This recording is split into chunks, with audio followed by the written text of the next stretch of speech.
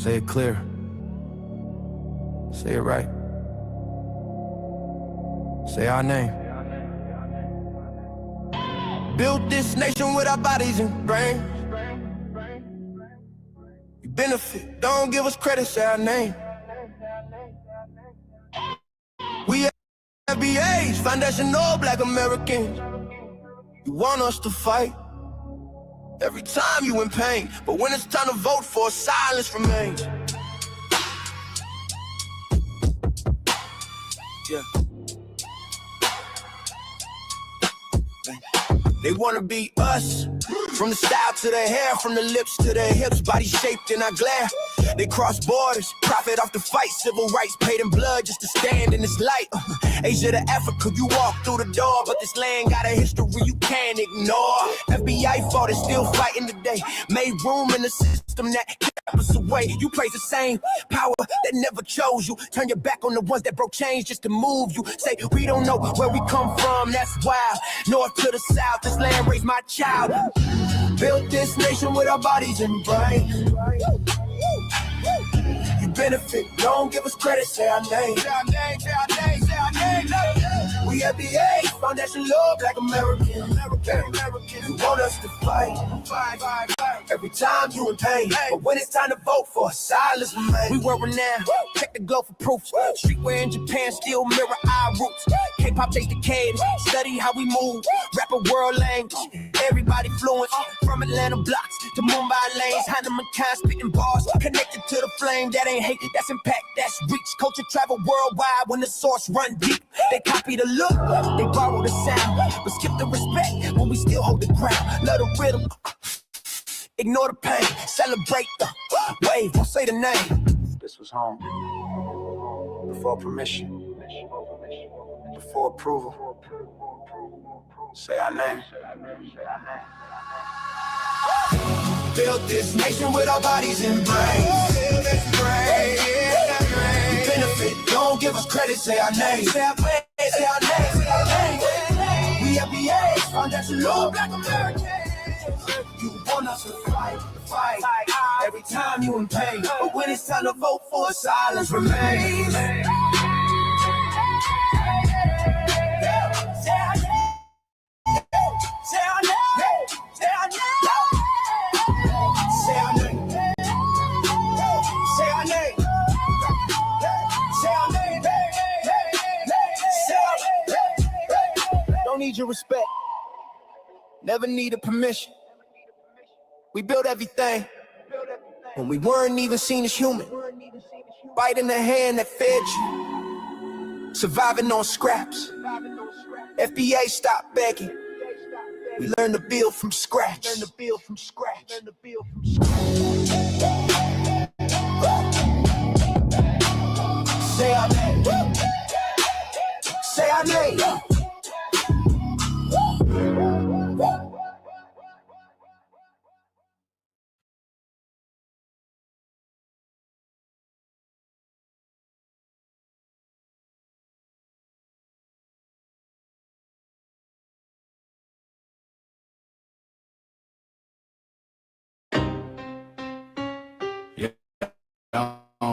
Hear us. Pull up a seat and motherfucking listen.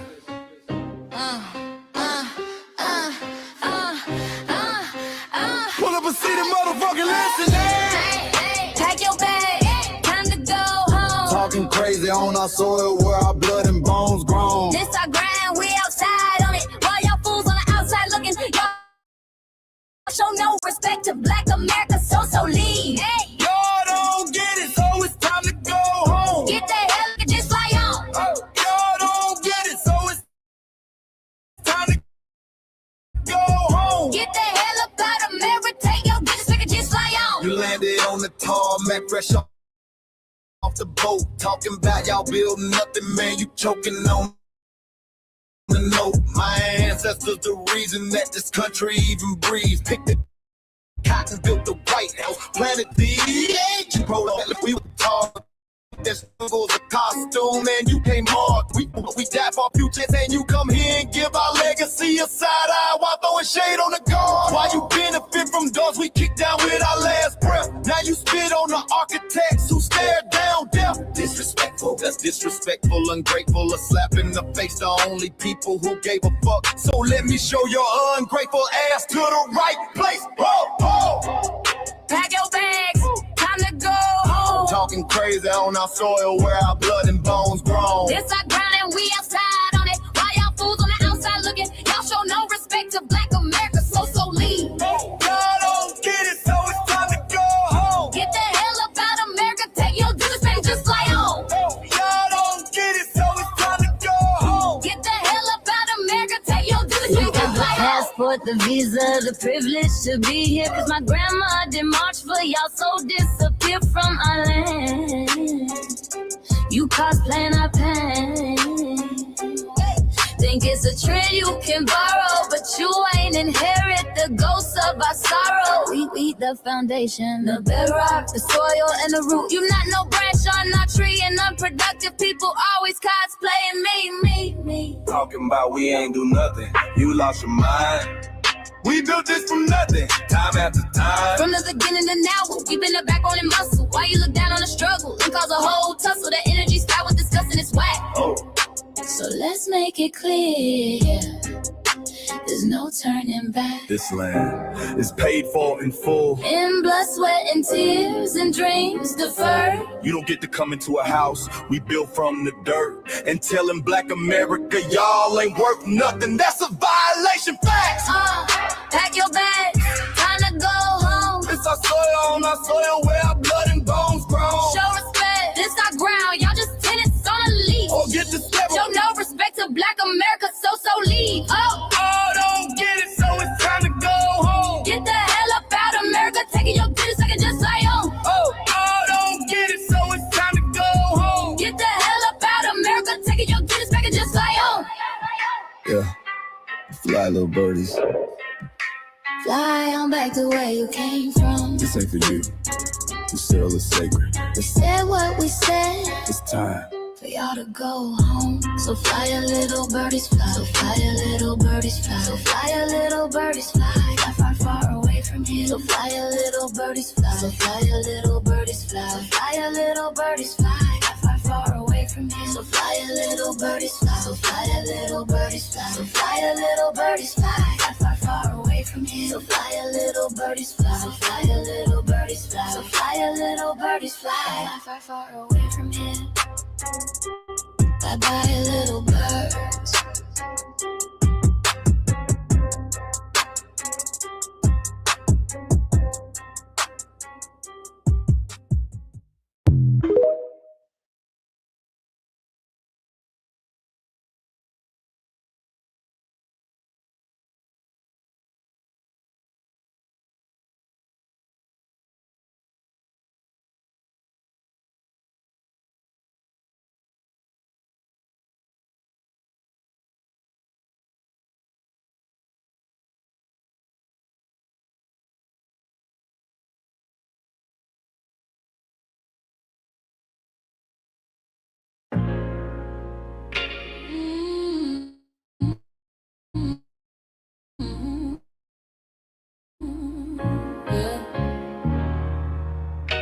They thought we forget.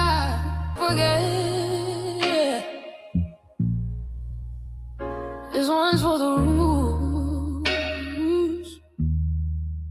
We built this land from dust and tears for 100 years, and we still here.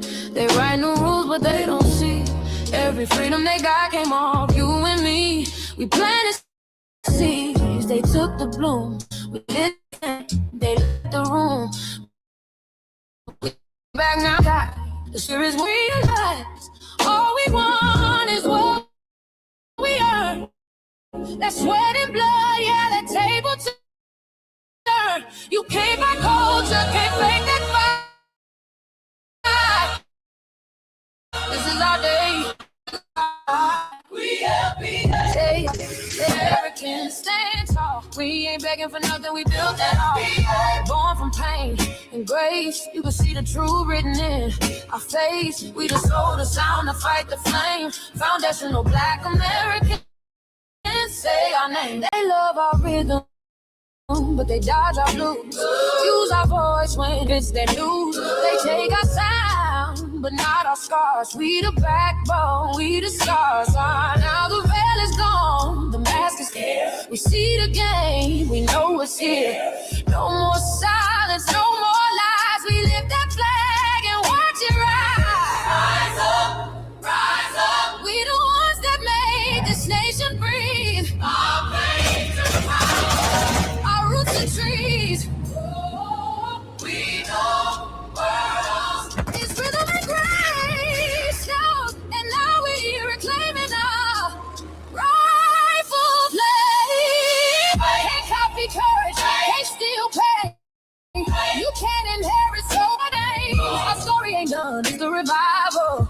We guard the gate, it's about survival. We FBA, say it proud, say it loud. The world dances on what we vow. Foundational Black American. Still we stand, still we fight, still we demand. Every block, every song, we've been right here all along. The soul of a people strong and free. Foundational Black Americans.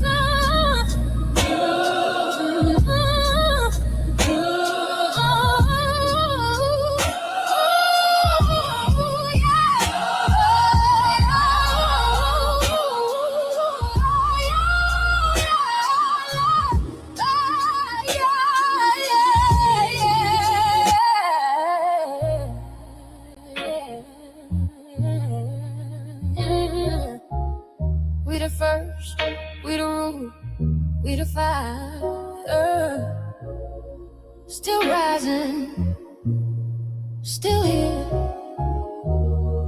Foundational Black American. We set the tone and they copy the cadence. Dance to our drums and deny the foundation. Wear the style but don't honor the source. Smile in the crowd and you distance and force. Say you not us but you rap like we breathe. Take the rhythm, then fuse the receipts. I ain't mad, I'm just holding the glass. Show in the mirror, now answer it back. I ain't here to cancel nobody. Just keep it honest, keep it solid. If you eat from the table we build, don't act surprised when we guard it. Do you like that? Do you like that? When I flip your sound and I ride like that. Do you like that? Do you like that? Do you like that? Cause that's how it feel when you borrow my culture. Then act like we never mattered. Hip-hop.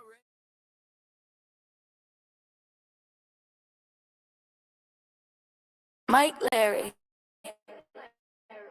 Now this shit here, it's what I say it is. We're not fighting your battles. We're not carrying your fear. We're not lending our history to people who erased us while we were here. Just cause you're born here, don't make you FBA. That makes you a citizen, learn the difference today. This is lineage, not a look you can wear. Not a costume you borrow when it benefits you there. You used our culture like an access card. Backstage pass, a straight facade. But now the mirrors in your face, no disguise, and you're uncomfortable looking truth in the eye. Our land to beg for a chance. We stayed, we fought, we took every advance. That's the separation, that's the line you cross. We paid the price, you learned the cost. You waving your flag on our soil, but fighting not to comfort on a foundation you didn't know. We waving our flag, red, black, and gold. Stood our ground, never sold. You waving your flag on our soil, but scared to build what you claim you love. Our humor, our style, the way we move, the smoothness, the sound, the things we prove. Music we birth, language we shape, innovation forged under constant escape. Warrior spirit means stay and defend, not flee your land and rewrite the end. You call it success, but don't confuse the two. Ease came after what we went through. You abandoned your land and called it strategy. You wave that flag loud, but won't return to build your legacy. That contradiction tells the story for you.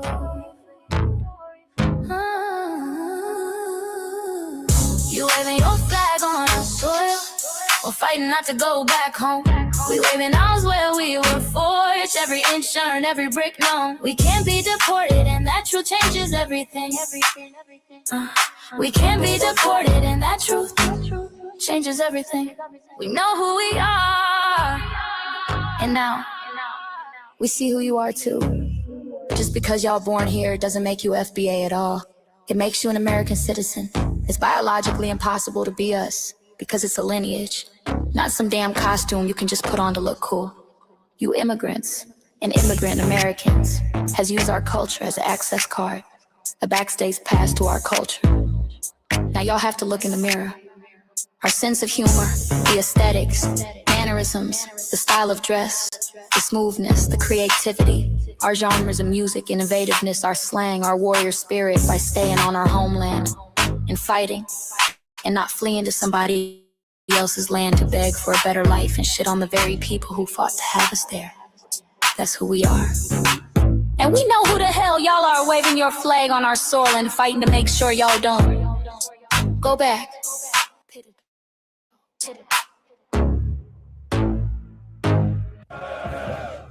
You can't leech off our culture anymore. Beat it!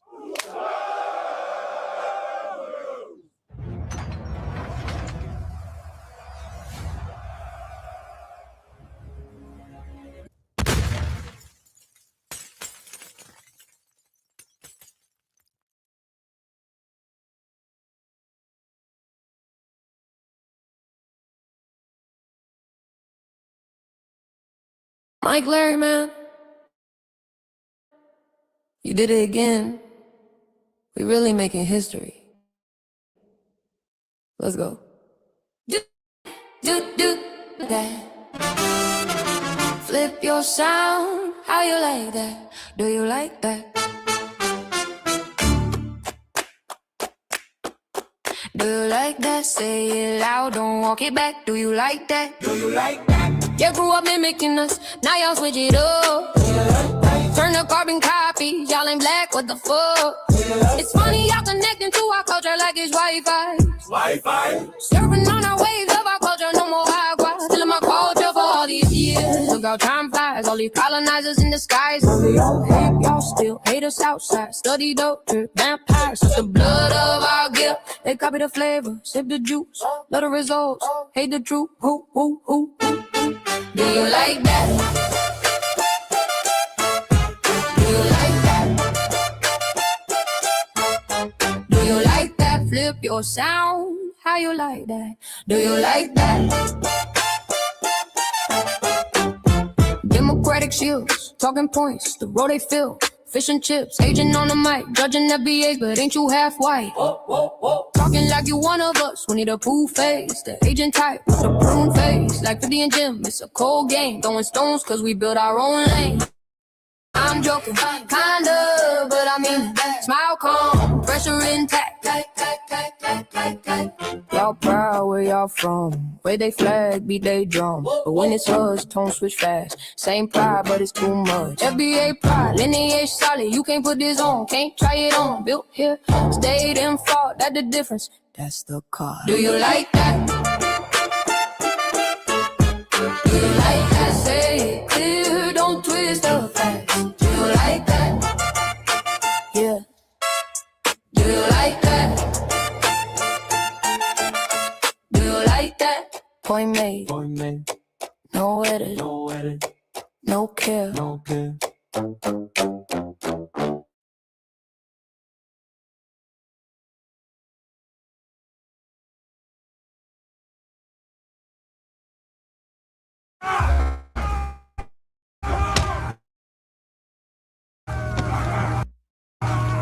You know, erasing history is something that you have to do when it comes to conquest, domination, and destroy what they were and what they were capable of in the past. They will understand what they have a possibility or a likelihood of doing in the future.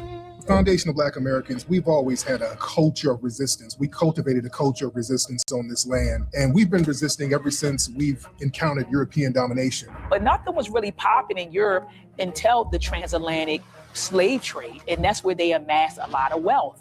One thing that I think is unique about our culture as far as how we resist, how we fight back, is just the environment we were put in from day one. Being only 13% of the population, the white supremacists were very meticulous about keeping that population at a certain amount. There was never when we did not resist the encroachment of the white man. They have a natural behavior of authority no matter where they go. That's why they'll step up in front of us in the line at the store. We're not important. They don't even see us. We've never been able to excel. We've never been able to relax. We've never been able to just be, which means that existence is resistance. It must be something in our DNA, our historical background, to when something doesn't sit right with us, especially spiritually, in our souls and in our spirit, we just say no. We live resistance. You know, from the moment we're born, we're in resistance. And it's handed down generation to generation. And so I think that cultural resistance is actually in our DNA, in our epigenetics, and then it blossoms out into the culture. So there's almost nothing in America that we do, from song to dance to politics to the way we talk, the way we dress, having coded languages considered to be slang today. Everything about Black American culture is a form of resistance. Of course, they want to always downplay our contributions to the global tapestry because they continue to act like our number one export in this country is not Black innovation. Everyone understands that our resistance has been the cornerstone of what foundational Black Americans have always done. We are the life that breathes everything into this nation. The further back you go, the further Black you go. It's just simple like that, brother.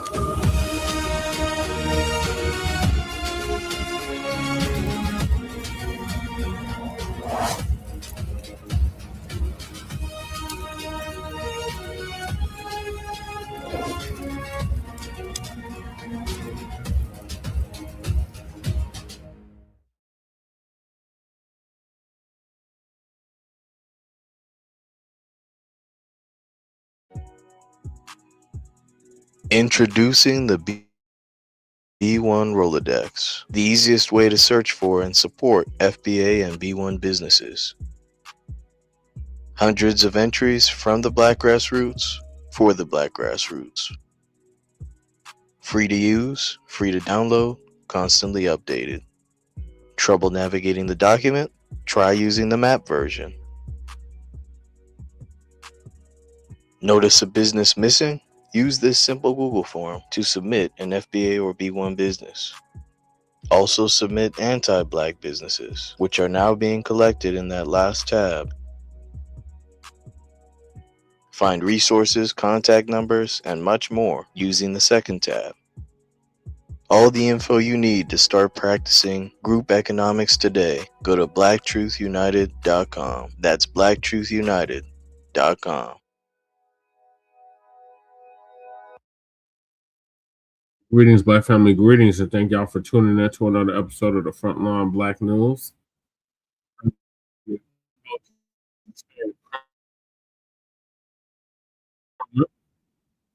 We're joined with the other host.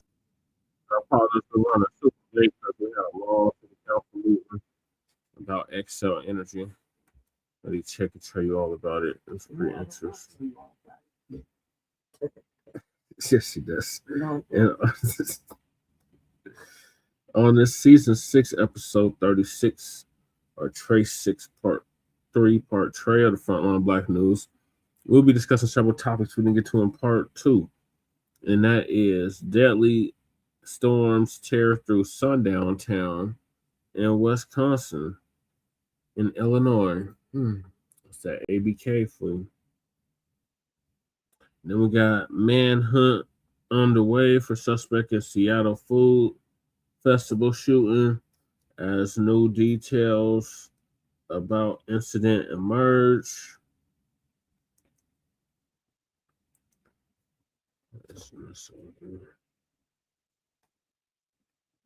Sorry, this other phone is like frozen.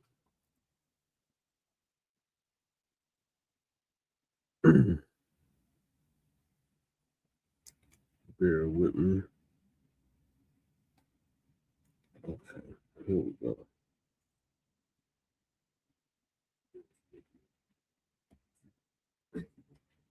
Then we got Manhunt underway for suspect in Seattle Food Festival shooting as new details emerge about incident. Racist white supremacists are furious as Shiloh Hendrix is convicted. Then we got funeral director destroys Nolan Wells medical examiner. Mysterious white boy in Nolan Wells emergency call finally exposed. Break and clean up sinking boat call reveals that many missed in Nolan Wells case. What many missed in Nolan Wells case. 18-year-old drowns on boat with his 9 white friends. White woman shares the reasons why her community have such disdain for FBAs. Fig Mensa questions why Black Americans deny being African. Of course, the tether would. Then FBAs boycott Black Panther 3. Call out Ryan Coogler. What happened after the boycott reached Al Sharpton and Ben Crump? AI data centers are moving into your house and into space. And why nearly half of American households can't make ends meet.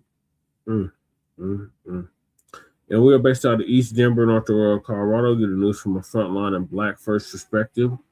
We are part of the New Black Media and also the signal boosters of the New Black Media. We have been around for 6 seasons now and counting. And we have several platforms that are part of the Frontline campaign. Frontline Black News, one of the first ones that started back in 2020, 2021. And what are you doing, Felicia? Please make sure Shabaka's Black Conspiracy House is based off the 50th anniversary of the founding of the original Black Panther Party for Self-Defense. Started on Blog Talk Radio back in 2016 and have been around for 12 seasons now. Shabaka's Black Experience Enhanced covers Black experience from the beginning of time until 10 minutes ago. Is also part of the Frontline campaign and has recently, within the last 2 to 3 years, moved from Blog Talk Radio to StreamYard. Please make sure you like and share the broadcast, family. Remember, family, hit that like, share, and subscribe button. Please join us on StreamYard, YouTube, Frontline Black News. The links to all of our channels in the description. And salute to the new subscribers who just reached 900 subscribers. So salute. We are 100 away from 1,000. Great news. Great news. And then we got our backup channel, Frontline Black News 2, which I'll definitely show us some love because it's our backup channel. Just in case they try to take Frontline Black News down again, we have backup. So please sub up to the backup channel, Frontline Black News 2. Then we got my personal page, Jesse Parrish, aka Chain Kruma. So stream all the city council meetings for both Denver and Aurora, and the local Denver community events, Black events for Denver and Aurora, and the Sunday morning food thing, which I've been doing for the past 10 years. No, like that. This side.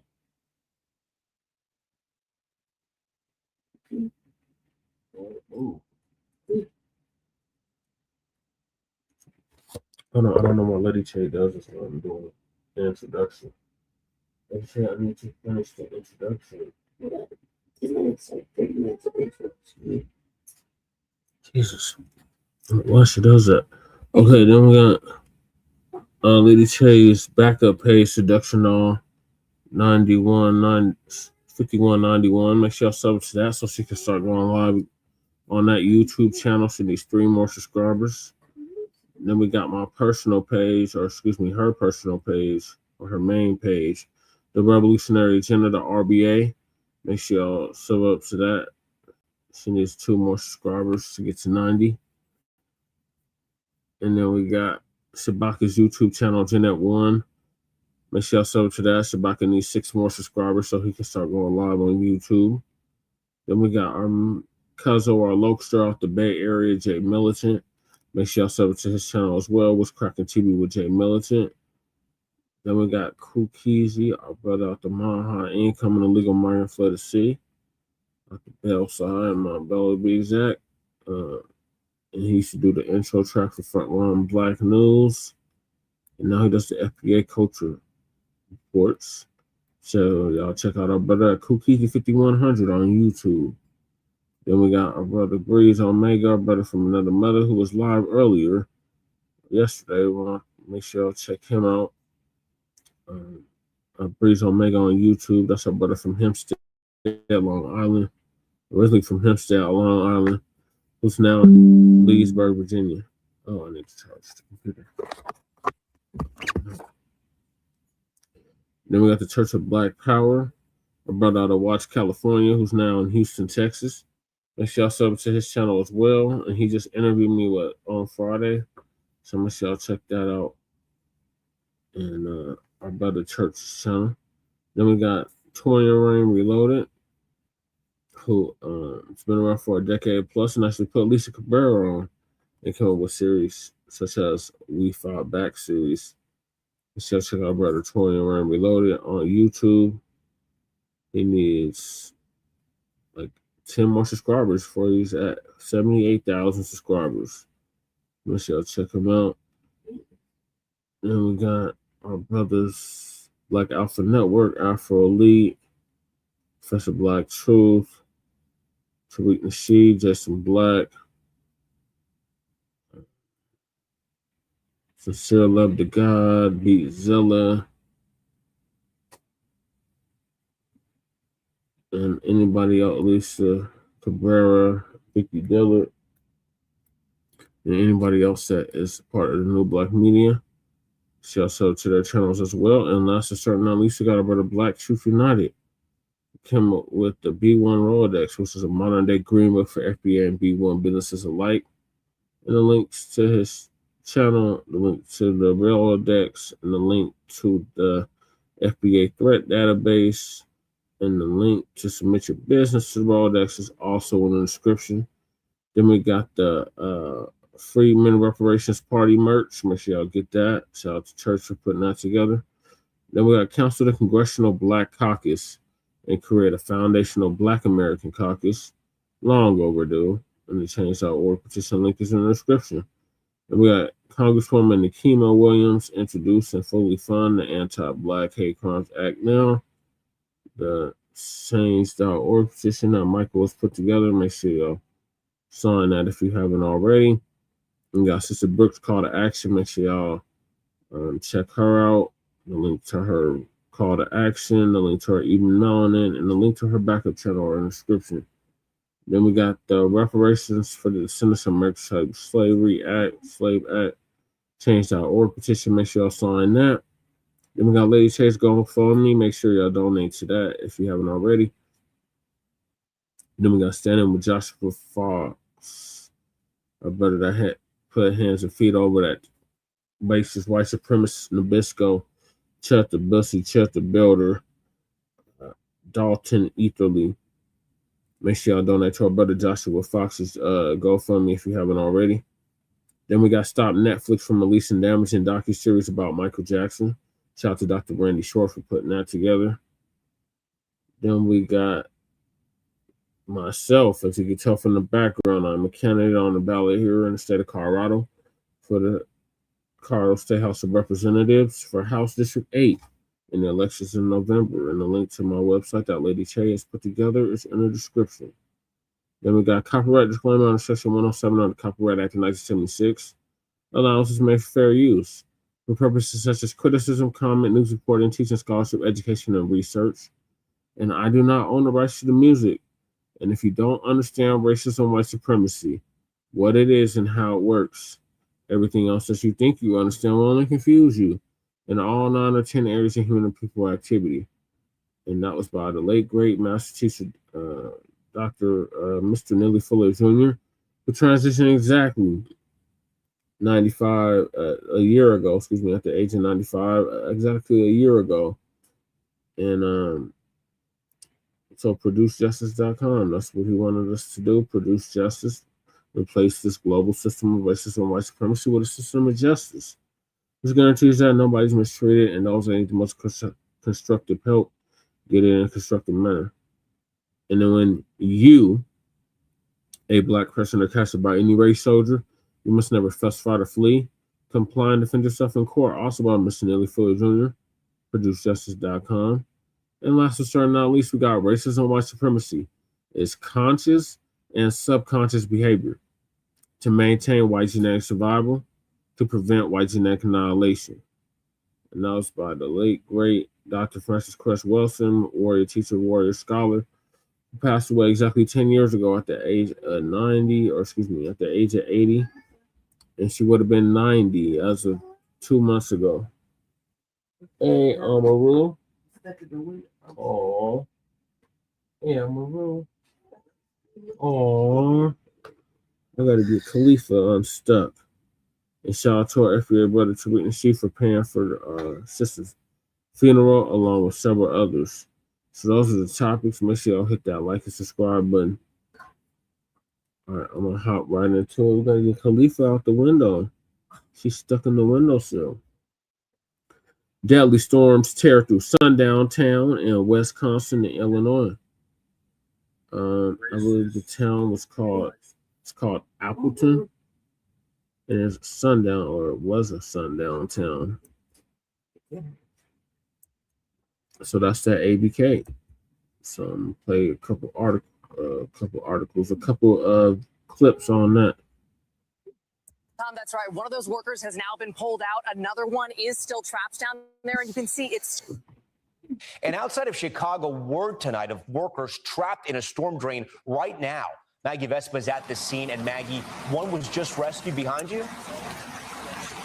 Yeah, Tom, that's right. One of those workers has now been pulled out. Another one is still trapped down there, and you can see it's still raining here in the Chicago area.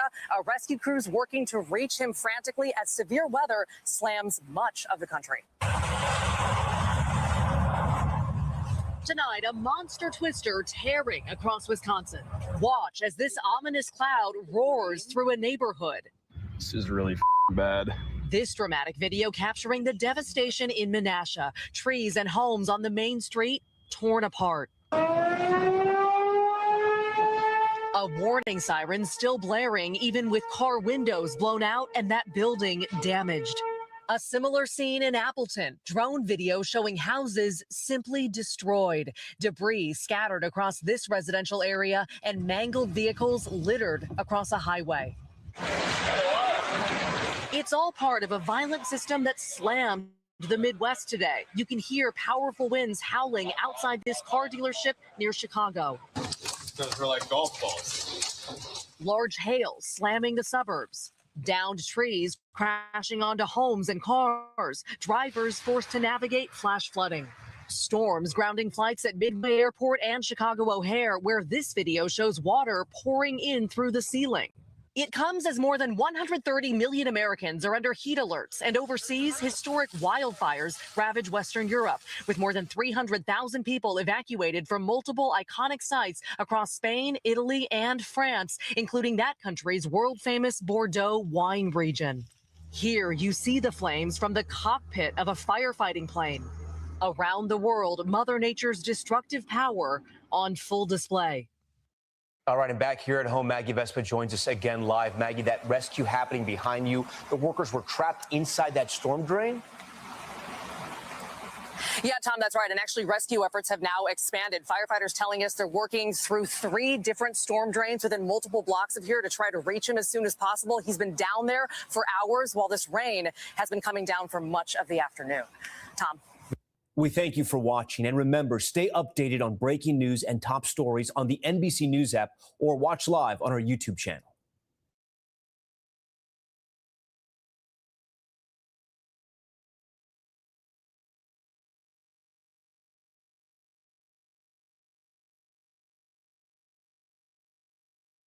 We have this new drone video just into our newsroom, and oh my goodness, this is, can somebody confirm what community you were looking at right here. Okay, this is drone video from Menasha, and the destruction is shocking to see. Houses just destroyed, trees too far from Appleton. Right, and kind of as on you, the south side there. yeah, so as you were following radar and the storms moving through, does this seem to be about the epicenter of tornado? I mean,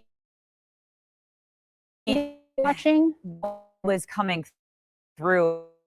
We were getting reports of something like this, but when we're seeing, you know, some houses that are almost down to foundations. We're seeing kind of erraticness of those winds. We're seeing that swirling, and also some of the other video we had before, the trees were toppled at the top and there was stuff in the trees, which would indicate a confirmed tornado. So that's what the National Weather Service in Green Bay, they are going out now to confirm some of that damage. So we will be, again, that video is it just showcases something that's really hard to see, but it did come through. And that was something that we were watching. It had the radar signature, and it also did have, you know, some of the dynamics that we look at for on radar, which includes a debris signature, which means that the radar is picking up on debris being lofted up into the thunderstorm. So I'm going to be I'm working on that as we speak, so I can kind of show you guys a recap of what exactly that is. But that's brand new video that has come in that really showcases some of that damage out there. Yeah, you and I looking at that together for the first.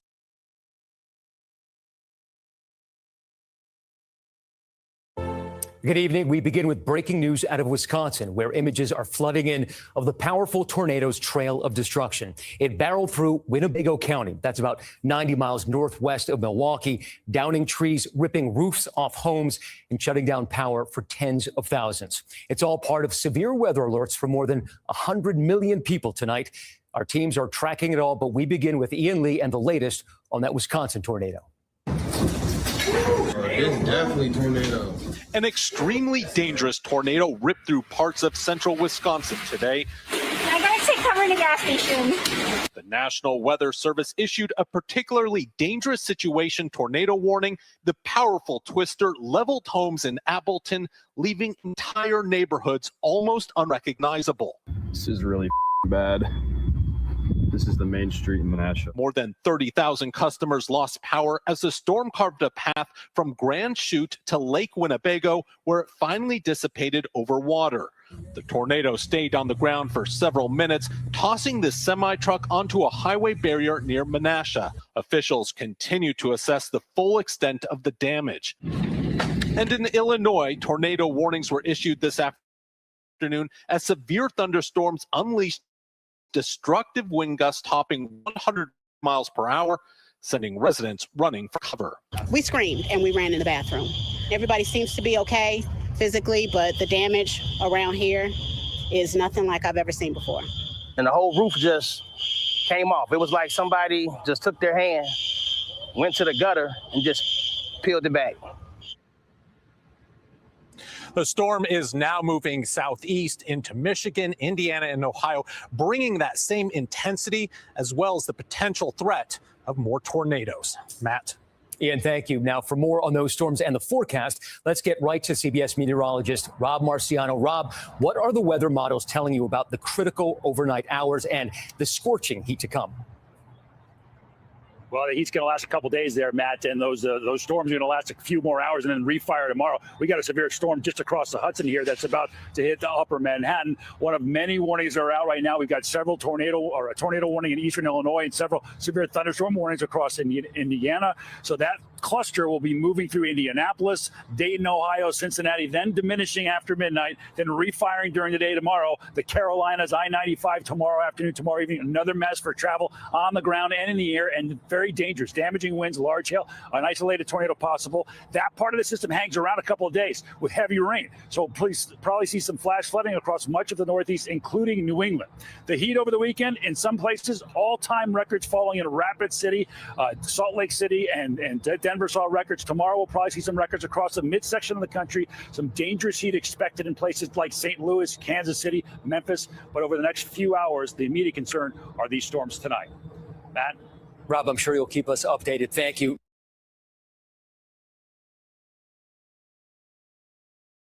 Powerful tornado touched down in northeastern Wisconsin. This is on the northern edge of the system that moved its way through our area, including the of Menasha and Appleton. That's about 90 miles northwest of Milwaukee. You can see it heavily damaged some homes, knocking down trees and power to more than 30,000 people. This video just tells a devastating story. We'll be following this to see exactly what they're dealing with here as the afternoon turns into the evening. So far, we've heard no reports of injuries. Again, we'll keep on top of that.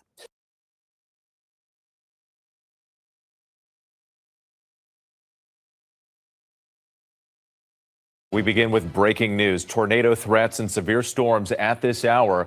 A confirmed tornado touching down in Wisconsin, hitting about 30 miles southwest of Green Bay.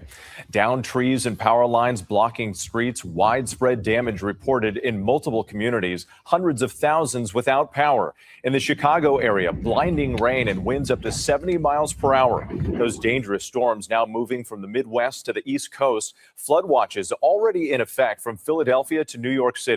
Hundreds of flights canceled. Danny Beckstrom standing by with the forecast. But first, ABC's Alex Perez leads us off from Wisconsin.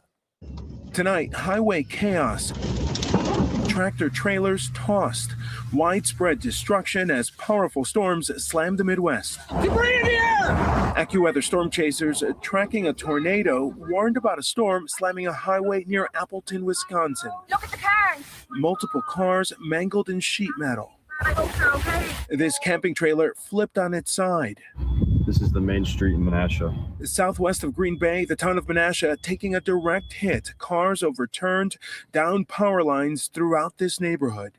Trees stripped, homes splintered, cars smashed. From above, you can see the storm took down nearly every power pole on one street. More than 400,000 homes and businesses losing power in Illinois and Wisconsin as this powerful system heads east.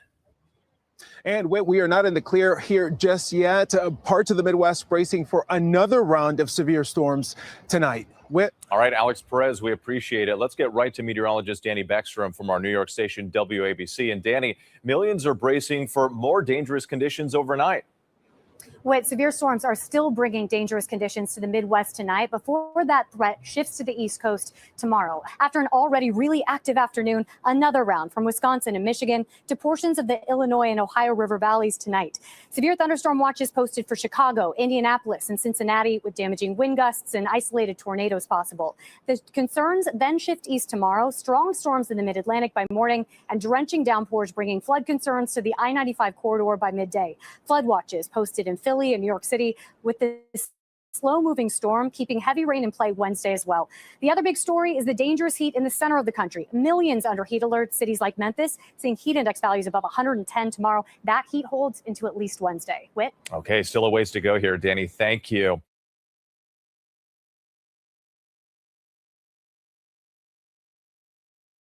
Breaking news out of Seattle, where police are looking for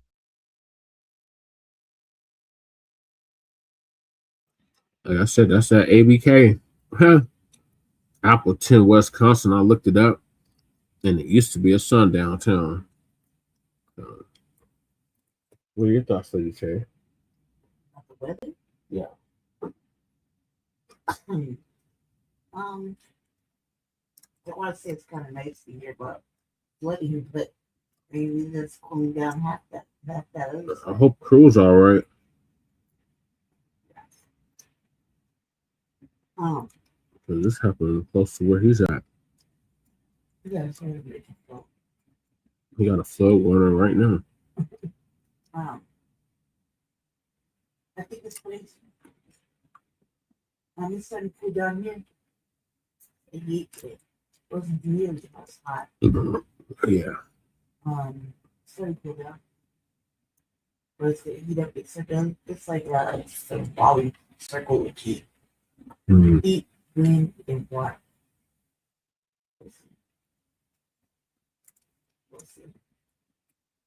What are your thoughts about that being a sundown? Climate's doing what climate's doing. You don't know if it's really neutral right now or death. What are your thoughts on it being a sundown town? The town that got hit with the tornado.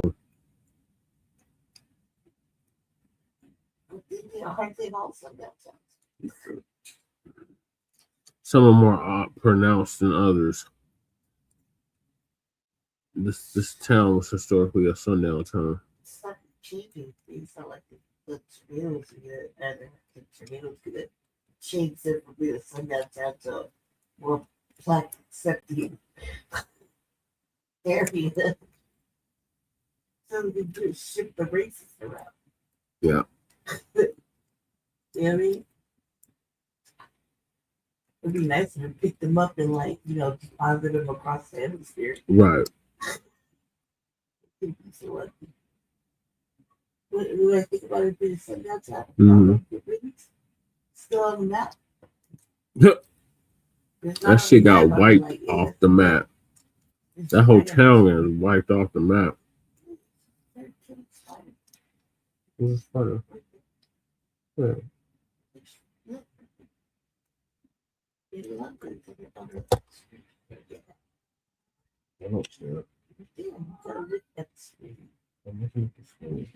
Come close.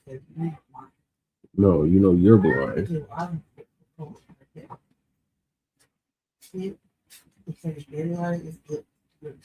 Right there. The street, two legs are spread out. You can see it right there. Low speed. Watch. Don't stop speed. That's it. You see moving. You can't see moving. Touch the screen.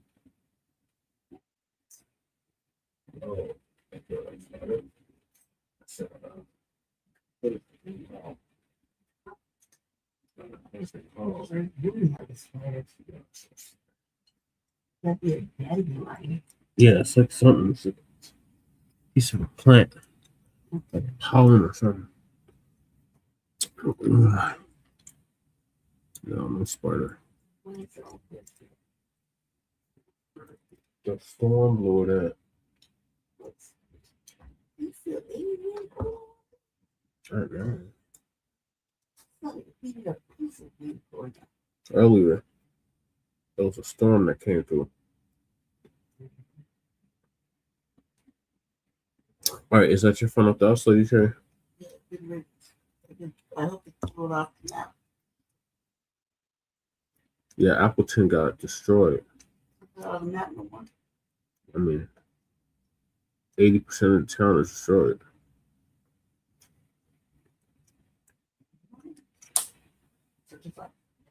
It's just like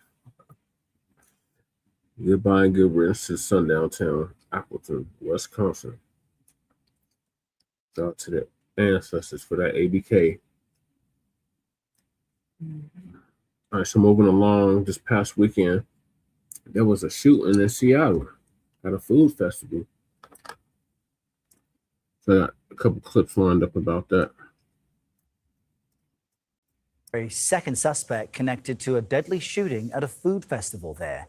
Authorities have taken breaking news out of Seattle, where police are looking for a second suspect connected to a deadly shooting at a food festival there.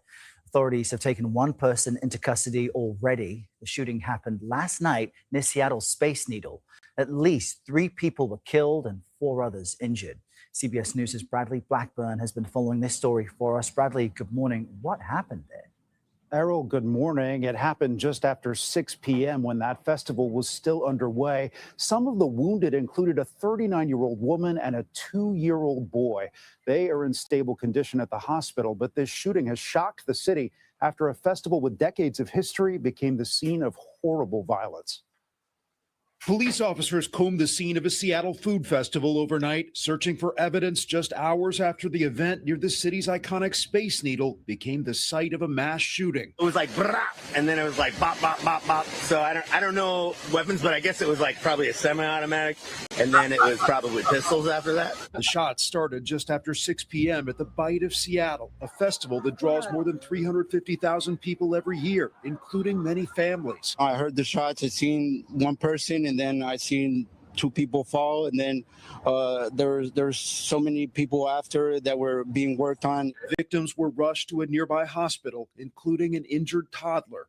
Overnight, police said they have one suspect in custody and are searching for another. They believe they were shooting at each other. Thankfully, we had officers on the scene that were brave, went to those shots, and prevented more victims from being injured. Police say the public is not at risk, but the city's mayor pointed the finger at the overall problem of gun violence. We're coming off of a week in Seattle where we've had 3 major incidents of gun violence in just a few days. We have a lot of work to do as a city and as a country to make this better. And Seattle police are now leading the investigation with help from the FBI and ATF agents at the scene. Nationwide, there have been more than 270 mass shootings so far this year, according to the Gun Violence Archive. But thankfully, the overall number of deaths is down compared to recent years, Errol. All right, Bradley, thank you for that. Okay, but Jay Dizzo wasn't there. A developing story, officials say at least 3 people are responsible for the deadly mass shooting in Seattle on Sunday. 1 gunman is dead, another is in custody, and the third is still at large. Two bystanders were killed by the gun shooting a toddler. CBS's Gwen Baumgartner has more. The bite of Seattle is frozen in time, wings and ribs sitting out, a ladle dropped on the table. Day earlier, the fun-filled food festival just feet from the Space Needle came to a horrifying halt. The King County Prosecutor's Office says police believe at least 3 people exchanged gunfire just after 6 o'clock. The Seattle Police Department detained a 15-year-old juvenile in connection with the shooting. This video shows someone being taken away in handcuffs, though it's unclear if that's the suspect. Officials say one of the gunmen died in the shootout, and police are still looking for at least 1 other person. In Seattle, the problem of gun violence is worsened by small groups. We have small groups that appear to be at odds with each other, and in our city, 0.01% of the population is connected to 52% of our shootings, most of which are young people. Witnesses say the shots sounded like fireworks. It was like brah, and then it was like bop, bop, bop, bop. So I don't know weapons, but I guess it was like probably a semi-automatic, and then it was probably pistols after that. Seattle Assistant Police Chief Tyrone Davis credits his officers for running toward the danger. Thankfully, we had officers on the scene that were brave, went to those shots, and prevented more victims from being injured. Seattle's Harborview Medical Center says a 2-year-old boy is among the injured. He's still in the hospital, but in satisfactory condition. Quinn Baumgartner, CBS News.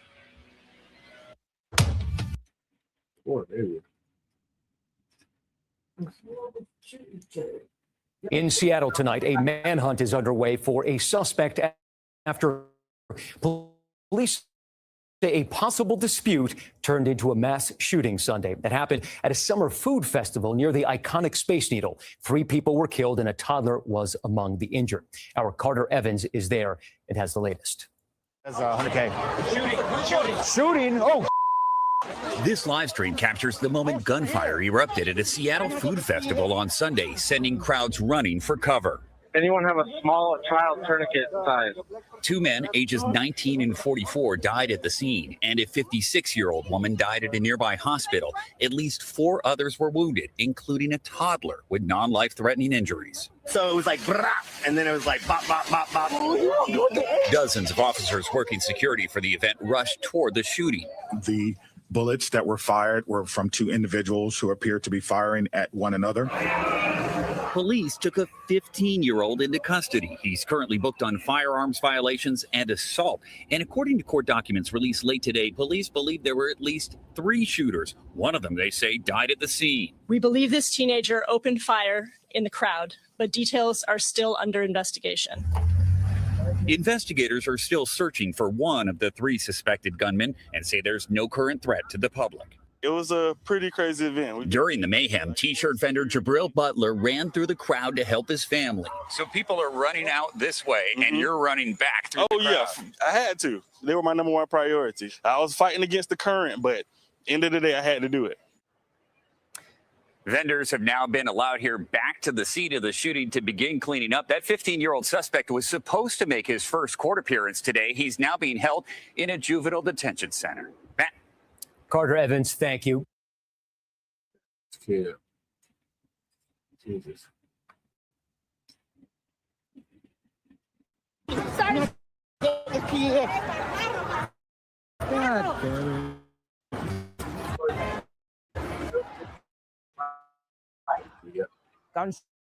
gunshots running for 4 were wounded, including a 2-year-old child. Witnesses describe the chaos. I heard about, I'd say, close to 12. Sounded a little bit like firecrackers at first. It kept, took like, I'd say, a half a second pause, and I heard a lot more. I realized it was semi-automatic. Probably it sounded like a switch. I looked to my left. I saw at least one individual with a switch, semi-automatic. I saw another one that was 2. It happened so fast. I took my inventory. A couple of my shirts just wrapped around her because she was bleeding constantly. I don't wish that on nobody. Seeing stuff like this, people crying, it's something that we come out here to have a good time, not having to fear for our life or anything, Police believe the incident involves 2 people shooting at each other. 1 person is in custody, and the search for the other suspect continues at this hour. Assistant Police Chief Tyrone Davis praised his department's quick response. Thankfully, we had officers on the scene that were brave, went to those shots, and prevented more victims from being injured. We have witnesses. There are witnesses. They're not coming forward. We need people to be brave, to reach out to us. You can do so anonymously. Yeah. Anna Schechter, who covers crime for CBS News, joins me We right need now. Anna, snitches. thank you for your time today. So what more do we know about how all of this There was a lot of switchy with the switch. Well, it happened around 6 p.m. last night. There were probably about 100,000 people gathered. It was kind of shoulder to shoulder, a crush of people when that pop, pop, pop rang out. People thought it was fireworks, as you heard from the eyewitness there. And so at that point, people started to rush. Children were falling down, just absolutely terrifying. It was almost like a risk of trampling. And unfortunately, 3 people died. The 3rd woman dying late Sunday night. She was in critical condition in surgery, and we got that bad news overnight. A toddler, just 2 years old, was hit with gunfire, is in stable condition. Thankfully, an eyewitness described the mother of this baby being completely distraught. But what exactly happened? Police believe that the 2 suspects were shooting at each other. Now they have 1 suspect in custody. Hopefully that person is giving them information, helping them to track down that 2nd suspect. That person is still at large. Police are asking the public for help. If anyone saw anything, to please say something. And Seattle police, and as we heard from the assistant there, they say they need witnesses to come forward. But what other challenges do they face in this investigation? Yeah, they don't give them. Well, this is tricky because they don't know exactly the motive. There has been some rumor, possible gang activity, but nothing confirmed. So it's challenging because you had so many people, so much confusion, and that 2nd person was able to get away immediately. Now, by the time we get into tonight, we're going to be approaching 24 hours. It's going to get potentially harder because that person can put distance between him or herself and the central Seattle location. So this is really tough for police, especially if that initial suspect is not being cooperative, is not helping. Hopefully that individual is. All we know about that person is that this is a young person. That is the one adjective that authorities have used when describing this person. So a really, really tough situation. And this is a high death toll. 3 people dead, 4 injured by gunfire. I mean, that's unimaginable. But I will say, Mugo, these are the summer months. We tend to see more shootings in the summer months like this. But to have this happen at a food festival with so many revelers, so many young kids, families, probably a lot of kids witnessed this horrific scene. So just awful, awful developments out of Seattle this weekend. Yeah, a food festival. So obviously, as you can imagine, a lot of families out there. We heard the assistant police chief there say that he knows that people saw something. It's just that they're not coming forward. What does it take to get those people to come forward? Because it doesn't seem, again, from what we know as of right now, it doesn't seem like this is a situation where people know the suspect and are maybe afraid of the suspect. So what would it take for people to come forward and say, hey, this is what we saw and this is what that person may look like? I think that police are going to have to do real outreach and really try. But you think about it, you're at a public place. It's not like this happened in a neighborhood where police can go door to door, finding people, looking at Ring camera. There were so many people, such a crush of people. You could see how a suspect would get lost in a crowd at an event like this, an open air event, maybe fewer security cameras that would have captured this. They need to get out there and possibly be canvassing neighborhoods, knocking on doors to try to get information out of members of the public. Okay, Anna Schechter, thank you so much for your time today.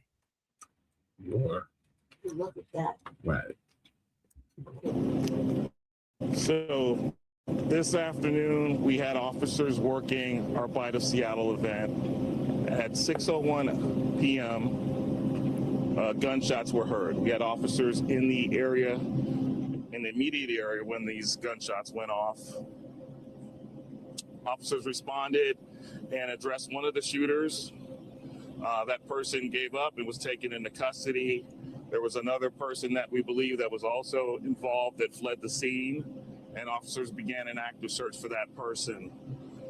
We discovered as we got to the scene that there were a total of 7 victims that suffered gunshot wounds at the scene.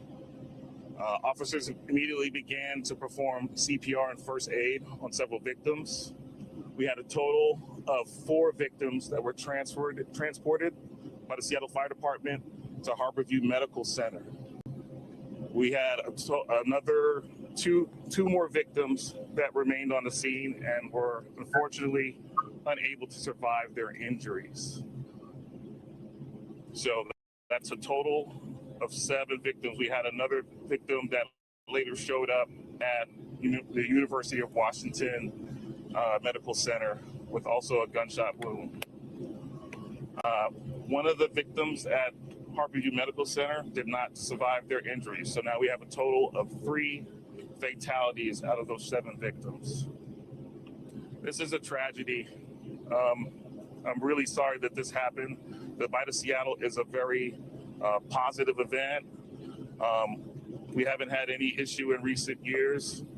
And, thankfully we had officers on the scene that were brave, went to those shots and prevented more victims from being injured.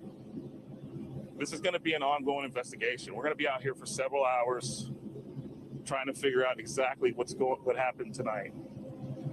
Right now, we believe that we have no outstanding threat to the community. We do have one suspect that is being interviewed. We've recovered 2 guns. It's one thing to note, one of the 4 victims that was taken to the hospital was a toddler. Again, this is a terrible, terrible event. All 4 victims that have been hospitalized are in stable condition. And again, we're going to be out here for several hours trying to figure out what happened tonight.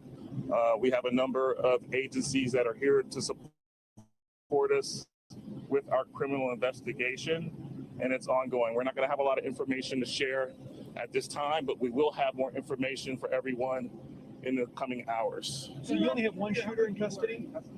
We have 1 shooter in custody at this time. Anyone else outstanding? We believe there is 1 outstanding. That is part of our investigation. We are still trying to gather more information. So this was a shootout. Description. I do not have a suspect description for you at this time. So this was a shootout in Bite of Seattle. There were 2 people who we believe were shooting at each other. Oh. We are still working on that, and we'll have more information for you. Are there surveillance cameras in the area, and are any of those city-operated surveillance cameras? There were no surveillance cameras in the immediate area where the shooting occurred. Any idea on a motive? Not at this time. How old is your suspect in custody right now? I'm not able to disclose that at a time. They're a young person. Do you believe that the shooters were shooting at each other and those who were hit were innocent bystanders? We believe that there were 2 people shooting at each other. Is there a weapon recovered? We have recovered 2 weapons so far. Were the people hit innocent bystanders? We don't know their involvement at this time. Obviously, we had a toddler that was shot, so I don't believe they were involved with the actual incident. alive. All victims are in stable condition. We're working to determine that. What were the weapons that were recovered? I don't have that information. Was the gang unit called out? So we have several detectives here on scene. We have our homicide unit, our gun violence reduction unit, our CSI unit is also here at the scene, as well as some local partners from King County, Washington State Patrol, and the FBI. So yeah, we have a lot of people helping us with this investigation. Did you say you're also interviewing a suspect? I'm sorry. Did you say one person is in custody, but you're also interviewing a suspect? We are interviewing one person at this time that we believe is a suspect in this incident. Is that person detained? Yeah, we have them in custody at this time. So who is the person that's outstanding then? We are working to determine that. So is that a third person? No, there's one other person that we're looking at so far. There may be more. We're still trying to figure this out. We have a limited amount of witnesses. So one of the things that really could help us out is if people would call our violent hotline, which is 206-233-5000. So if you can call our hotline, again, that's 206-233-5000. We know that there were people out there when this incident occurred that saw what happened and know that some of the people that might be involved and can share information. So are there cameras here at Seattle Center that can be turned on? There are no cameras that I'm aware of that are posted where this shooting occurred. There was talk about activity in the Pacific Science Center. Was there activity inside the theater? We did have some areas or some different grounds where we conducted some searches for possible suspects. We've cleared that. Again, we don't believe that there were any potential suspects or threats in the immediate area. So people that we spoke to said it's wall to wall with people shoulder to shoulder. How can there be no witnesses if it was just packed full of people? We have witnesses. There are witnesses. They're not coming forward. We need people to be brave, to reach out to us. You can do so anonymously.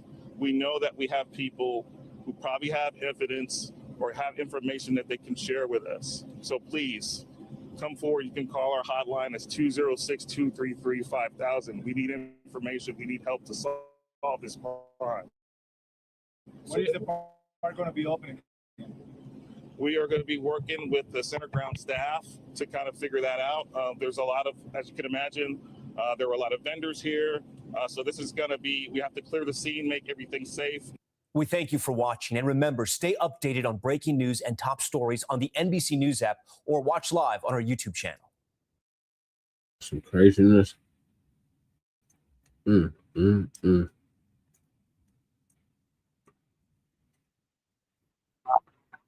Family and fellow soldiers, Yeah, I hope my brother Jay Dizzle wasn't at that event. Because he's in Seattle. I hope he's all right. Yes, poor Tyler and poor adults that got shot. This event. What the hell, these kids. These kids, this is sounding game related. We'll keep y'all updated on it. So moving along. Did you have something to add about this Seattle shooting? No, because that kid's going to jail forever. They're going to charge that kid with juvenile life.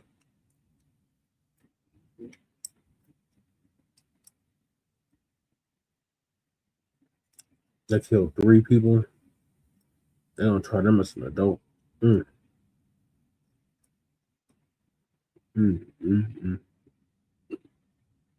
we'll keep y'all updated. So we had covered this previously, but that racist white supremacist Shiloh Hendrix that called this little black boy the N-word is convicted. She got a slap on the wrist, literally. And she didn't even get convicted for cussing out the black kid. I think she got convicted for calling the cameraman that was recording that whole incident the N-word. So you got a slap on the wrist. So Professor Black Truth gonna give us an update on that. Because the racist white supremacists are furious that she got convicted. Professor, and this is the moment of truth. Did you call him a child? Did you call the child It is my own business. You call him Okay, why don't you have the boss to say it right now again? Okay. All right, that's what you say. A few moments later. Your city attorney has filed 3 disorderly conduct charges against a Rochester woman who allegedly called a 5-year-old the N-word at Roy Sutherland Playground. Those charges come almost 4 months after the incident. Soon after. The verdict is in the trial of Shiloh Hendrix, who was accused of disorderly conduct for calling a black child a racial slur at a Rochester park in April of 2025. The jury finding her not guilty of the disorderly conduct charge against the minor child, but did find her guilty of the disorderly conduct charge against the adult cameraman, the defense expressing his displeasure with the result tonight. This entire thing's a shakedown. They ought to be ashamed of themselves. The prosecutor should be ashamed of himself. The judge should be ashamed of herself. I had a battle here for 4 days on a stupid misdemeanor disorderly conduct. This is nuts. Oh, it's the butthurt round the world. Let the predictable white racist whining begin. I don't think calling someone a name should ever be considered a crime, right? Even if it's offensive or whatever, that there should never be any circumstance in which it's considered a crime. People are saying this is not two-tier justice. This all falls under this law. Well, then how come every time a black person says the N-word? Right. It's the same word. If you look at this, she got very lucky. She got a $1,000 fine, 90-day jail sentence stayed. You look at Chud the Builder, the guy that was assaulted outside of the courtroom or whatever, you know, and then he shot the guy, and now the guy can't get a bail bond. Only one people are allowed to say this one word. 100%. This is legal protection for that incident. And there's people like Carmelo Anthony that actually killed somebody on a high school campus and was able to get a bail bond. But the guy that said the N-word and that was attacked. Well, I don't even know if they're applying it just because of the word or they're saying because of the way that she interacted. They're applying this law because she's white. Absolutely. So it seems like the N-word is like the third rail. It's like the most powerful thing you can say and the most penalized thing that you can do. And they give it a lot of power. And I don't want to live in a society where we enable people to go out and commit misdeeds, commit little crimes to trigger reaction, and then they get to play victim. That's how the system has been abused. Then he ought to be really angry about Chud the Builder, right? Oh, and you hear what they say about, I don't think that ever calling someone a name should ever be a crime. These are the same scumbags who they want to criminalize, calling them racist. You shouldn't be able to call somebody a racist no matter how racist they are. These are the guys who want to criminalize every form of speech. Look what moron DeSantis did down in Florida. If you actually dare to say that racism exists, they made that into a crime, at least for teachers they did. You couldn't even say that the founders of the United States were racists and slave owners. Oh, you can't say that oppression exists. That's a crime. They criminalized that in Florida. And did any of these scumbags have a problem with that? Of course not. And now their chickens are coming home to roost. Ah, the whinging, moaning, and caterwauling of the white right. It's music to my ears. Jesse Jackson used to say, keep hope alive. Well, the white supremacists are trying to keep cope alive. But you notice what the morons on Tim Fool's Little Sewer said. They're bringing up Chud the Builder, bringing up all these other cases. And the lie about Chud the Builder being attacked, it just goes to show these morons tell themselves all kinds of frauds and lies and fairy tales. They just repeat this garbage to themselves. And they think because their empty-headed audience likes it, well, that means it's real somehow. And then reality hits them in the mouth and they don't know what to do. This is the white right trying to do their own half-brained version of conjuring magic like the white media does. But in this case, their bag of tricks is empty and all they can do is rage. Shiloh Hendrix made headlines for hurling racial slurs on a playground at a child. The white racist trash began sending her their state mental health disability checks, and she thought that made her a hero. But at least one prosecutor in Minneapolis actually decided to do their job for a change and charged the heifer with 2 counts of disorderly conduct. And last week, she was convicted on one of those counts. The court sentenced her to supervised probation, 200 hours of community service, and she's ordered to pay a $1,000 fine. What's interesting to me is you got the white supremacists running around saying, oh, she was in danger of going to prison. No, she wasn't. These were misdemeanor charges. The whole nation was watching, however, and that's the part that they're really upset about. A high-profile humiliation like this, humbles not only this skank, but also her degenerate white supremacist supporters. Now, the racists are saying that the verdict doesn't matter anyway because she did the white racist grift where you say racist crap about black people and then watches the inbred send what few pennies they got. So she's got a little bit of money now, certainly more than $1,000, so it doesn't matter, right? Except if that's the case, why the world are they complaining so much? Why are they so outraged? It's all much to do about nothing, right? The white right, as part of their regular delusional rantings, are saying that she's a free speech martyr. I guess this is their psychological consolation prize. No, stupid. A free speech martyr is someone who challenges power. Shiloh Hendrix is just a garden variety racist, which explains why these white racists are supporting her. She's no more a free speech martyr than someone who's cursing and throwing racial slurs at the airport or at a school or any other public venue. And she was treated far more leniently than people who have done far less. And what about her attorney? Whoever the hell this court-appointed shyster is, he should be ashamed. And if she was dumb enough to pay him, then she deserves every penny that she's lost. If he couldn't beat these charges, especially with a white jury, then it's just time to hand in your law degree and go start your new career over at the Waffle House. But he'd probably find a way to screw that up too. I don't get it. These white supremacists are whining that this doesn't mean anything and why she's guaranteed to get this verdict overturned on appeal. Well, if it really means nothing, then why are they all upset about it? After all, it's a misdemeanor charge. And yet her shyster attorney, who couldn't even beat a couple of misdemeanor charges, he's talking about appeals. And the reason he's doing all that is because he knows she's still got some money left over from these morons. And in the end, he'll be billing her until he gets it all.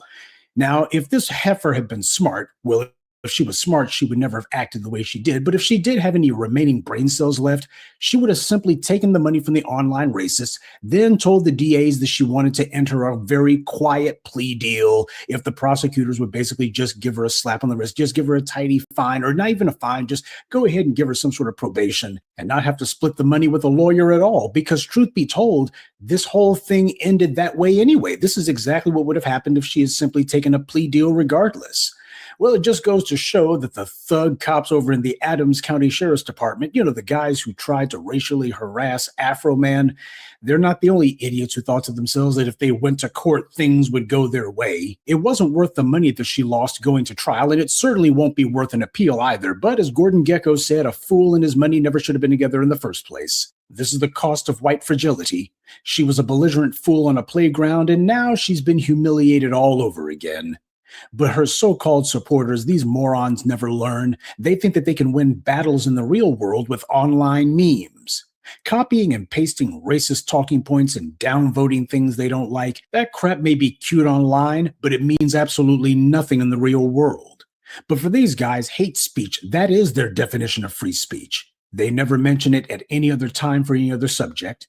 People get dragged out of public meetings all the time by the police, usually white, and not surprisingly, none of these so-called free speech advocates ever says a word about that.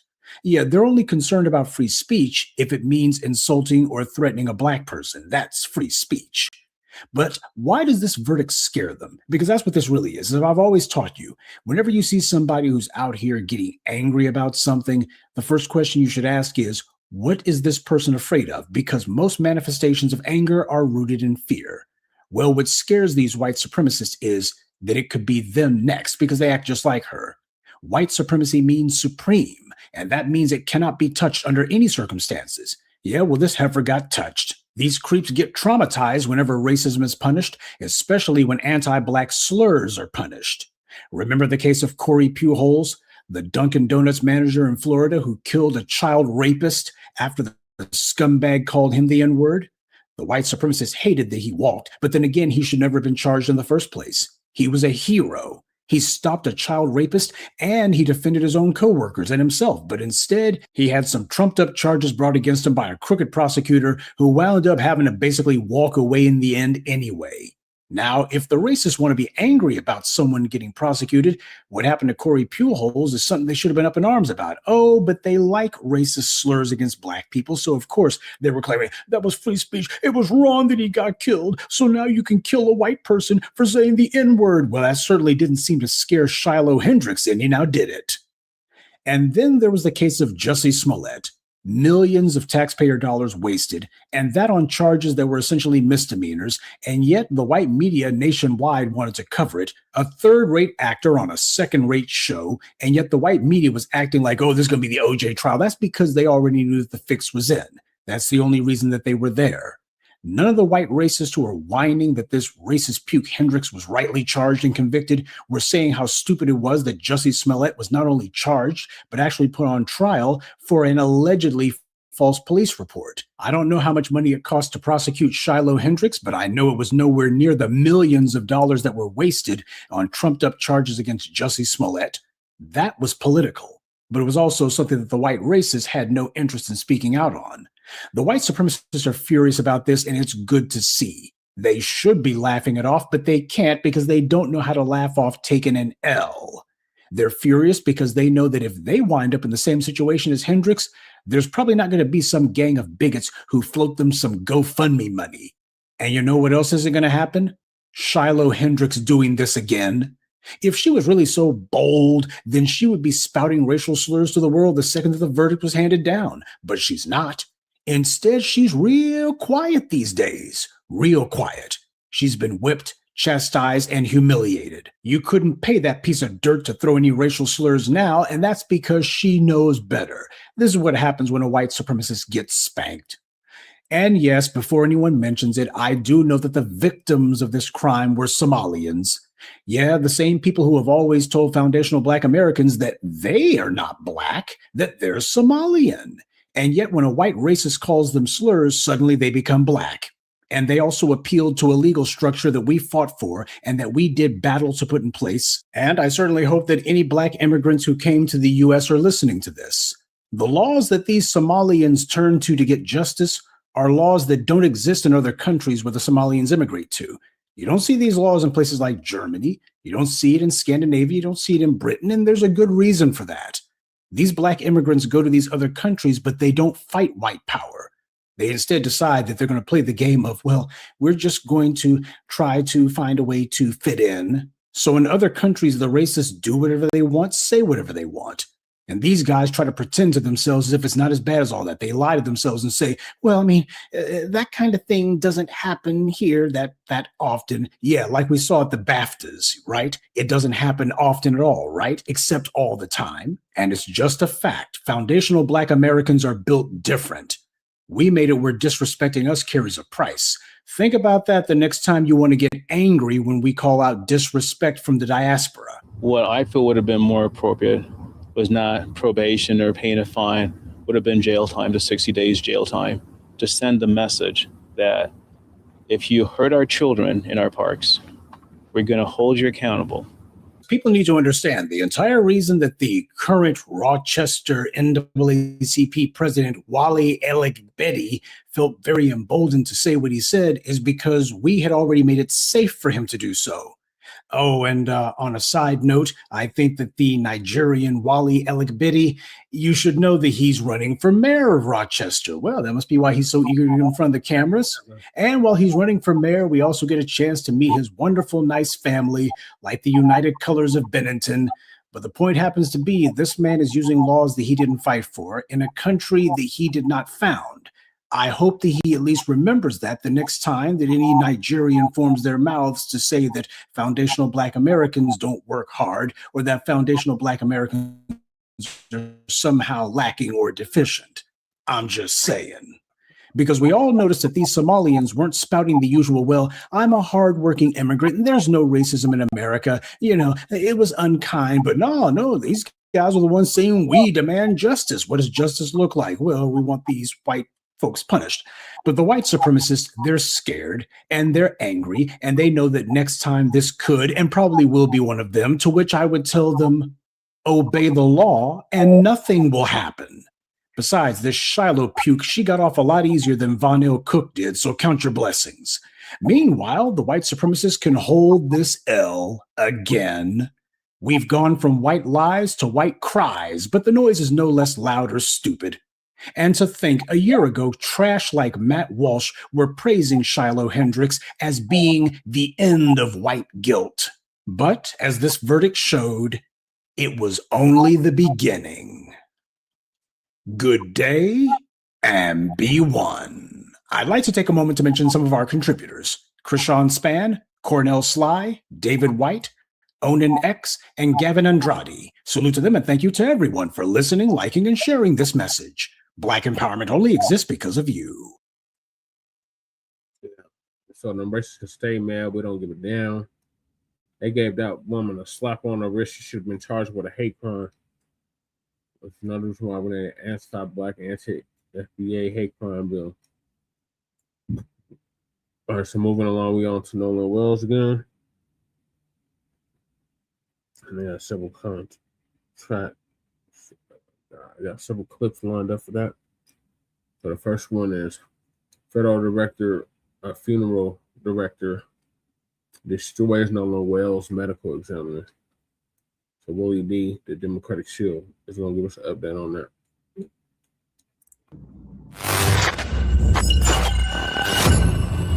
Willie D Live. What's up, family? The mysterious death of Nolan Wells continues to generate intense public scrutiny. In recent weeks, questions have shifted from the circumstances surrounding his death to the handling of the body. Joining me today is comedian, funeral director, and mortuary expert, Shiloh King. What's good? Hey, Is. How you doing, bro? Man, I'm all right. I can't call it. I might stall it. Yeah. How you doing, man? How you doing? Bro, I'm good, man. I'm good. I'm just here to make some clarifications, bro. I'm glad you hit me up, man. Absolutely, man. And you got a unique perspective here, man. You bring a very unique perspective to the table. As a licensed funeral director, what was your first reaction when you heard about how the body was handled? All I heard was that the first thing I heard that when they received the body for the second autopsy in DC, that the body was face down. I don't know if there's any truth to that or anything like that, but that's a disturbing thing to hear. I don't know if that was done purposely, you know, if he was flown to DC or whatever the case may be. Things can happen, you know, en route. So we don't know, but that was kind of that was strange. But when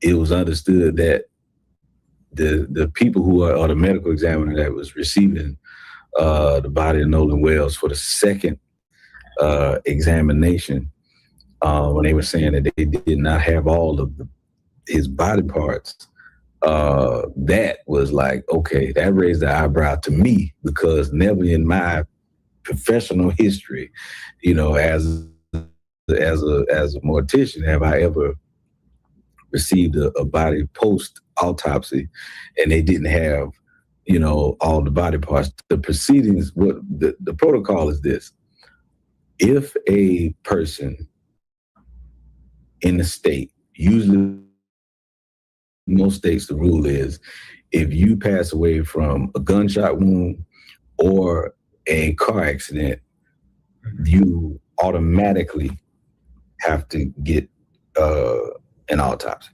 What if the family don't want one?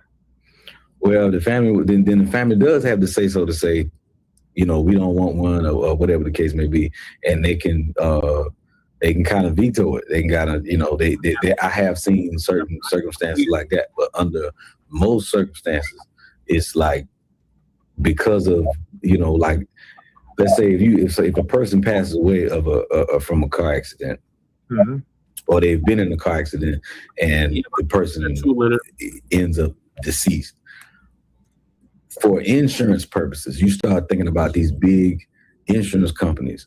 The companies want to know, did this person actually pass away from this car accident, or did something happen? They could have passed away from a heart attack that could have taken their lives, and that could have caused the car accident. You never know. If they don't do an autopsy, they say, okay, it was a car accident, but there's a bullet hole in the driver door. So this person could have been shot, and them being shot led to the car accident. You see what I'm saying? Or if they committed suicide and then the car plowed through the light. Like it's so many different, you know what I mean? Like you see so many different things as to why under certain circumstances, a autopsy is mandatory behind certain types of death, because they need to know this for legal purposes, for insurance purposes, and things like that. You know what I mean? It may look like a car accident victim when in actuality they're a murder victim. You know what I mean? They need to be looking for a suspect. You know, see, people don't think about things like this. And then if somebody is to be like, if something happens, somebody gets shot, they need to know, you know, it may be more than one bullet. You know what I mean? It's like you got one bullet in the lung and another bullet in the heart. So it's like, all right, do we need to be looking for two different suspects, or, you know, was it self-inflicted? What, you know, they have to look for certain things. But nonetheless, after all of that is done, after all of the examination is done by the medical examiner, all of the body parts are placed in a biohazard bag and sent to the funeral home, or sent to the next medical examiner for a second autopsy or second examination. And I'm not pointing the fingers at anybody. I'm just telling you what the protocol is. So it doesn't make sense to me that you would send a body to have a second autopsy done when you don't have all of the parts, because it's bound to come inconclusive when you don't have all of the, you know, everything you need to examine. Okay, even if you're saying, okay, well, we had to do further examination, what I've always seen is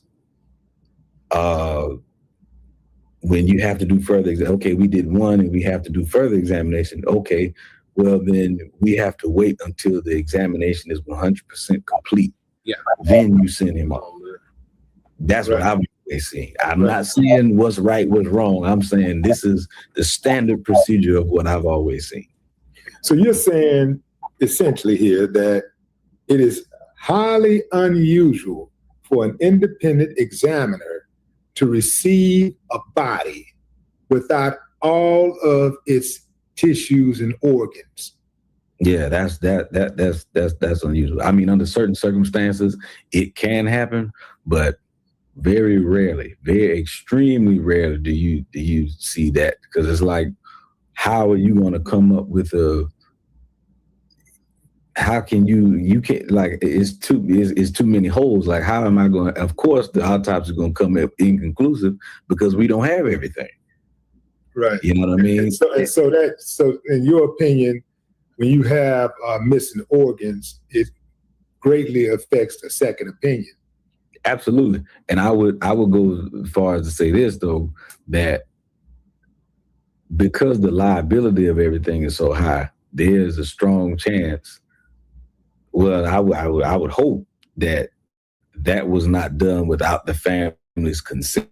You know, I was just about to ask you that. Yeah, I was just about to ask you, you know, should the family had been warned, should they had been told what exactly what was going to be included. We got the body, sending it back without the lungs and the throat. Well, in this case, what a lot of people don't realize is that the family has a lot of say-so in that. Because just as a medical examiner, you are in physical custody of the body. But the family, the next of kin, which would be his parents, you can't really do anything with him without their permission. Like, as far as sending him somewhere, like when somebody passes away, the coroner or medical examiner or whatever, when they ask you what funeral home do you want to use, the family has to say, well, this is the funeral home we want to use. And then the funeral home is contacted. You know, you can't just send a body somewhere without the family's permission. You can't, like, if somebody's like if a company is there that they want to ask, can we take organs? Can you donate? Or you can't take anything or do anything without the family's permission. Right. So to my understanding and to my knowledge and my experience, when you have somebody, especially under such it's a hot light, you know what I mean, in the public eye, you got to dot your I's and cross your T's. If you're sending somebody and saying, hey, look, well, we need to keep these body parts in order to do further examinations, okay, the family needs to be informed beforehand. I'm not saying that they weren't. I'm saying that the protocol is there needs to be phone calls made, hey, to his parents, let's get them on the phone, have them make sure that there's a clear understanding that we need to do some further examinations to X, Y, and Z. How do you want to proceed? This may take a couple of weeks. Now, somebody on his family side may have said, okay, well, look, we want to have a service for him. So we're going to have this service and you'll send the body up here for, an examination, and then we'll handle everything else once you finish doing what you do. But that rarely happens, because you're talking about somebody's child, somebody's loved one. How many parents do you think would say, send my child's body up here and you got other organs over there? Mm-hmm. With there already being suspicious of thinking the reason they're having a second examination is because they don't trust the people down there in the first place. Right. So I mean, I don't know who gave permission to do what. I'm just saying that as far as right now, it's kind of out of protocol. Like it's real weird. And I'm not saying anybody did anything. I'm not saying, because as far as we know, anything could have happened. Maybe nobody did anything. Maybe there wasn't a fight. Maybe there was an aneurysm. Maybe somebody. Hell no! Somebody did something, man. But see, look, it's something. See, look, I'm not saying somebody did or did not. I'm saying somebody did something. Yeah. We're gonna get to the bottom of it. I got a 2-part question. Let's say you was the detective on the case and you had to interview the original coroner and the medical examiner. What questions would you ask each? I would ask him if did they examine any of the muscle tissue. I know one of the items that they supposedly kept was the throat.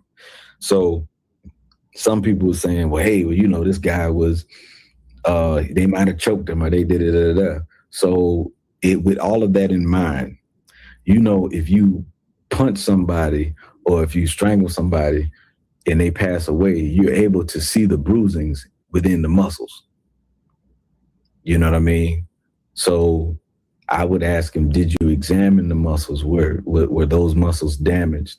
Was anything in the throat damaged or that indicated that something like that would have happened? And I'm saying I would ask those questions it can go either way, not to hinder or help. It's like, okay, if this theory of this young man possibly was somebody may have choked him, or if there was a fight or something like that. If you examined his neck, is that something that you saw? Did you see evidence of that?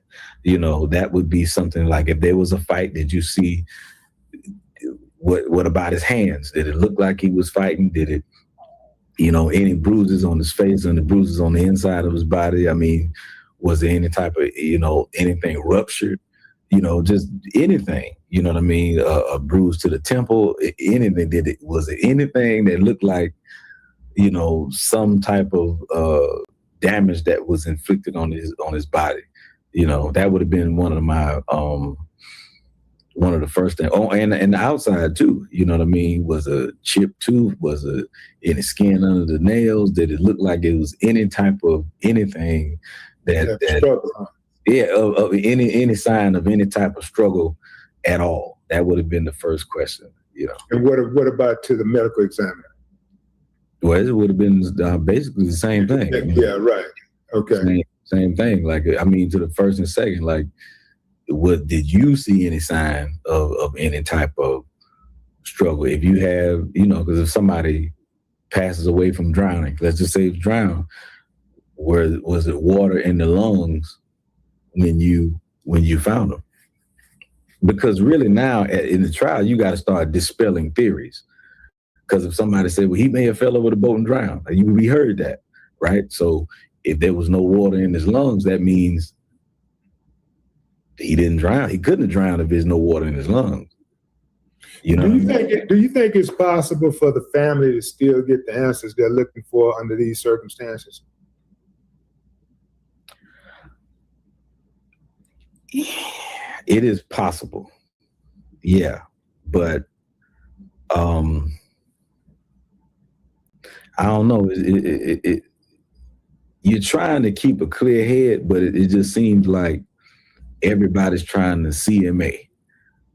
You know what I mean? And to me, what drew the public suspicion was people started, you know, making their social medias private, including one of the boys' mamas, you know what I'm saying, who was a judge, you know, and everybody went and got lawyers. Me, the last thing on my mind would have been a lawyer. If my friend is missing, something happened to my friend, I ain't going to get no lawyer, you know, and that's just me. That's how I feel about it, you know. So I saw some content creator, you know, flew down there to talk to one of the guys or whatever, for whatever reason, and I kind of thought that was weird. I wondered why he didn't, you know, speak to the parents of Nolan Wells, you know what I mean? Like, talk to his parents, and maybe he tried to, I don't know, but I'm just saying, it just seems, it does seem weird, you know, but I personally am trying to kind of hold out a little bit of hope, like, you know, let's just see what happens, you know, but I don't know, you know, but it is possible that you still can get, you know, an actual authentic truth out of, you know, to say what happened is possible. Yeah. What do you think that the public's biggest misunderstanding about autopsies is?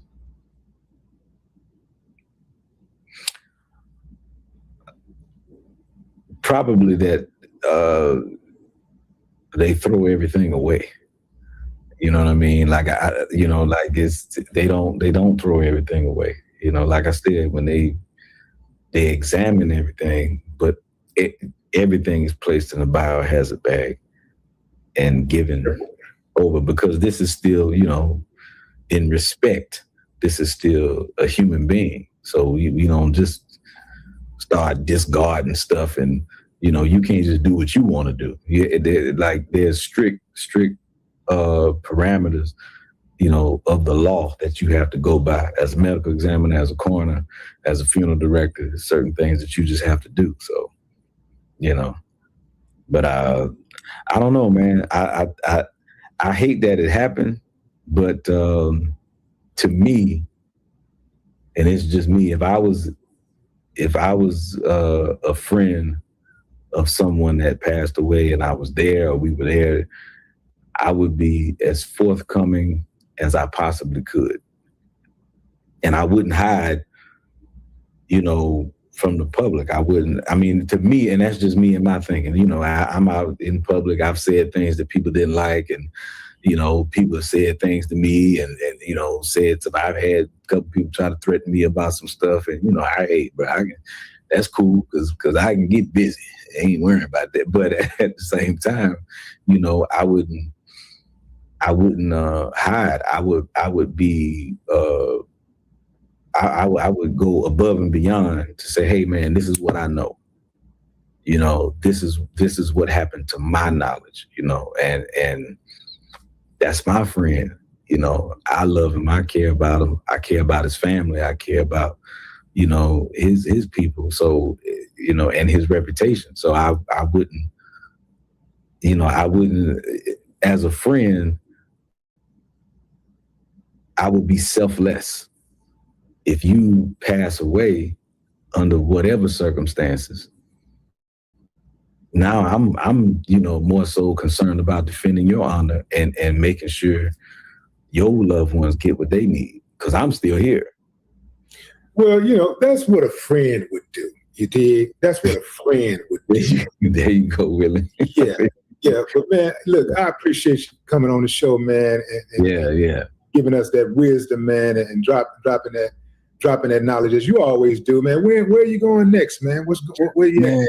My next gig is gonna be August the 7th through the 9th in Indianapolis at Club Healing. And for those who don't believe me, let me say it. I am a licensed funeral director and embalmer.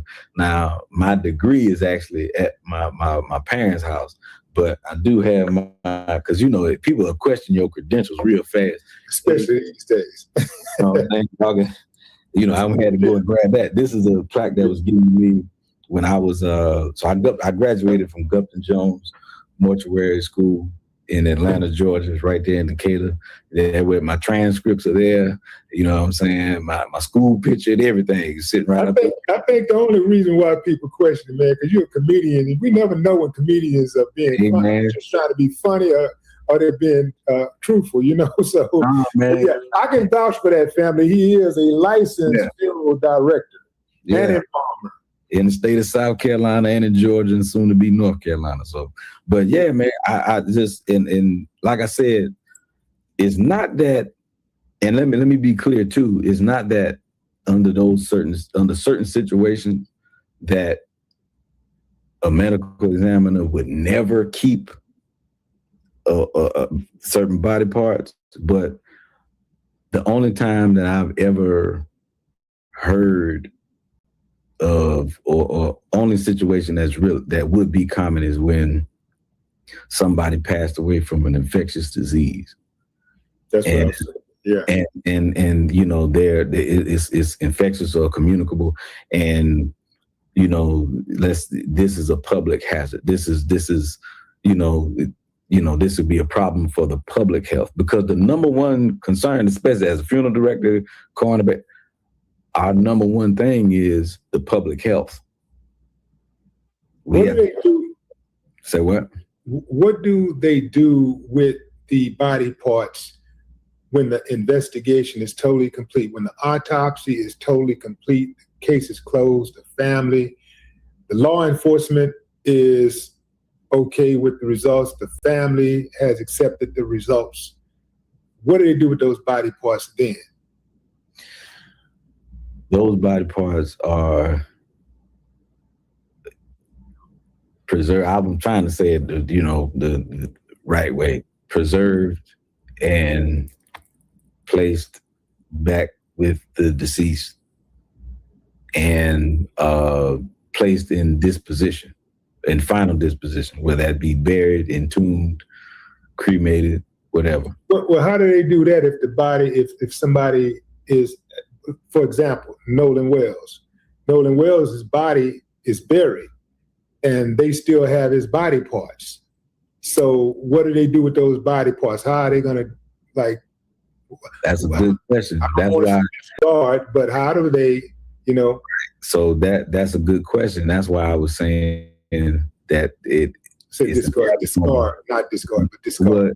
How do they discard? That's why I was saying it's an abnormal situation, because you buried somebody without all of the parts.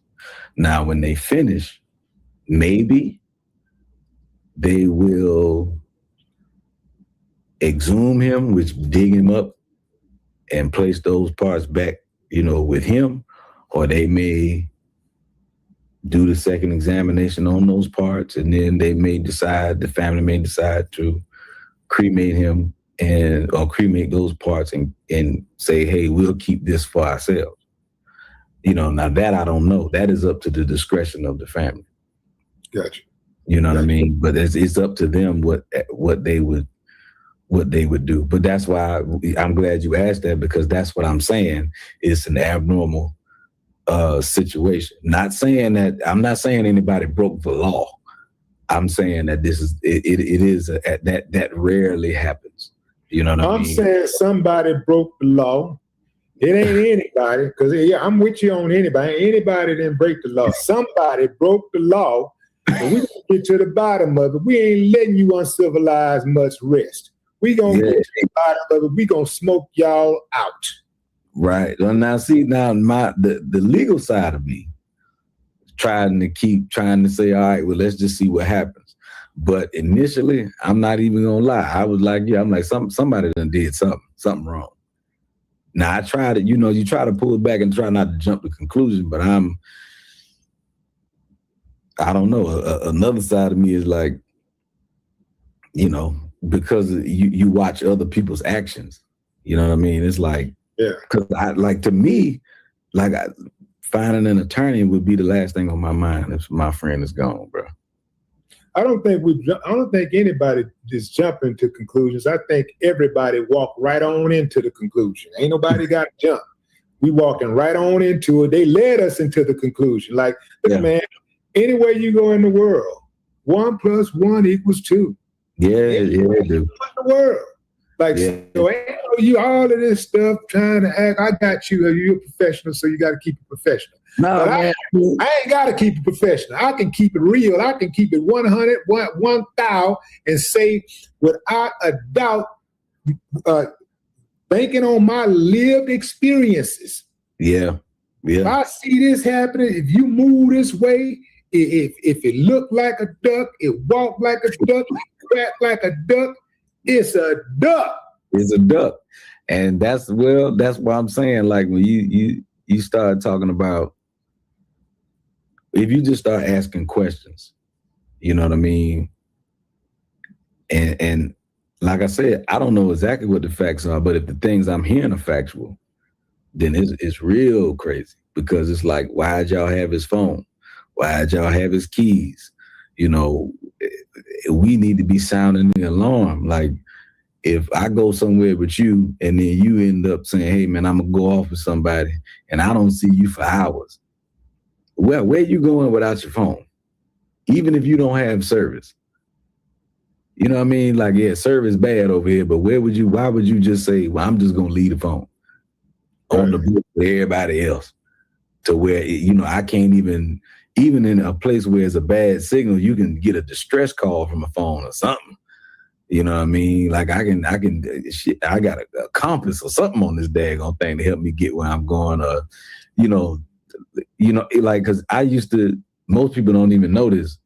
When I first got out of college, man, the first job I ever got, I was a probation officer. And I'm saying you have to go through the academy. One of the things that the officer said, if you were stuck in the jungle, which one would you rather have? You want your sidearm or you want your walkie-talkie? And everybody was like, I want my sidearm. You can give me my gun. He said, no, you need your walkie-talkie. I need to be able to communicate. He said, I can call somebody to come get me. With some guns, with some sidearms. Yeah, I can tell them, hey, come get me and bring your sidearm. But if all I have is a sidearm, then once that's done, I'm done. Yeah, you're gonna run out of bullets. Yeah, you're gonna run out of ammo. Yeah, so I mean, I don't know, man. And as attached as these young kids are, you tell he's 19. The average 19 is glued to the phone. They ain't going nowhere without that, without their phone. So I mean, it's on the side of me that is not professional is like you raise the eyebrow, but I just said, let me pull it back, let me see. You know what I mean? I don't know, man. I don't know. But as far as the protocol of handling the body, yeah, that is out of the standard procedure. It is outside of standard procedure. Outside of standard procedure. We're talking to you, Bruce Lynn Jr., coroner. We're talking to you, Stacy Turner, the medical examiner. We're talking to both of y'all. And anybody that don't like it, kick rocks. I mean, and they, like I said, they may have their story together. You might, but I mean, yeah, they got their story together. They always have their story together. Together. Yeah. Together. They're always together with the story. But yeah, but we on y'all bumper, and we ain't letting this go. How about that? Yeah. Shula King, y'all. Shula King, ladies and gentlemen. Shula King. Hey, man. I'm in here, man. Whenever you need me, bro, I'm here. Absolutely. All right. No more talk.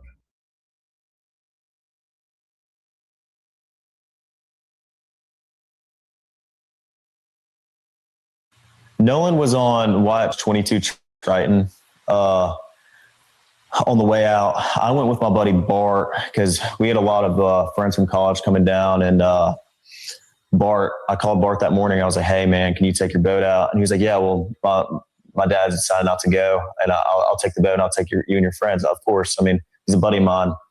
And so Bart pulled up at the dock, and I mean, I rode out there with Bart, and a lot of the girls that go to college with my friends and I, and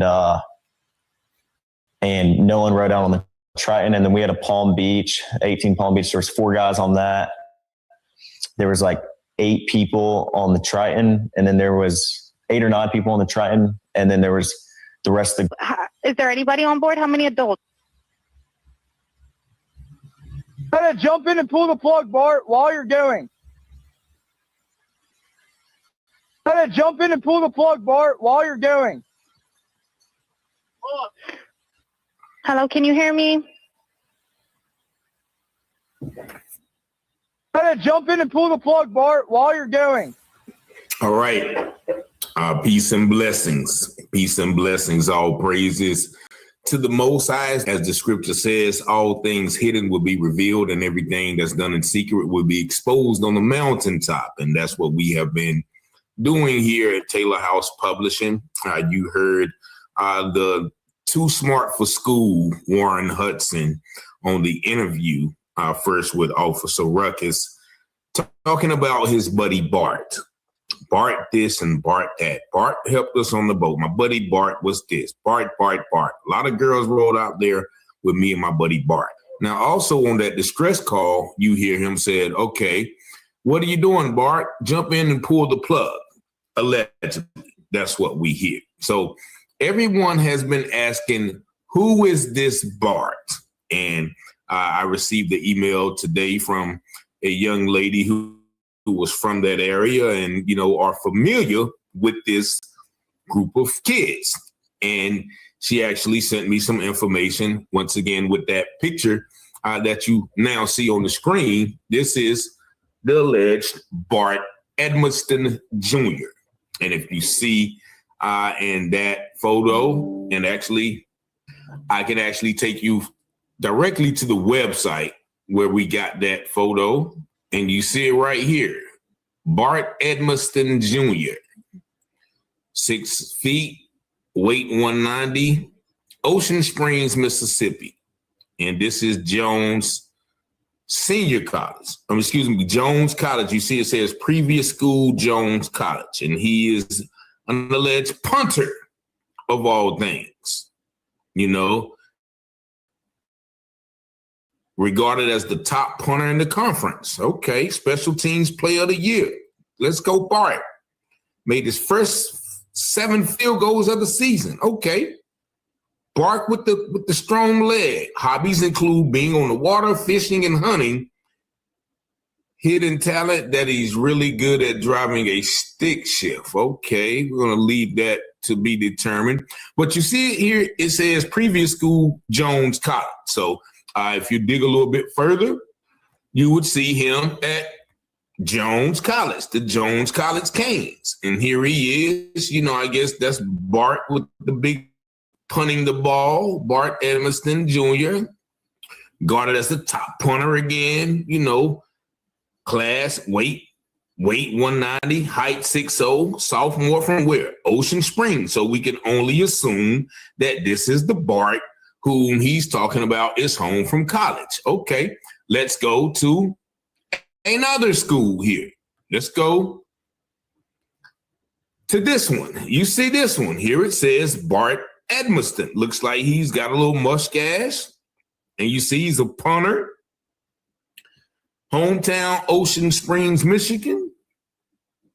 One of the top punters in the Mountain West last season. Scroll down further. He is a graduate of Ocean Springs High School. And so we would assume, for all intents and purposes, that this is the Bart that Warren was talking about. So we must ask ourselves, why does he continuously mention Bart? You know, is he trying to throw the blame off on Bart, or is Bart meticulously involved in maybe some actions that may have contributed to the death or disappearance of Nolan Wells? Now, once again, this is allegedly. We don't know this for sure. But one thing that leads me to believe that it's possibly Bart who may have harmed, allegedly, Nolan is this distress emergency call. As the video showed this morning, we saw our dear sister, beautiful sister, Janetta Brantley, analyze the call. And if you remember, this is what was said at the end of that call.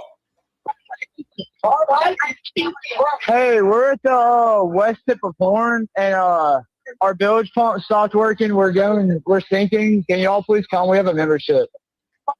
Shut the fuck up! Right there at the end of the call. Let's play it again. Shut the fuck up!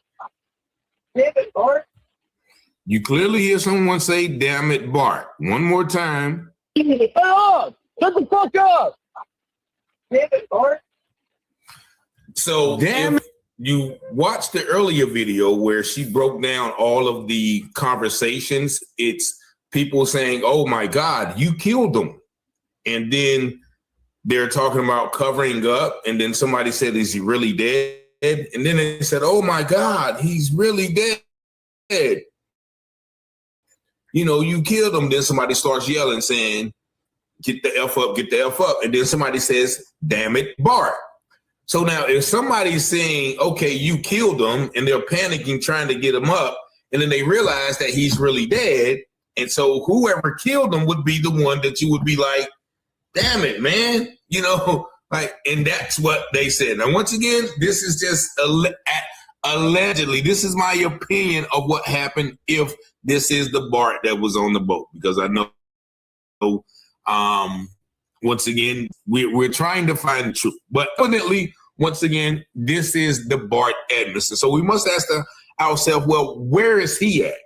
Why isn't he going on this tour like, oh, smart, too smart for school, smarter than the average bear, Warren, who is basically kind of digging and giving us more fuel for the fodder for suspicion for this mysterious death? Once again, they keep trying to say he drowned. It was how did he get into the water?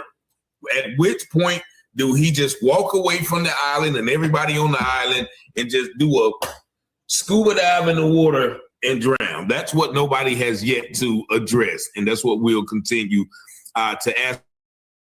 But also, if you listen at a couple of these interviews, I didn't catch it the first time, but catch this, the cropping a name out when Warren keeps saying something about this particular person. Now, you see, they kept Bart's name in and they kept Wyatt's name in, but just check this out. Check how they're playing, you know, with the audio in this video. To my truck, and well, first I ran to my house, then I went to McDonald's and came back, and the boat was already hooked up to my truck. My buddy Wyatt and I went, and with my buddy, and we went, filled the top of the boat. You see that?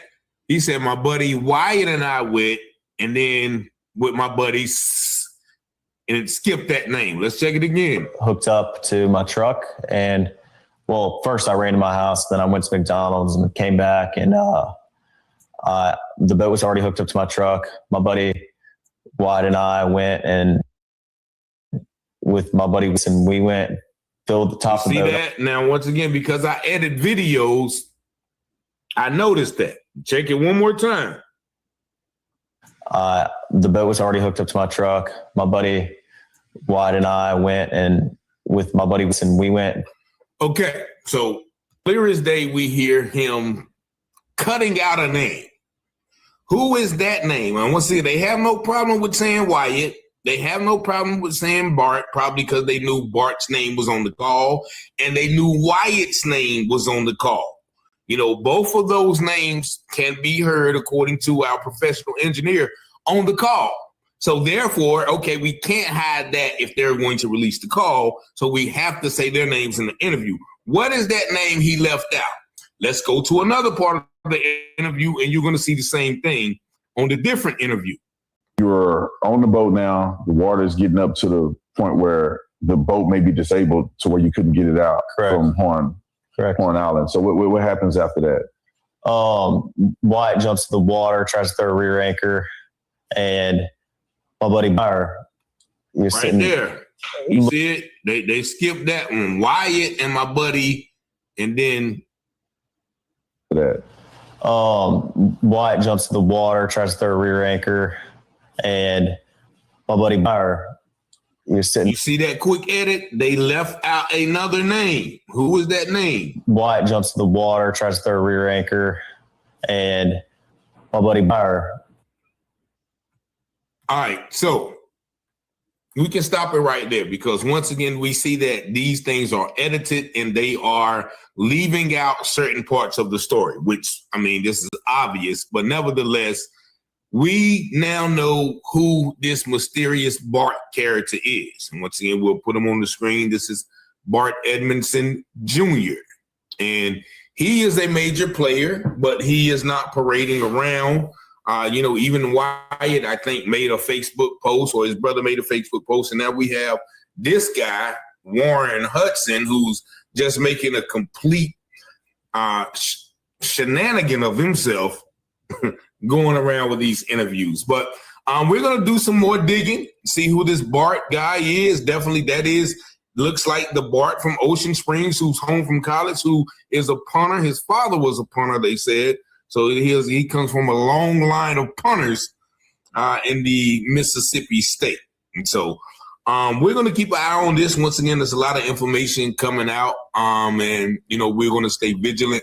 We're going to stay focused because the scripture says, take no part in the works of darkness, rather expose them. The next verse says, for it is a shame to even speak about the things that they do in secret. And this is what's happening. They're doing a lot of things in secret, and we're trying to keep those things exposed. Y'all let me know what y'all think about this video in the comments. Please keep the information coming. Keep the questions coming, because the more minds, you know, that contribute to this investigation, then the more information will come out. But as always, I thank y'all for watching, liking, sharing, and subscribing to this channel. And as always, I pray you have peace and blessings. And as the scripture says, all things that are hidden shall be revealed, and those things done in secret shall be exposed on the mountaintop. Let's go, Rich. Let's go. Be watching Telehouse Publishing, breaking news coverage. Give you the truth before fake news go mud in it. Before the jury decide and the judge discover it. You should tune into Telehouse Publishing. Telehouse Publishing, breaking news coverage. The propaganda grammar, don't believe none of it. Before the jury decide and the judge discover it. You should tune into Telehouse Publishing. Who keep the people informed? The stories abroad from literary work. Where the narrative's wrong, the research is always on point. The commentary is hard. It's Rich Teller raising the bar. Follow along. Shout out to FBAs, still FTP. Big up in FAC. And all my black families. It's three sides to all stories. Which one you gon' believe? We run down on the false prophets when they come to deceive. 100% urban world news, current events. We don't like them lies. Media is biased. We got God inside us. Ladies and just as power. If you don't know by now, look around. We the darkest hours.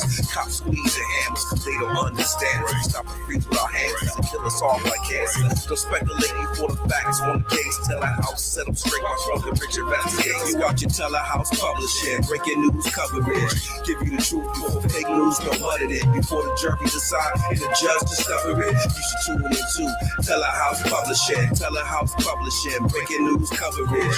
The propaganda grammar, don't believe none of it. Before the jury decide and the judge discover it. You should tune into Telehouse Publishing. Negroes have listened to the trickery and the lies and the false promises of the white man now for too long. And they're fed up. They become disenchanted. They become disillusioned. They become dissatisfied. And all of this has built up frustrations in the black community that makes the black community throughout America today more explosive than all of the atomic bombs the Russians can ever invent.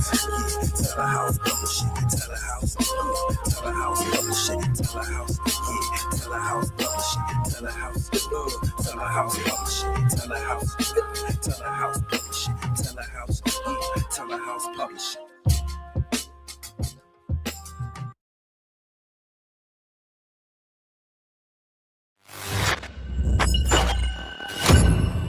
Willie D Live. What's up, family? Well, what do we have here? Family, we got a woman on Facebook who goes by the name Janetta Brantley. She is an audio engineer.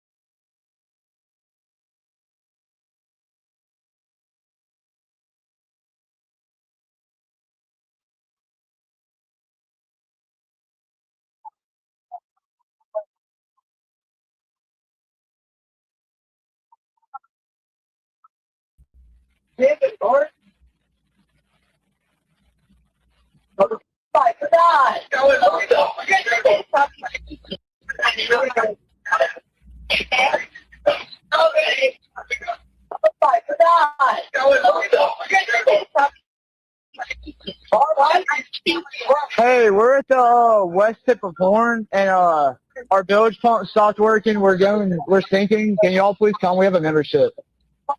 Shut the fuck up!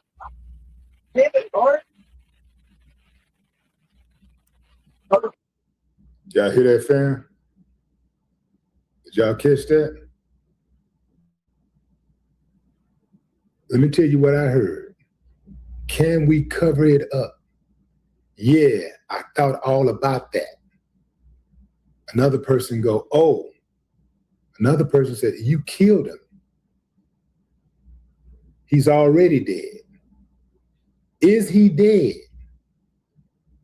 And then you hear the person yelling, Nolan. And then you hear somebody say, oh my God, Nolan, wake up.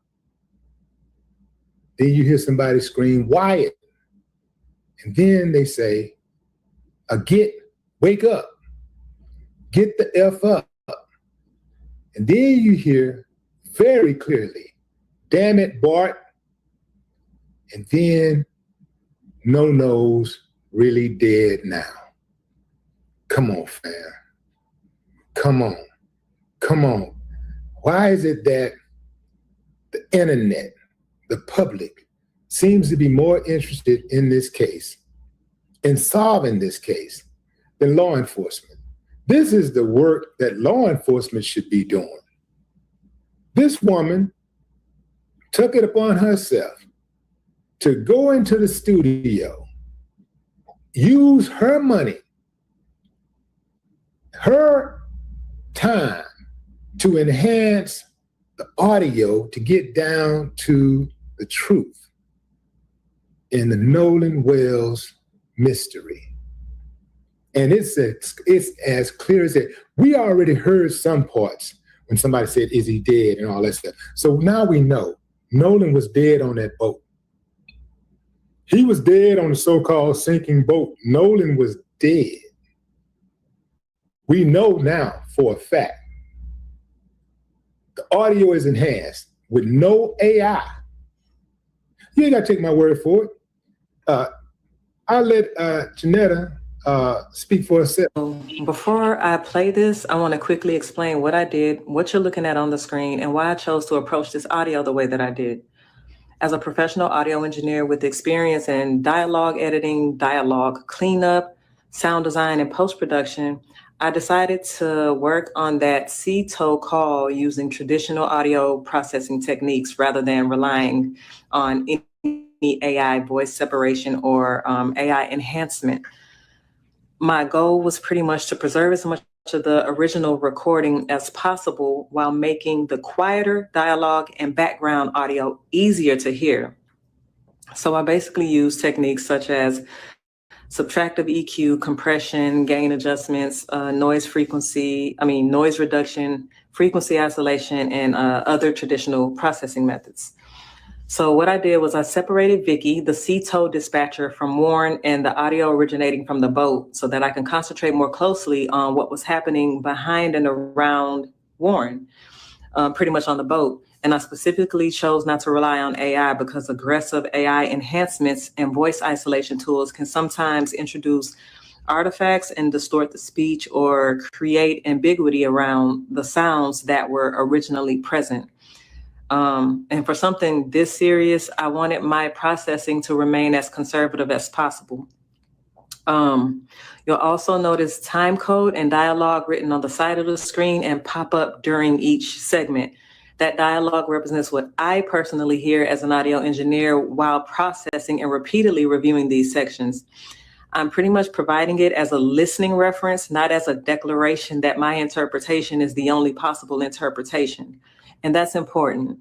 I want you to listen for yourself, use headphones if you have them, listen closely, and decide with your own ears what you believe is being said.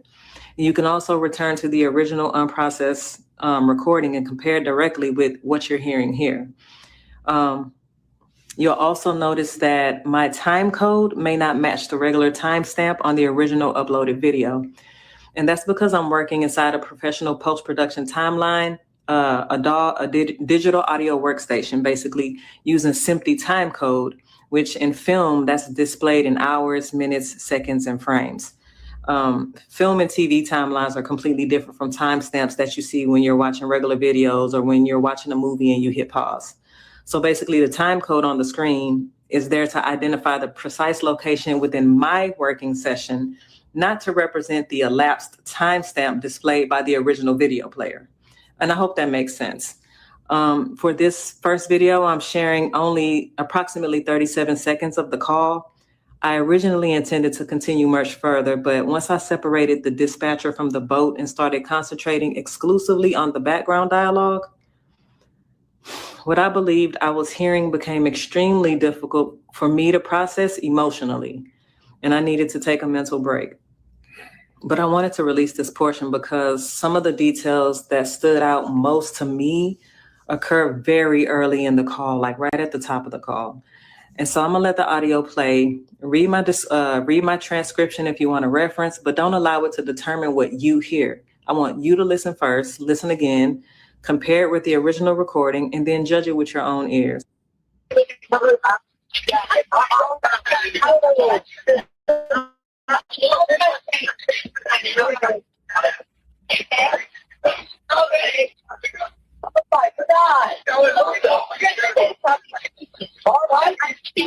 Hey, we're at the west tip of Horn, and our village pump stopped working. We're sinking. Can y'all please come? We have a membership. Shut up! Shut the fuck up! Damn it, Bart.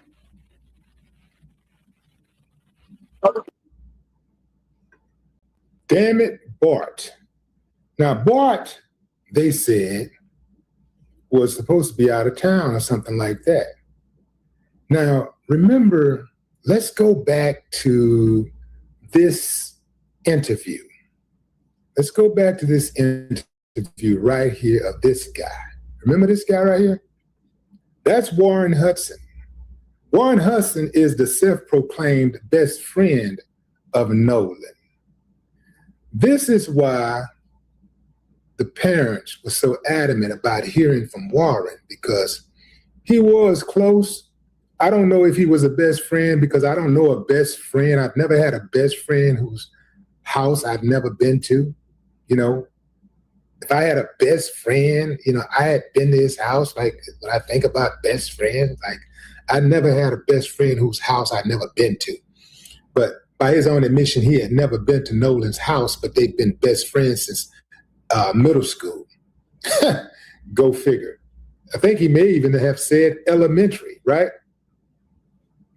In any event, in the interview, this guy, Warren Hudson, said,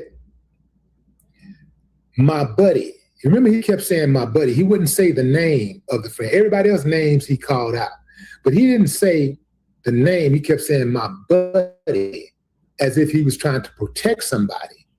So it appears to me that Bart is the person he was likely trying to protect. Yeah, fam. Yeah, now we getting down to the nitty-gritty. Yeah. Warren, it appears, was trying to protect Bart. Bart is the mystery person. I'm not sure if Bart is the one who killed Nolan. But for somebody to scream out, damn it, Bart, where it sounds like Bart has some type of involvement. At the very least, every single person who was on that boat is an accessory. At the very least, after the fact. And they've all tampered with evidence because none of them have come forward to tell the truth. So let's break it down. So we got inconsistent stories where the girl said they went to see, Nolan went to join his friends, to rejoin his friends. The so-called friends said Nolan went to go join the girl and took off. We never seen him again. We got the boat situation where the boat was sinking and it was an SOS. They needed towing. Then they tell the towing company, don't worry about it. But before they tell the towing company, don't worry about it, the towing operator, Vicky, I believe, asked them if they needed the Coast Guard. He said, no, we don't need them. We don't need them. Dude, you got a sinking boat. You need any kind of help you can get. Coast Guard is most equipped to handle something like that. The towing company just towed a boat. But the Coast Guard can come out there with helicopters and all kinds of stuff and, life jackets and extra boats. They can do whatever they can do whatever. They are fully equipped to handle boats and passengers who are in distress, right?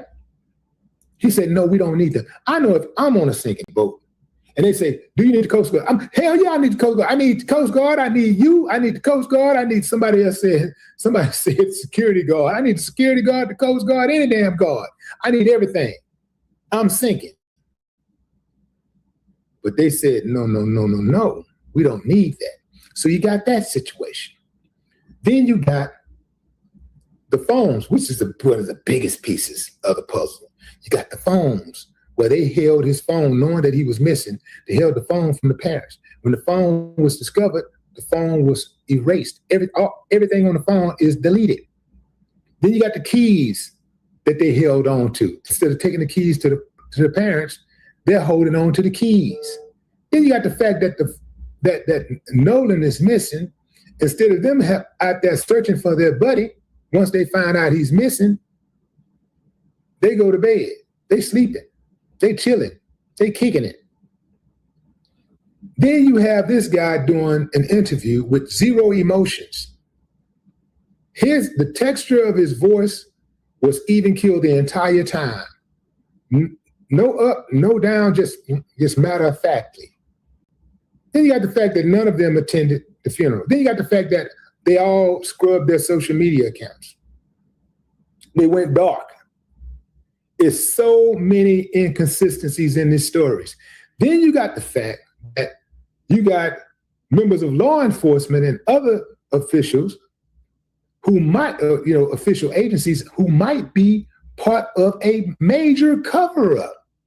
You got a sheriff who jumped to say that he suspected no foul play, although he hadn't examined the body. He hadn't even seen the body. He had no reports.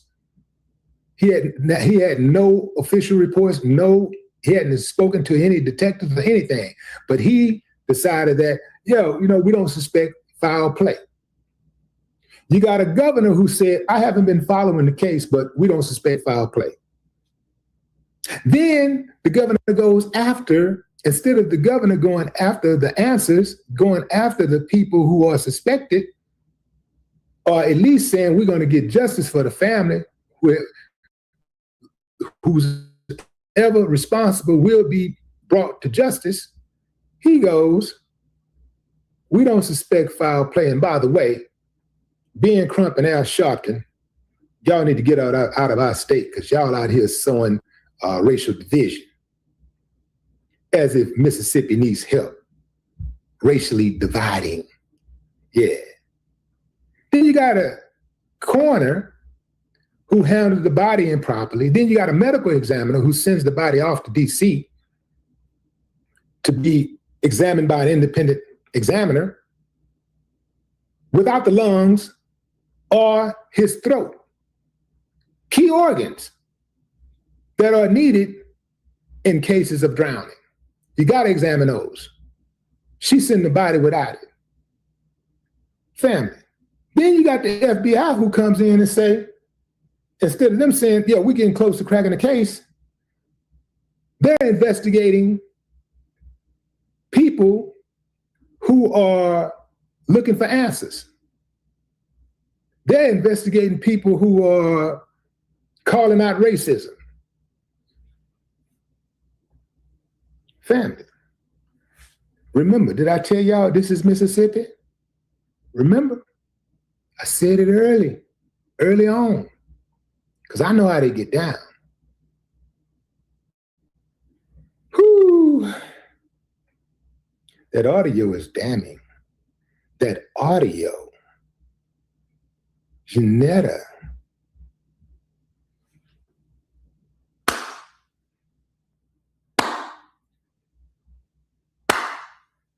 I ain't got no problem with that.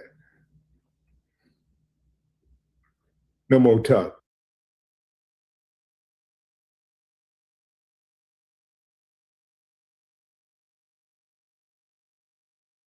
Family of an 18-year-old who died last Thursday is now calling for a secondary investigation. Our Eli Brand looks into new information in the death of the young man. Elijah Weatherspoon went out on a boat with his friends near the Ravenel Bridge last Thursday. He fell off. Someone went to go retrieve him. As far as we know, he didn't pop back up. His body was found near Sullivan's Island 3 days later. Sullivan's Island 8 is requesting assistance getting a possible deceased party off of the sandbar. Weatherspoon's family have hired an attorney. They released a statement. It said in part, Elijah is believed to have been the only person of color on the watercraft at the time of the incident. To say that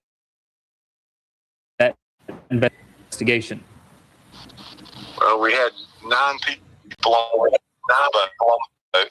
The victim went in on the boat, dove in to assist him. They both got into some distress. The friend had to let him go so he didn't drown. Dispatch calls reveal rescue attempts to bring Weatherspoon back to the boat. Graham, the captain of the boat in question, he was the last person to actually hold him before he went under. And there's a pontoon boat on the scene saying they have a visual on the 2 subjects. They're trying to get life rings to them now. A petition with more than 80,000 signatures is also circulating. A local lawmaker also wants to know more. A lot of it goes into the movement and the moment that we're in our country, to be honest. And sadly and unfortunately, it was a young Black life that was lost. A life lost on the water. An 18-year-old's family demanding answers. Working for you in Mount Pleasant, Eli Brand, ABC News 4. Now, DNR says it's waiting on the coroner's report to release more information. We asked the coroner when that would be, and we've not heard back. And the recurring theme, as with the Nolan Wells case, is don't be the only one. Peace and blessings, all praises to the Most High. And this happened in 2020, in about June or July, around the same time, correct? And this is when a young Black man, Elijah Witherspoon, 18 years old. Oh, I thought this was more recent than that. Hey, Sister Val, Grand Rising. Okay, so the 18-year-old that drowns on the boat with his 9 Black friends, that happened a few years ago. Okay, got you. Went out on a boat with 9 of his white friends. And as you heard the family lawyer say, he was the only person of color on the boat. And officials and authorities are being very tight-lipped with the information. Now, later on during that year, I think it was about December, because of the pressure from the community, everybody demanding answers, and it was actually a petition that got 250,000 signatures, over 250,000 signatures calling for the independent SLED investigation. So if everyone thought that everything was up and he actually drowned like they said he did, why would people be calling for an investigation? And also pulling up these cases, why is it, once again, that every time a Black person goes out with a group of white person, not every time, but where is the reverse? That's what I'm asking. Where is the reverse where a white guy goes out with his Black friends and he comes up drowned, he comes up missing, he comes up shot, he comes up, etc., etc.? There are none. And so this leads me to believe that, yes, this is a pattern, almost maybe a sacrifice to the Neptune god of the water when we see these things. But they did an investigation, and of course, the investigation ruled, well, it was not a homicide, and it was just an accidental drowning. Just listen to this information that they came up from that investigation, but I'm going to also give you some things that they are not saying in that investigation report. Just listen. Tonight, for the first time, we are learning what led to the death of a low-country teenager who died in a controversial boating accident in the Charleston Harbor. News 2's Katie Turner has poured through hundreds of pages of documents and listened to hours of eyewitness accounts. And Katie joins us now live above the News 2 studio. And Katie, lots of questions surrounded Elijah Witherspoon's death last summer. And now we finally have some answers through this report we've requested from state agents. Yeah, Carolyn, this report says drinking, drug use, and a bloody accident all played into the incident that took Witherspoon's life not far from the bridge right behind me. Yes, sir. I've just got flagged down by a boat right at the junction of the Wando and Cooper Rivers, and they're saying there's 2 people in the water. Images from the boat where Elijah Witherspoon spent his last moments. 40 witnesses telling their side of the story. Most of the accounts from June 25th lining up. It was just happy. Everyone was happy. Everyone was just trying to have a good time. That day on the water took a turn anchored underneath the Ravenel Bridge. I see Elijah, like he's like sitting, like leaning on the boat like this, like sitting like that. And I just see his legs go up in the air over his head, like he just did a scuba dive kind of thing. The chaos began trying to pull the anchor up and rescue Witherspoon. One of the boaters says her leg got stuck in the rope, causing a bloody mess. I fell to the ground and hung on to the boat, so I wouldn't end up being in the water. That's when the adrenaline took over, according to the oldest on the boat, a 33-year-old who decided to jump in after him. Water's moving very fast. He was panicking for sure when I caught up to him. Multiple bystanders paint a frantic scene of the 2 people in the water. Looked like he was holding on to the other person with one hand and trying to tread water with the other. The rescue swimmer says despite his best efforts, the choppy water and the current were too strong. I didn't see any flotation devices being thrown to us, and he went under. After months of investigation, state agents say it's clear Elijah Witherspoon's death was a tragic accident. No one had any intent for any of this to happen at all. After Weatherspoon's death, more than 250,000 people signed a petition pushing for the sled investigation. For now, live in Mount Pleasant, I'm Katie Turner. Count on 2.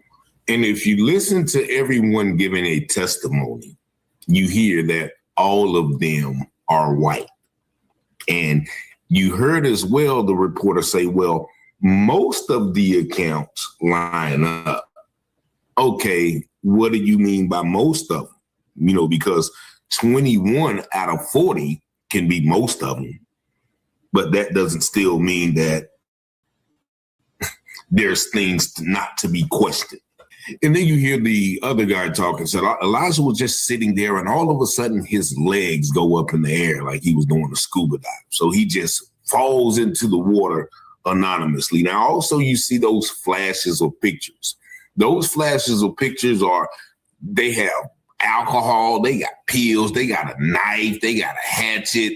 All of those pictures they flash, and there's probably more. And so there was definitely a lot of drinking and drugs use on that boat. And all of a sudden, the only black person on the boat falls overboard. This, if we don't see the suspicion in this, or the improbability or the culpability of those that's on that boat, then I think we are delusional. That's once again why the man said, and this was 2020 in the height of George Floyd, Breonna Taylor, Ahmaud Arbery, and the hundreds of other deaths by police. And so I don't know what possessed my brother to go out there on that boat with those white folks and meet his final fate. And they said somebody jumped off the boat and then tried to save him. And then there was, he was holding him up. And then all of a sudden he swam to the shore and Elijah never resurfaced. Those things right there. Then they said, somebody threw them a life preserver, but they couldn't reach it. They said, why did y'all leave them in the water for 30 minutes? And I mean, all of these things, man, are questionable, but we will never know because the only story we get is from the white people who survived. There was supposedly 9 on that boat, and then another boat came and they watched it, and they said that the people were throwing alcohol overboard, trying to get rid of stuff, right?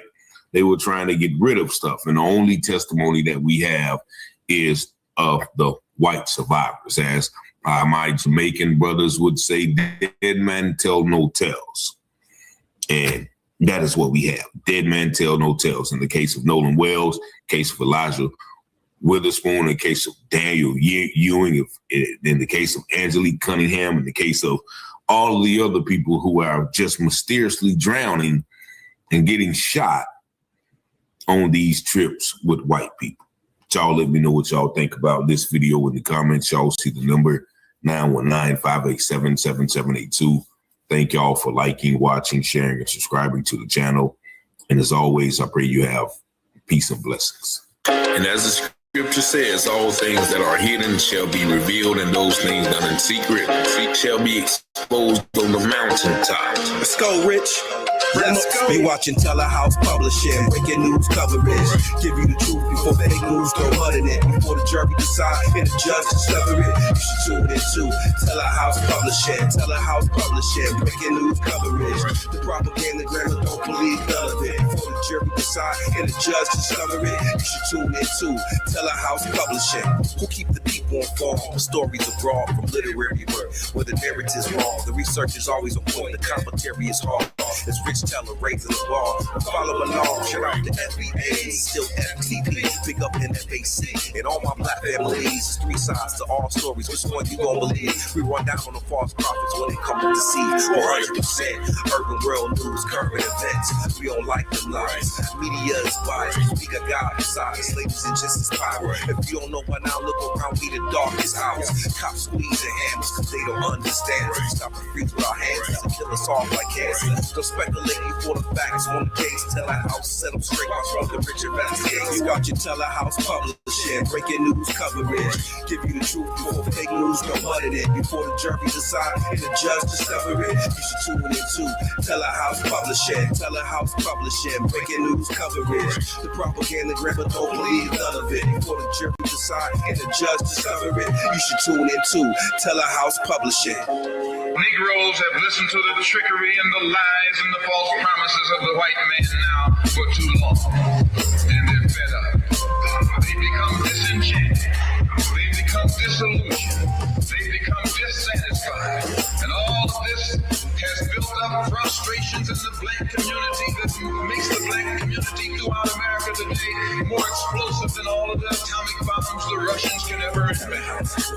Telehouse publishing, telehouse, telehouse publishing, telehouse, telehouse publishing, telehouse, telehouse publishing, telehouse, telehouse publishing, telehouse, telehouse publishing. Nolan gets out. Amazing. This video has been going around with this particular white lady, and she wants to share. Yeah, so not only got the tellers mad at us, got the Nabiscos too. So Phil will give us an update on that. White woman shares the reason why her community have such disdain for FBAs. You know, with definitely us as black people, and also, I guess, the world, why people of her community just do not like, or in her words, hate us as black people. Let's go ahead and check out what she has to say. And I will say up front, I appreciate her, everything she's saying. I really do, because it do take some bravery in their community, actually, to come out and just be honest about how they really feel about us as black people. So go ahead and check this out. Reasons white people hate black people is because we cannot tolerate black joy. We cannot tolerate black intelligence. We cannot tolerate black beauty. We cannot tolerate black confidence. We cannot tolerate black camaraderie. We cannot tolerate anything that frees a black person. We don't like black people to be educated. We don't like them to be successful. We don't want black judges. We don't want anything for black people that doesn't directly affect and entertain us. So we can have a black nanny. We can have a black house cleaner. We can have a black teacher. We can have a black coach. We can have black players. But only for the specific things that we feel comfortable with. Now let's address what this lady had to say. And because it's really, if you listen to everything she said, I'm going to break it down in 4 words. Just 4. Number 1, misery. According to her, they don't like black joy. Well, why you don't like black joy? It's because you're miserable. Well, everybody say misery loves company, and we're not being the company with you. So you're just miserable. And you know people who's miserable, they can't. And listen, let me tell you what's even worse with their misery. They know everything they've done to us, and yet we still put a smile on our face. We're still happy. We're still joyous. We're still all of that, right? And yet they're not, and they had everything literally handed to them. So that's word number 1. According to her and her assessment of her community, they are truly miserable.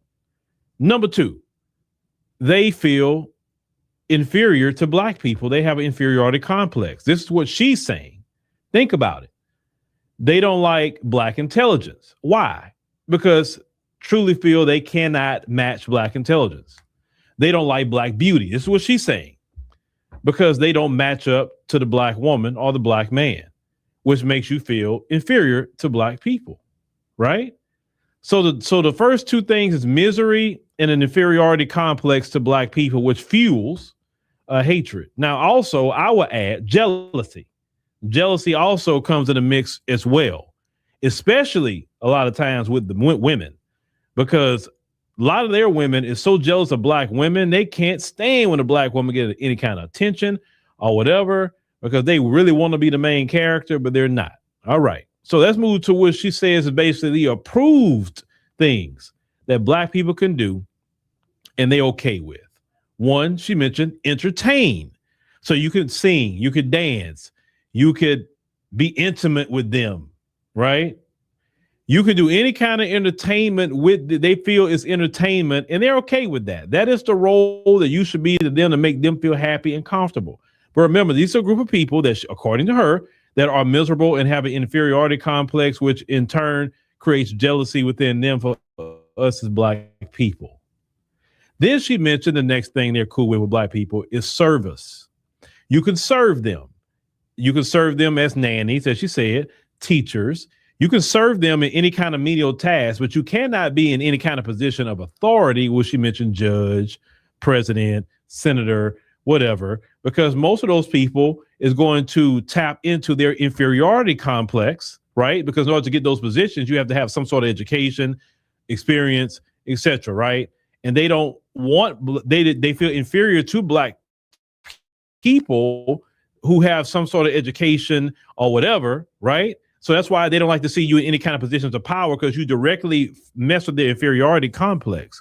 And then if you are a black woman in a position like that, it's even worse, because not only you hitting their intelligence problem with black people, but now you're hitting a beauty issue that's in a lot of the women. Okay. So you double, think about it. An attractive black woman catches hell from them folks, especially the women. They catch hell. This is why they think about it. This is why they're only happy when you and not to and listen. I'm only speaking about the movie. I'm not speaking about the sister in a bad way, but I'm just have to say this. They are only happy when you present yourself like Gabrielle Sidibe presented herself in Precious. Now I know that sister don't present herself like that every day. She don't. I've seen her pictures. She dressed well. She has her makeup. She does it. She fixes her hair. So I'm not talking about the actress. I'm talking about the character Precious, right? If you present yourself in that way, they feel okay. They're happy with you. They love that. They love you, a black woman who's 300-400 pounds. They love when you have yourself together, because you don't tap into their inferiority complex. But if you a sister got yourself in shape, or just shape for your body, because everybody's shape is different. It's not a weight. It's not how much you weigh. It's your body. Because some women can weigh 170 pounds and you couldn't even tell. They got women that weigh 190 and you couldn't tell, and they got flat stomachs and everything. So it's not about a weight thing. It's about your body. So you are well proportioned for your body. You take care of yourself. You look good. Like they can't stand those kind of black women. They want you to look like Precious, unkept, overweight, etc. Right? And that's when they cool with a black woman. So what she's saying is that in that culture is misery. Because think about it. Politically speaking, they right now have the House, the Senate, and practically the Supreme Court, and they're still not happy. Why? Because she's admitting they're not happy people. They're miserable. And the reason why they're miserable is, think about it. How you can really be happy of all the atrocities you have committed, just even in America alone. We're not talking about the atrocities you committed in other countries and still doing to this day. You can't sleep well at night committing that much atrocity. So yes, that sin has been laid at the feet of them. And really what she's admitting is that, like when they talked about the ministry of the Holy Spirit, when the Holy Spirit comes to the earth, it will convict men and women of sin and unrighteousness. That misery they're talking about is the weight and guilt of sin. This is why some of them say, I don't have white guilt. The reason why they're saying that is because the weight of sin and unrighteousness is forever upon them. And the only way they can get out of it, unless they do the things that to correct the sin and unrighteousness, which they do not want to do. They rather deal with the weight of sin and unrighteousness, that collective guilt that's upon them, that they feel like a ton of bricks on their shoulders, right? They may say, well, I had nothing to do with it. Why are you telling me?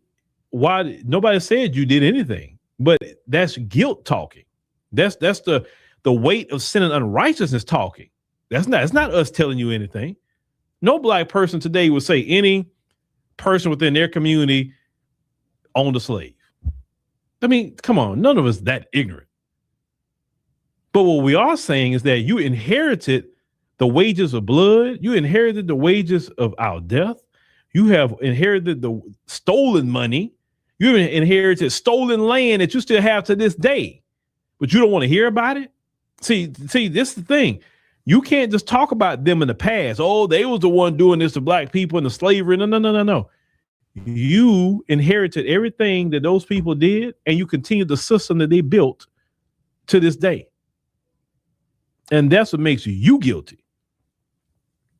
That's what makes you responsible. You feel me? So remember this. Just before we wrap this up, she's explaining to you that a lot of them are miserable and have a severe inferiority complex, which fuels their jealousy. And anytime someone's jealous of you, what they say, if someone's jealous, then they will unalive you. And hatred is all in the midst of that. This lady is assessing her whole community in this video. Yep. Then the only way they can tolerate you is you entertaining them because they're miserable, so they need some sort of joy, or you serve them.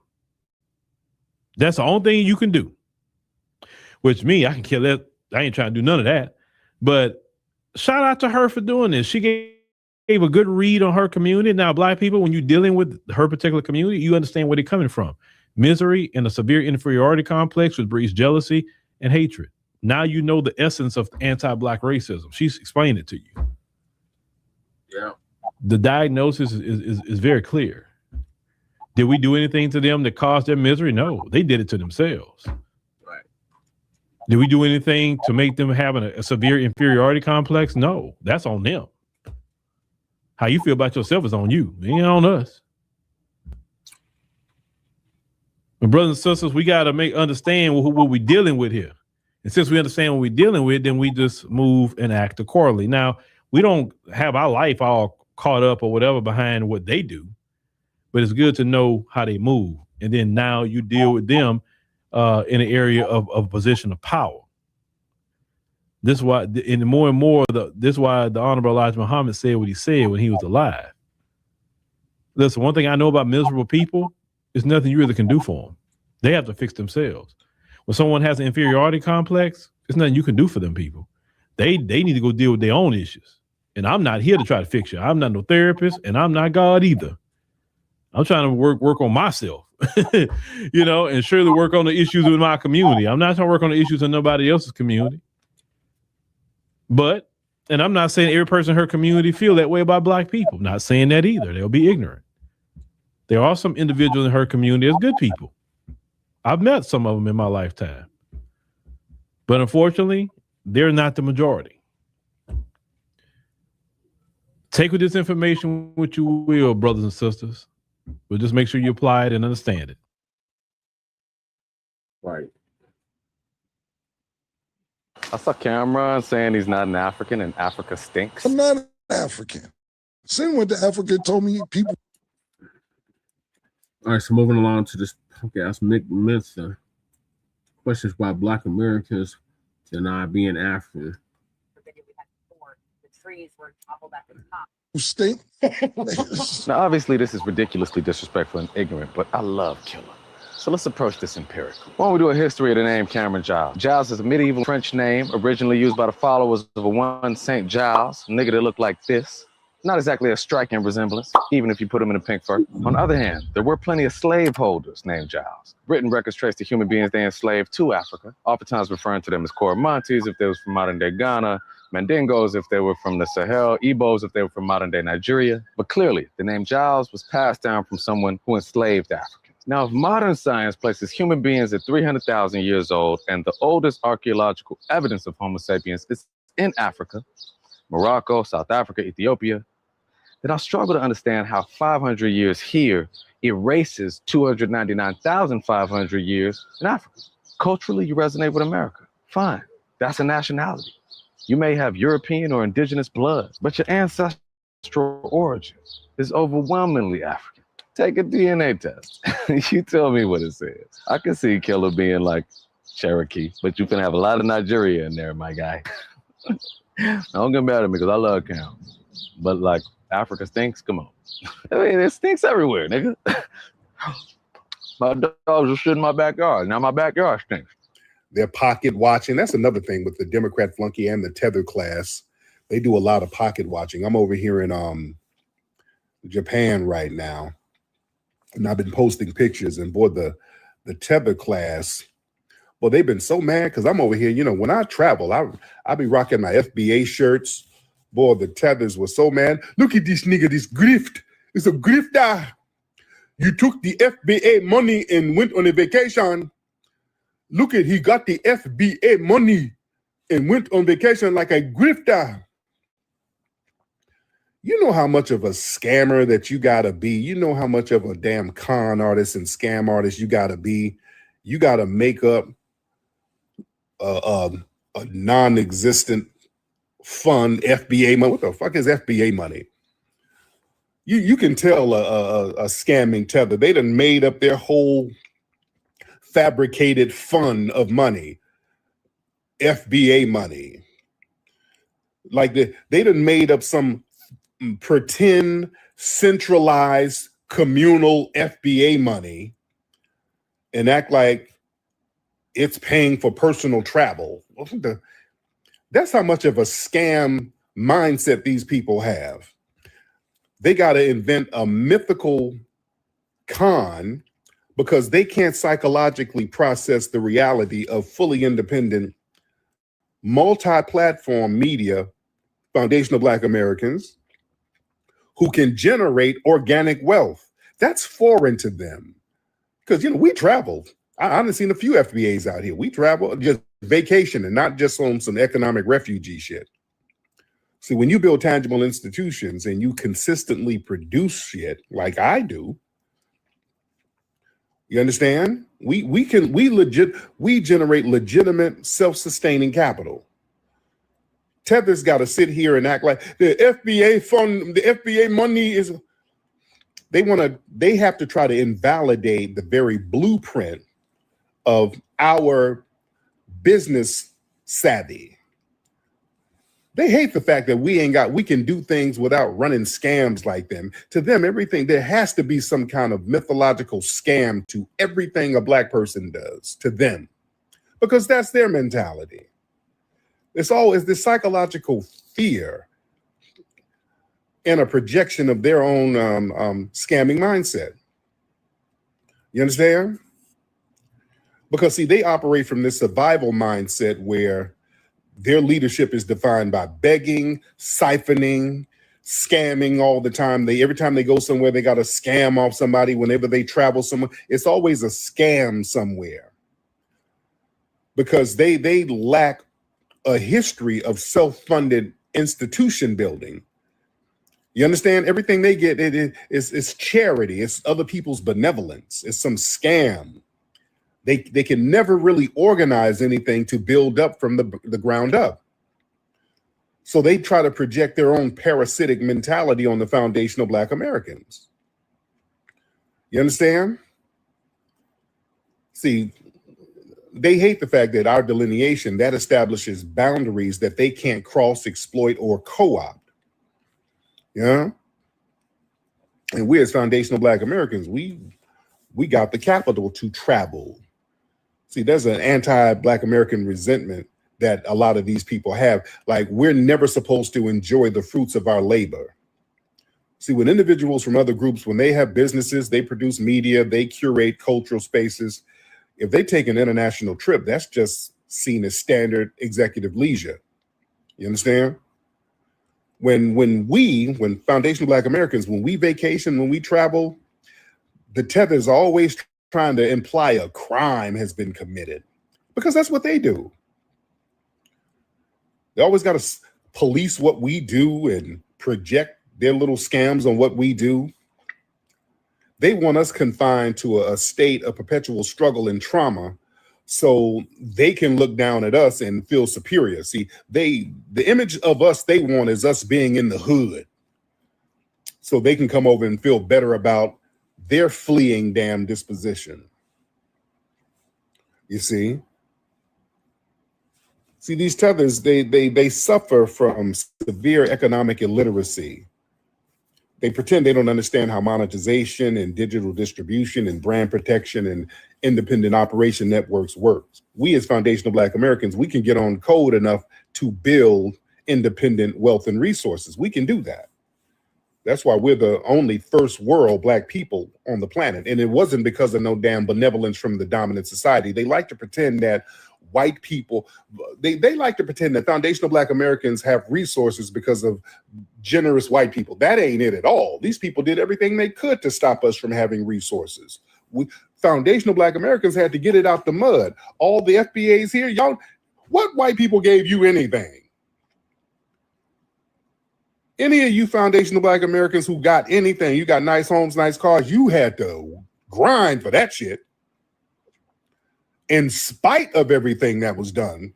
Do you know how hard it was for us to get shit popping? These people threw every obstacle. We didn't get shit. Nobody gave us nothing. We didn't get no benevolence. These people threw every obstacle our way. We just overcame the obstacle. Where my FBAs at in the chat room? If you own a home or whatever, well, you got that shit out the mud. If you got a nice ride, you got it out the mud, nigga. You know why people give you nothing at all? Shit. And you didn't scam. Yeah, we don't do all that scam shit because it ain't really worth it. Notice we don't do a whole bunch of them old crazy ass weird scams. We don't do that. Generally, I mean, we do have a few scammers, but that's not a part of the culture. We don't be doing all the more crazy ass scams. We just get it out the damn mud. Excuse me. And that bothers them. That really bothers the tether class. You understand? So they try to pretend the only way that a foundational Black American, we can afford a nice house or go on a nice vacation is by dipping into some non-existent communal pot that we done snuck some money out of. Let's stop it. Give me a break. Give me a damn break. And also, they lack their own tangibles. See, these tethers, man, they scream the loudest about what we do because they have built nothing. They ain't got nothing. They haven't organized any kind of independent wealth building entities, nothing. They secured no global footprint, nothing. All they do is fixate on us and pocket watch us because they ain't got no pockets to watch. And then all they do is talk about us. They love projecting their failed behavior onto us. Yeah. But the ultimate goal, ladies and gentlemen, all that shit, you stealing money from the FBA money, all of that is to basically try to delegitimize our lineage. Yeah. See, they try to do a smear campaign to delegitimize the concept of foundational Black Americans delineating from them. You know, so everything we do is always a scam. It's a scam, it's a grift, it's a con. Just throwing out bullshit words over and over, just like that punk, that Democrat shill, wide bussy punk who called up earlier. They want to try to demoralize our lineage so that we don't keep delineating from all of this nonsense. Yeah, but as long as they know, as long as we're laser focused on our lineage, these people trying to tether on us and piggyback off of us and exploit us, that shit is done. Yeah, those days are over. We ain't going for that no more. Y'all get those hands up. We got a lot of folks in here. Yeah. FBA is a group, nigga. Yeah, they always try to redefine us. That don't work. Yeah, that train is over. That train is over. Yeah, people, they want to Africanize us so bad. They really want to Africanize us and make us generic Africans, and that ain't working. That's just not working, ladies and gentlemen. Speaking of that, did y'all see, and I talked about Cameron when he did a video that went viral. Cameron was like, hey, I'm not African. I'm just not African. And that went viral. So Vic Mensa did a response to it. Vic Mensa did a response to that video. And basically what Vic Mensa was saying, and by the way, Vic Mensa is a rapper. Vic Mensa, his mother's white and his dad is from Ghana. His dad is Ghanaian. So he was calling out, he was like, oh, that was ignorant. He was like, yeah, people trying to distance themselves from Africa. I don't know why black people are trying to distance themselves from Africa. Oh, why are they trying to do that? And then he went into this whole spiel about Cameron's last name, which is Giles, Cameron Giles. Then he went into some whole French medieval origin of St. Giles, which is irrelevant. People do that shit. They start getting into all of these non sequiturs that don't mean nothing and trying to break down the etymology of names. You know, Tether's be trying to do that with me. Tariq, why is your name Arabic nigga? Okay, none of that has to do with no damn lineage. Okay, y'all just want to waste time. You don't really have an argument. Then Vic Mensa went into the legacy of enslavement, and then he went into some archaeology, talking about Homo sapiens coming out of Africa 300,000 years ago, and then he's arguing that 500 years in America can't erase 300,000 years of African ancestry. And then he started going into nationality versus ancestry. Then he went into DNA. If he took a DNA test, it's going to come back with this.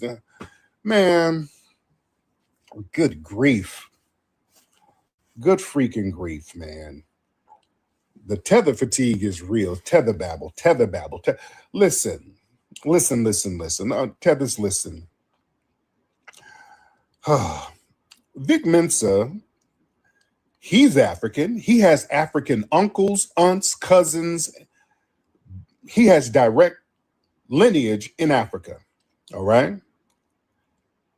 We don't. All right. It's that damn simple. All right. There's a lot of people who came out of Africa centuries ago, even thousands of years ago.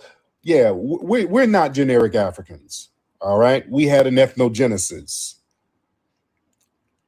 Yeah, we, like a lot of people on the planet, got some African genetics. We got European genetics, and we got Asian genetics. But your lineage is very important. Our lineage is foundational Black American. That's why a lot of DNA tests, we can't be traced to anybody over there now. You do a DNA test, they're not going to trace you to an individual over there. You understand? That's the reality.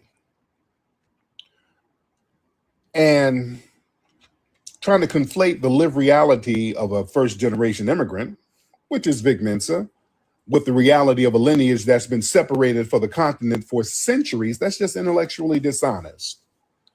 And the reality is we had an ethnogenesis. Foundational Black Americans, we didn't forget our origins and all that bullshit. We survived a very deliberate, systematic ethnocide and emerged through the process of ethnogenesis. We had a brand new ethnic group. That's the reality. And that ethnic group is indigenous to the United States. I'm going to say that again. We are indigenous to the United States. We are indigenous to the United States, ladies and gentlemen. We are the foundational population of the United States. All right?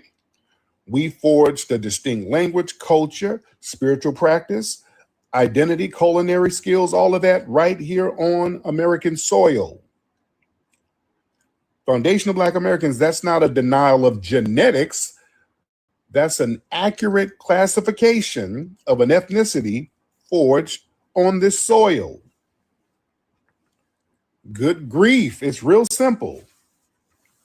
Every human lineage can basically trace to Africa. Groups migrated to Europe, groups migrated to Asia, other parts of the world thousands of years ago, and over time they developed their own distinct ethnic groups. No damn body demands Jamaicans, Brazilians, or Europeans. None of these people, nobody demands that they identify as generic Africans, nor do they have to surrender their national or ethnic identities. But there's always this hypocritical ass double standard where foundational Black Americans, we are continuously badgered and shamed for claiming our distinct ethnicity that we literally bled to create. You know? And all of these people know we're different from them because they have pejorative terms for us. That's the really ironic part. Y'all know we're different from your ass because you told us we were different, damn it. You were the ones calling us Akatas. Fuck y'all talking about? That's why don't be ashamed to distance yourself from these folks ethnically. Shit. They wanted this whole myth of a generic African. Listen, ain't no damn generic African. Africa is a massive continent with 54 different countries right now, thousands of distinct tribes, languages, ethnic groups. People on the continent, they identify by their specific tribe, their specific lineage, their specific nation. They don't act as a monolithic block. In Africa, they want us to be a big-ass generic monolithic block, and they are not a monolithic block. These people demand that we as foundational Black Americans adopt this generalized post-continental African identity, which that erases the geopolitical realities of the continent. And then that strips us from our unique lineage here. They want us to do some shit that they ain't doing, basically. They ain't got no unity over there. There's no one big old identity. And you know what it is, man? This is cultural imperialism disguised as brotherhood. See, a lot of these people, they want to leverage their proximity to foundational Black American culture so they can build platforms, they can build wealth, they can build influence in the US. But see, when they attain that platform, then they try to act as the cultural authorities over the culture of the people that they're participating in. So they try to tell a group of people who survived centuries of oppression here that we're supposed to identify, or how we're supposed to identify. That's like cultural arrogance. You see, these people demand that we embrace a generic African identity. It's really about access. It's not about no damn brotherhood. They come around us. We have to stick together, nigga. It's all about us being together. Unity is more important than division, nigga. Y'all ain't trying to get no unity. Foundational Black Americans, man, y'all, we've created the most globally dominant, lucrative, influential culture on the planet. I'm out here in Japan. These people are running around here dressing and acting like us. But see, the Tethers, they want to blur the lines of ethnicity and they want to push a false monolithic identity so that the non-FBAs can seamlessly co-opt foundational Black American accomplishments, institutions, civil rights legacy, and resources without them having to respect the specific lineage that built them. They can just elbow us out the way and say, hey, look at what we've done since we are African and I'm the real African. Look at what we've accomplished. And those niggas over there that's bleeding and suffering from all of the hard work, well, they ain't really got no culture. We ain't doing that shit. We're not doing that at all. You see? Those days are over. And listen, claiming foundational Black American status, that's not a rejection of African DNA. That's a declaration of our survival and our mastery. So when we acknowledge our biological roots, that's basic science. And it's a genetic blueprint and a genetic footprint that we have here. That's very real. So when we identify as foundational Black Americans, that's about honoring our specific grandmothers, grandfathers, people like that who built the culture out of nothing in this country and who built the country from the ground up. That's demanding respect for a distinct ethnic group that shaped the modern world independently. We did that as foundational Black Americans. That's a reality. Shout out to everybody in here. We're in here deep. We're in here very, very deep. Shout out to everybody in here. Raise them hands. Let me get the family in here. Let's get those hands up. All right. Excuse me. Damn. All right, let's get the hands up, family. Let me see who we got in here. Bree, let's get Bree. For some reason I can't get you in. Let me get you in on the other side. All right.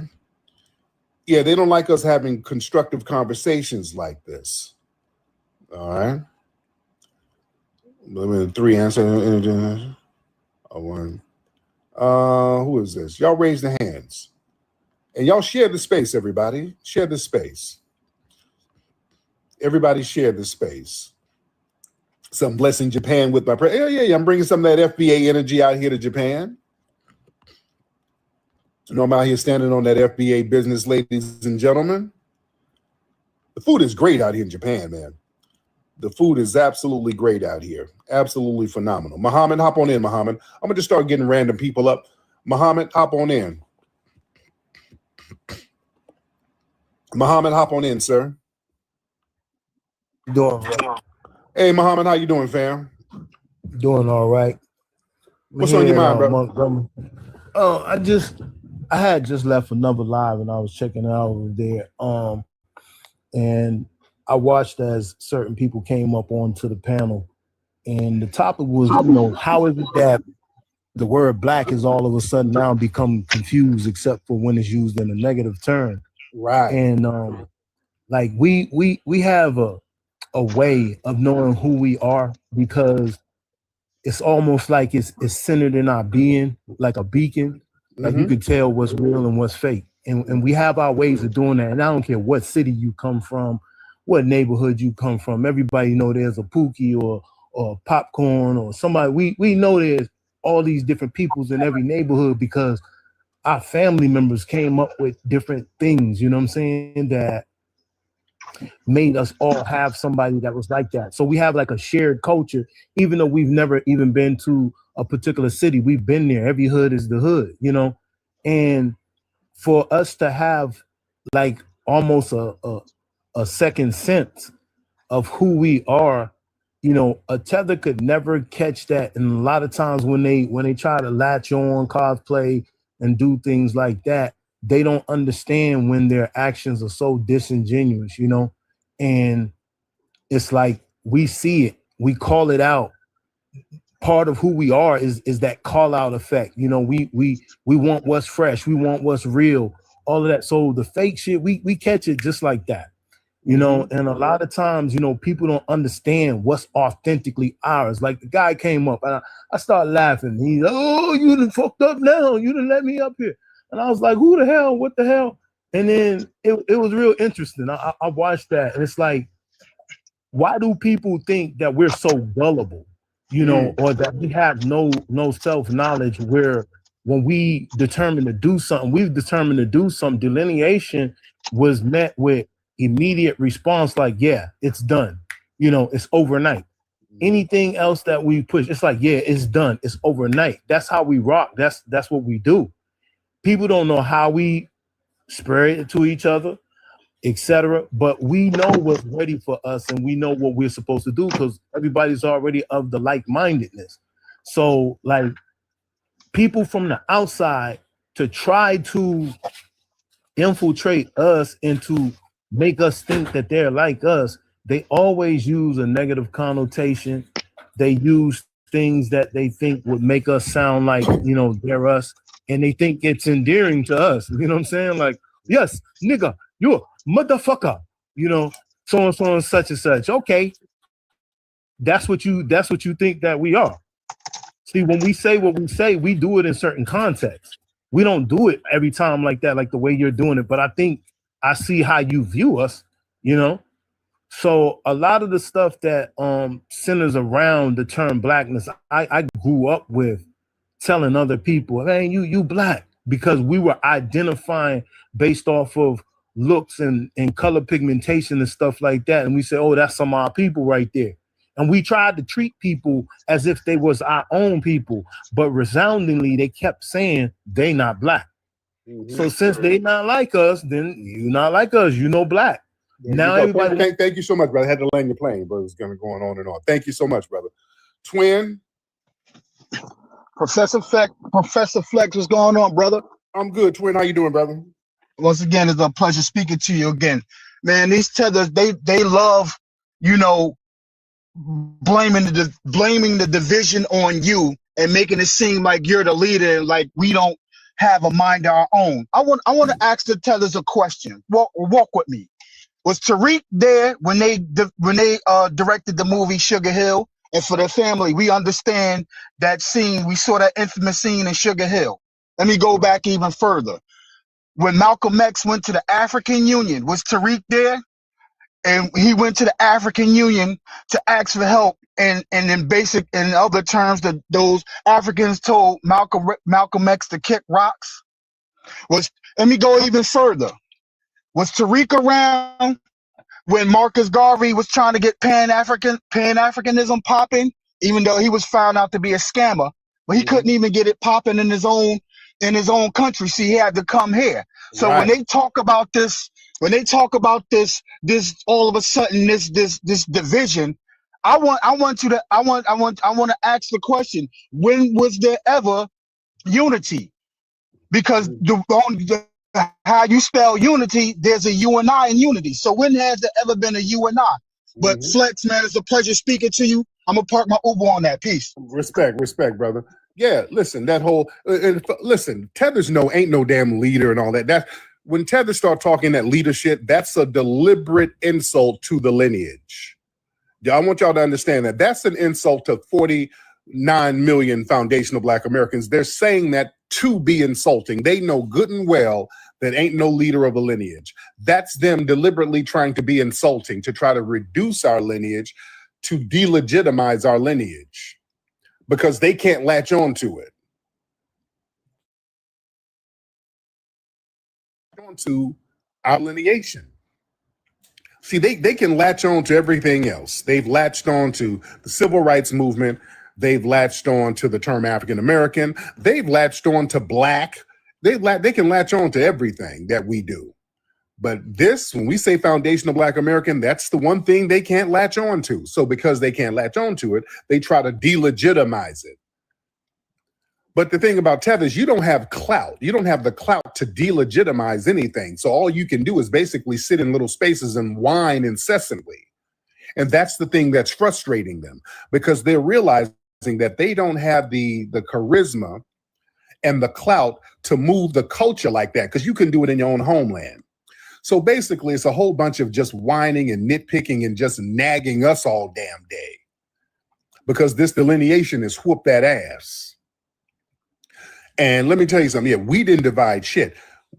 We just start checking these people en masse within the last 7 years. Before that, these people sat up here doing nothing but disrespecting us. All they did was disrespect us for decades. After we helped them, we were the ones, you go back to the 60s, 70s, 80s, 90s, we were going out of our way to help these people. We were helping them get immigration over here. We were helping them get housing and get citizenship. We were, hell, even before, we were bringing people and letting them come to HBCUs. It was immigrants going to Tuskegee. You were going to our HBCUs. We were the ones fighting for your independent movements over in Africa. I want y'all to watch the new Hidden Colors movie. We talk about how we over here were instrumental in a lot of the independent movements over in Africa. A lot of us were putting the batteries in the backs over there. Don't let them fool you. In the 90s, we're walking around with African medallions, bigging up some of the African continent, bigging up Mandela, shouting everybody out. And these folks would come over here and then drive cabs and wouldn't pick us up. The movie, he brought up the movie Sugar Hill, came out in 94, how they were over there in that movie talking about we are Katas. And then when social media popped off, they were doubling down on their anti-foundational Black American hatred. These people, you go back on Twitter and all these things, these people have been calling us a Kata for decades, and Jareers and all types of shit. We go over there to help them, and then they send us the Myron Gaines of the world, who come over here and side with white supremacist groups against us. We have major cases around the country involving justice, and the Tethers would be the ones undermining the shit. Come on now. Let's tell the truth about it. They get on these juries. Remember the Trayvon Martin case. They kept talking about this, quote, black juror that was on the Trayvon Martin, not the Trayvon, but the George Zimmerman case. It's not an all-white jury. There's a woman of color. There's a black woman on the jury, so it ain't all white. And they sat up there acquitting Zimmerman. That damn so-called woman of color was a damn Puerto Rican. She was a damn Latina. You see little shit like that. We start seeing stuff like that pop up. This weird off-code behavior by these so-called melanated people. And we had to step back and say, hey, wait the hell a minute. Hold on. Something ain't right here. Something ain't right. We need to ask questions here. We go to these different protests around the country, and then a bunch of tethers show up and start twerking. Little weird shit. It was too much weird shit going on. Yeah, and on TikTok, they would have slave auctions mocking us on, not TikTok, on what's that old bullshit ass site that I don't go to? What is that site? Not TikTok. What was that site they would have those slave auctions on? Clubhouse. There you go. Oh, they were acting a fool on Clubhouse. Oh, they really showed their ass on Clubhouse. These tethers would get on Clubhouse and denigrate the shit out of us. So that is what really sparked a lot of the delineation. These people would have marathon spaces. We weren't even talking about them. They would be on Clubhouse shitting on us, calling us ghetto. We eat Popeye's chicken, baby mamas. Then they would do television shows like that Bob Loves Abasola, where the writer of the show is an African damn tether. And they would write shit about how black Americans are baby mamas and gangbangers and put this shit on national television. And then y'all wonder why we delineate?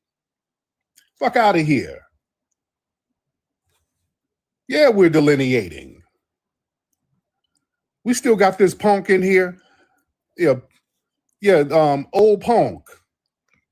He's still this Democrat punk in here talking about a cult. Nigga, you in the bussy cult, sir. Yeah, we don't give a shit about you getting mad.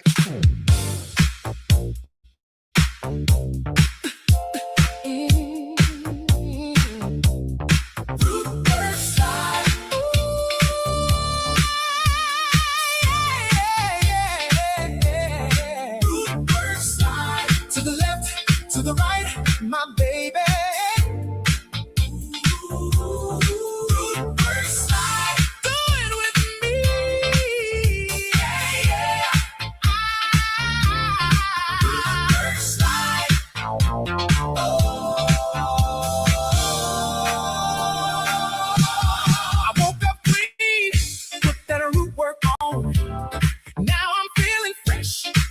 Till dawn, arms in the air, confidence wide.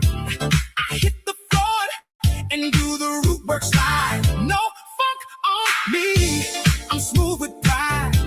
Fresh under pressure, fresh outside. Everywhere I go, they feel that vibe. They say, what you got? I say, root work slide, root work slide.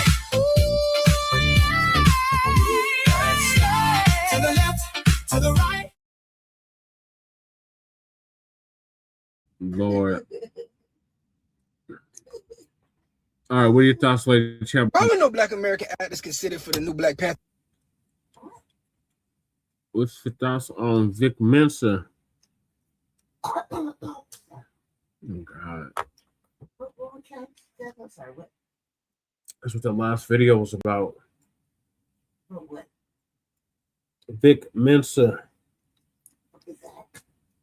a damn teller. What about him? That's what the last video was about. Lord, cuz. you realize it's all over the place. Lord, cuz.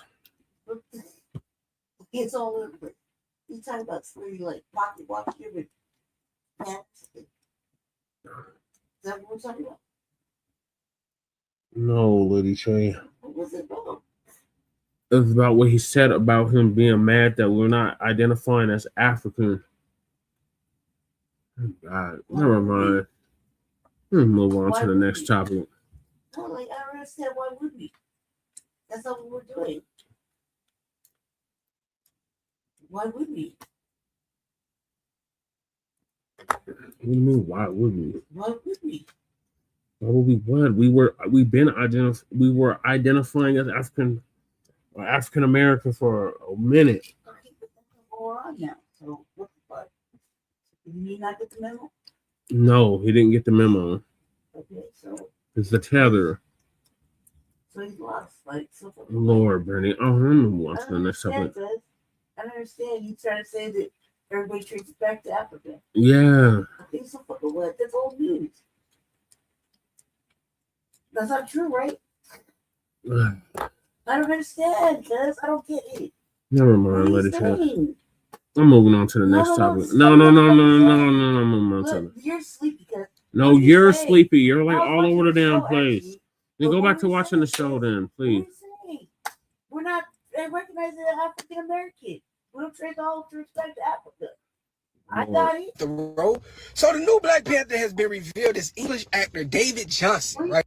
An actor with very little credits to his name, and it's causing major outrage with people because it's like we have so many Black actors that have been putting in work and they have not been getting their breakthrough roles. And here's 5 Black actors that would have did way better. You're gonna jump all these actors that's been putting in this work Is he not wrong? for import actors? Okay, so Come on, man. I'm upset with Ryan Coogler because he knows how the game is. He knows Hollywood is shunning Black actors and just America is shunning Black Americans, period. This is why so many Black Americans feel this way. If FBA is supposed to be delineating, they would never support this movie because it's an African story, right? It's a story in Africa. You might have to drop a dime on them. Sure. You know what I'm saying? Stop. I don't like that shit for sure, bro. I don't like that shit.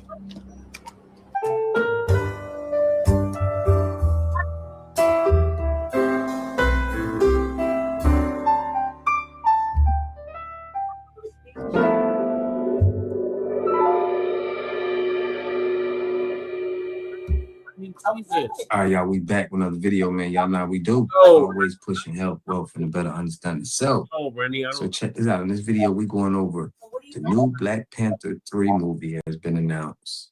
And I'm on to the next. David Johnson, I think I'm saying his name right, No, understand. has been added to the cast. And it's been a lot of She was doing the controversy about this. Okay, we got a lot of I don't ops, care about it. So okay, talking about this and bringing this up. Like FBA is gonna boycott this. FBA is gonna do this. Make sure y'all subscribe to the channel, hit that like button, push me on the algorithm. Greatly appreciate that. So it's reported that a British actor is playing the Black Panther. in Black Panther 3. Move on to the next topic. Am I surprised? Absolutely not. Ryan Coogler is a sellout.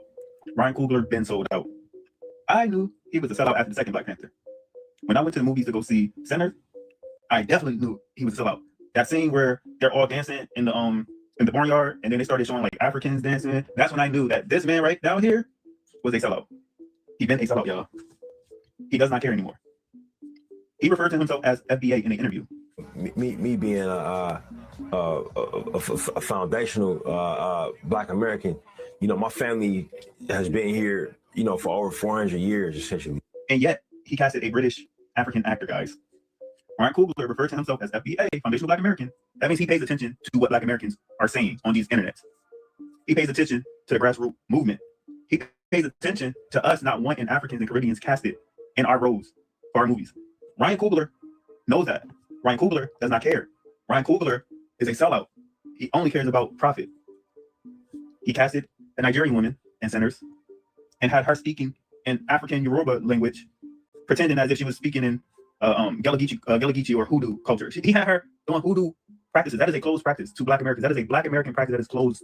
That's not for anybody outside of Black American culture to just be doing. So he casted her in a role of a Black American Gelagichi woman who practiced and does Hoodoo. An African woman. That's who he put in a position to play a Black American woman who practices Hoodoo. Disrespectful. Ryan Coogler then sold out. This guy does not care. And I'm going to keep on reiterating that. He knows what's going on. He knows that Black Americans are not fucking with the whole British actor thing. You got actors like Denzel Washington speaking up about that. You know what I'm saying? This guy is a fan of Denzel Washington. And Denzel Washington has been speaking on this heavy. What's the other Samuel L. Jackson? Is it Samuel L. Jackson? I believe Samuel L. Jackson also spoke on it. This guy is a fan of Samuel L. Jackson as well. His elders have been speaking on Africans and Caribbeans pushing out Black American actors. And Ryan Coogler goes and hire one. Ryan Coogler, you're a coon. Black Panther 3 is going to fail. We are not going to see that shit. We're not going to see it. Black America is not going to see that shit. We don't give a fuck about Africa. We don't give a fuck about Africans. And we don't want to see Africans and Caribbeans playing in movies. we don't care. We don't want to see them playing us in movies. Yeah, we're not going to see this shit. So as you keep on selling your soul, Ryan Coogler, just remember, the people that you need to go watch this movie are the same people you are going against. And we see. And like Kevin likes to say, there is one more thing. I want you guys to give a warm welcome to our new Black Panther, Mr. David Johnson.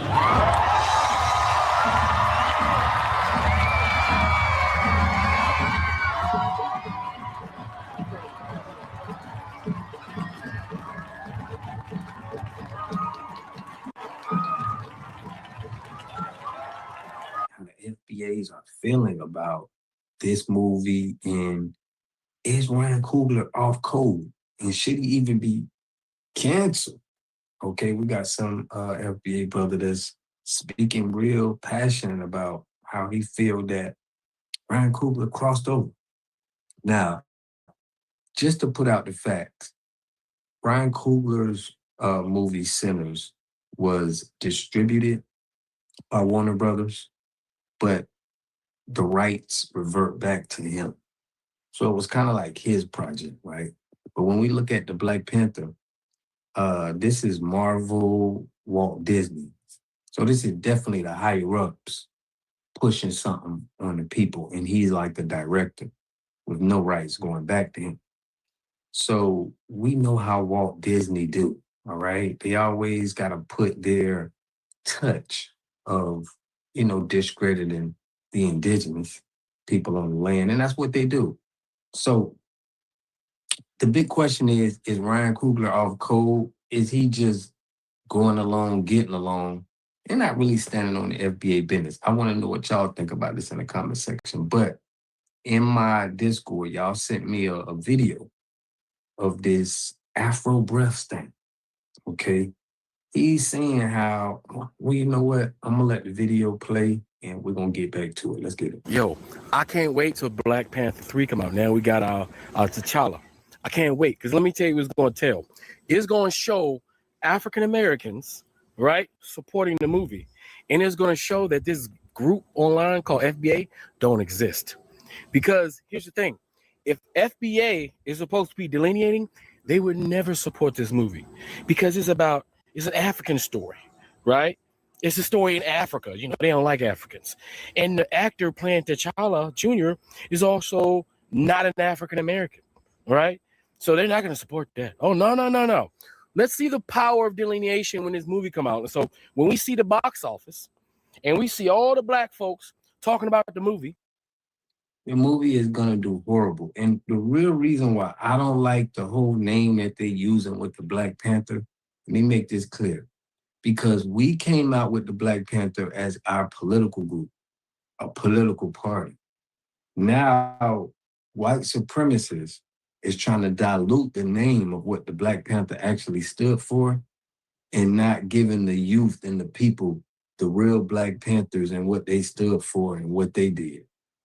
So even by calling this Black Panther, to me, is definitely a diss at, our legacy. Some people not going to peep on that, but Black Panther should be left alone to what we originated today. Now they're making it to, they Africanizing it, just like they do everything else that we have. So this Fed here, is trying to say we're going to go out and support it. Well, he don't even know the temperature of what's going on. You know what the blackout means. You know what we're doing right now. Check it out. Right? When we are critiquing it, saying how good of a job they did, cinematography, the outfits, the clothes, we're going to see if FBA are going to abstain themselves and if they're going to not go watch the movie. Because I have a sneaky suspicion that a lot of these so-called online FBAs are going to sneak their black asses into the movie theater. And they're going to be real black They're gonna be real African for about 2 hours and 90 minutes, right? They're gonna be kumbaya with the rest of us, looking at a movie that represent us, that got us in it. They're gonna be all in, and then they're gonna go back home, right? Get back online, right? Because they ain't got nothing else to do now. And they gonna get back on the FBA online bullshit. That's what's gonna happen. But it's gonna prove that FBA doesn't exist. That nobody knows what that is except for the people who go online and hear that shit in their algorithm. And it's crazy because you speak about us every day. Everybody on your channel knows who FBA is. The 100,000 people that subscribe to you. You always speak on us. So it's like, we gotta be something. We gotta be important, especially to you. Bro, if I'm keeping it real, I don't know what more I can say. I don't know what I can add that hasn't already been said that people are trying to shoot down. I don't deny that the guy they chose to play him is probably a great actor. I don't really know him like that, but I think I do recall him in Alien Romulus. And,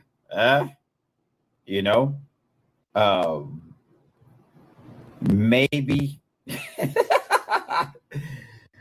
his performance will be surprising, somehow I doubt it. I feel very confident that they're going to hold T'Challa. In fact, I'm going to go on record and say they're going to turn him into a mama's boy. That's what's gonna happen. He's gonna be lame as fuck, and he's gonna be a mama's boy. He won't be T'Challa. And hey, I don't give a fuck about Black Panther 3 like that.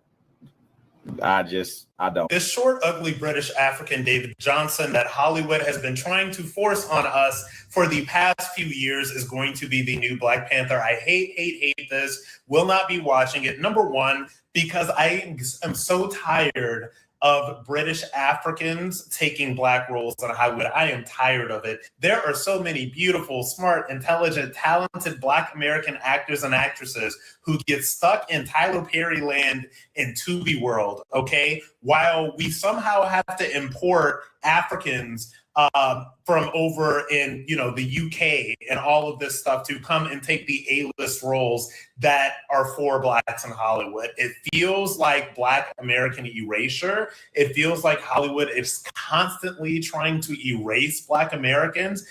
It feels like everywhere from Hollywood to the political system, everywhere are trying to make British Africans like the face of Black people in America.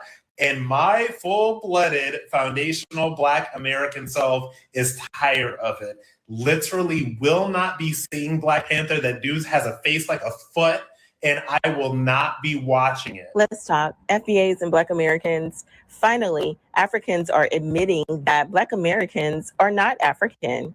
That means we can't be xenophobic when we delineate, because in the comments about Wakanda, the selection of the African Brit to play T'Challa, they're stating, while T'Challa was African, Wakanda is in Africa. First of all, Wakanda is fictional, but what you're saying is a Black American can't play an African because we're not African. I must be the only one in the goddamn world that is not okay with who they casted for Black Panther. I'm not okay with it. I don't care. The way they're trying to steer this movie in a certain way, I don't fucking like it. And let me just tell y'all this. Black Panther and Lupita, or whatever character that she plays, because I don't know the name of her, right? They were never supposed to have a child. He was supposed to have children with Storm, not her. So his abilities in the movie are just going to be basic. Not saying that Black Panther's powers are basic. I'm not trying to say that. They're just going to be basically Black Panther's abilities. If y'all were to look up the children that Black Panther and Storm have, they have extra abilities, which would have been fire in a movie. But y'all wanted to steer a certain way because y'all can't exactly hurry up and put Storm or try to cast somebody as Storm in a movie. So y'all just try to hurry up and do a different way. This shit is fucking ridiculous. I'm sorry. I don't care.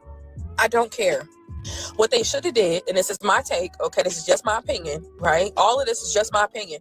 What they should have did in the second movie was resurrect Killmonger, right? And somehow he had like a change of heart or some type of fucking went through a midlife crisis or some shit, and then he becomes Black Panther, but has Shuri alongside of him, so she understands Black Panther and how to fight like Black Panther, and she's training and shit like that. And then eventually, probably around the third or fourth movie, she actually becomes Black Panther, right? Like Killmonger, like they thought they could trust Killmonger, and all of a sudden, you know, he changes back into, you know, the villain for the third or the fourth movie. I don't give a fuck who they casted for Black Panther. I don't like it. If y'all was to look up, like I said, if y'all was to look up how the children that Black Panther has, he has children with Storm, not Lupita, bitch. And another thing, the second movie was trash. I'm not looking forward to the third movie. Oh well. I'm just be honest. I'ma still watch it because I'm a Marvel fan. But am I gonna watch it multiple times like I did Black Panther? Hell fucking no. I don't give a fuck. Fuck them, bro. This shit ridiculous. Probably no Black American actors considered for the new Black Panther role. So the new Black Panther has been revealed as English actor David Johnson, right? An actor with very little credits to his name, and it's causing major outrage with people because it's like we have so many Black actors that have been putting in work and they have not been getting their breakthrough roles. And here's 5 Black actors that would have did way better. First, we got your man, Michael B. Jordan, right? This would have been the biggest shocker because just like what they're doing with Robert Downey Jr., turning him from a hero to a villain, they could have did the exact same thing with Killmonger. They could have turned him from a villain to a hero. That would have been the best thing they could have did. People would have been excited. Next, they could have went with Jonathan Majors. Oh, yeah, bringing him back because they know he was wrongfully accused, bringing him back in. This could have been his way back in the game. Jonathan Majors is an amazing actor. Say what you want about him. Next, since it's going to be Black Panther's son, why not go with the youngest actor you could have probably got? Khalil. Khalil is only 24.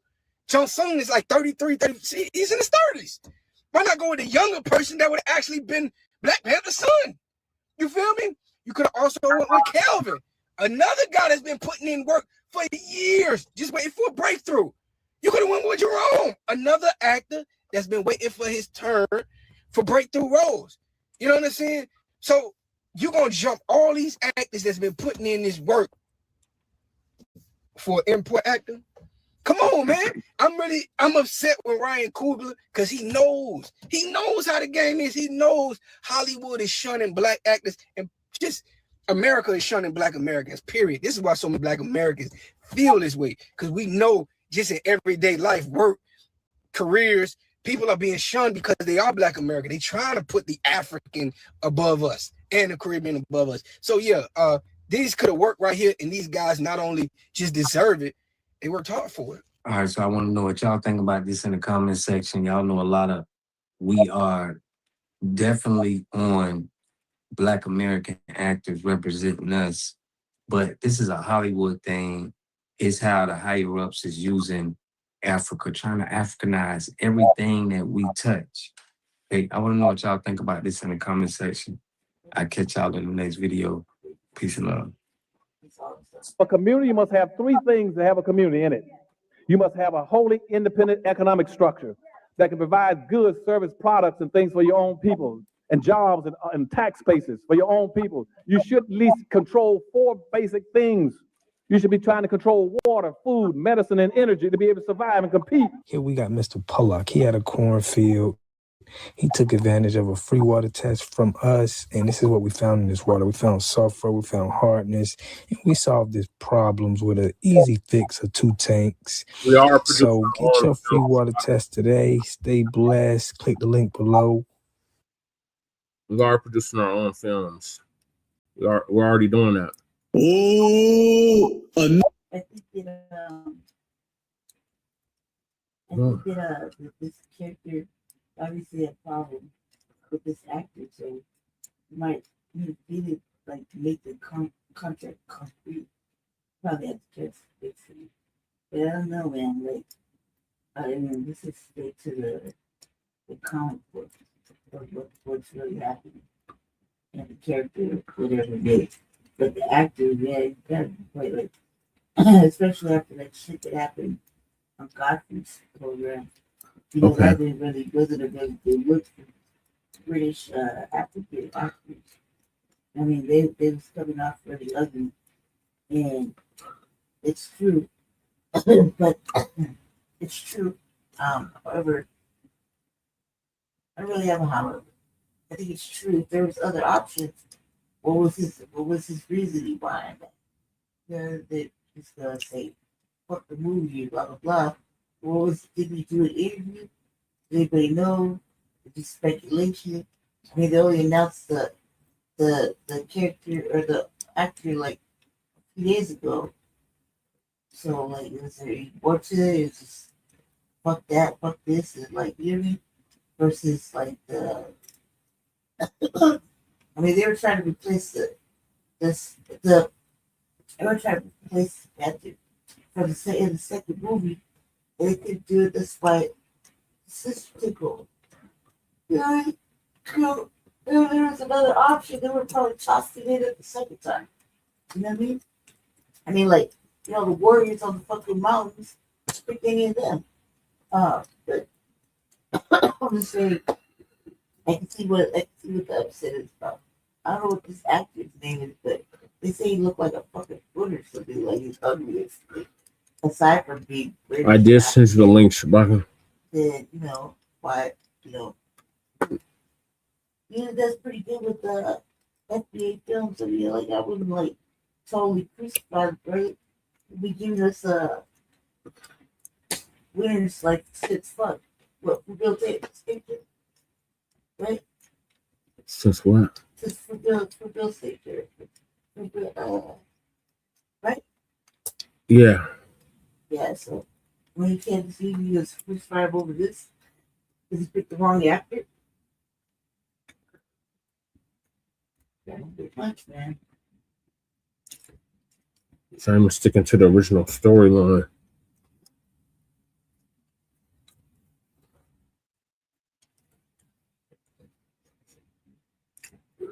Not only is it not sticking to the original storyline.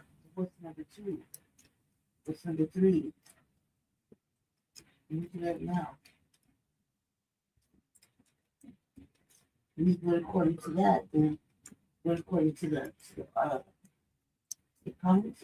Yes, that's what it's based off of. It's the comic. But they're not following the comic. Grand Rising, Shabaka. Yeah, Grand Rising before sunrise. You know, I couldn't sleep because I drank too much of that damn coffee, you know? Yeah. Yeah, well, anyway, as you see, I've been all over the net, man. You know, trying to reach out, making additional connections and what have you. Okay, man, how many followers do we got now? We're over 900. All right, so how many do I need, man, to go live? 6. Okay, yeah. So I'm reaching out, man, and what have you. But what caught my attention, man, is that you guys is talking about Hollywood. And the cold part about it was I was reading up on the first Black actress to be on a regular TV series. Her name was Gail Fisher. She used to play on a TV series called Mannix. And the reason I know, because I used to watch it as a kid. You know what I'm saying? But the cold part of, yeah, go ahead.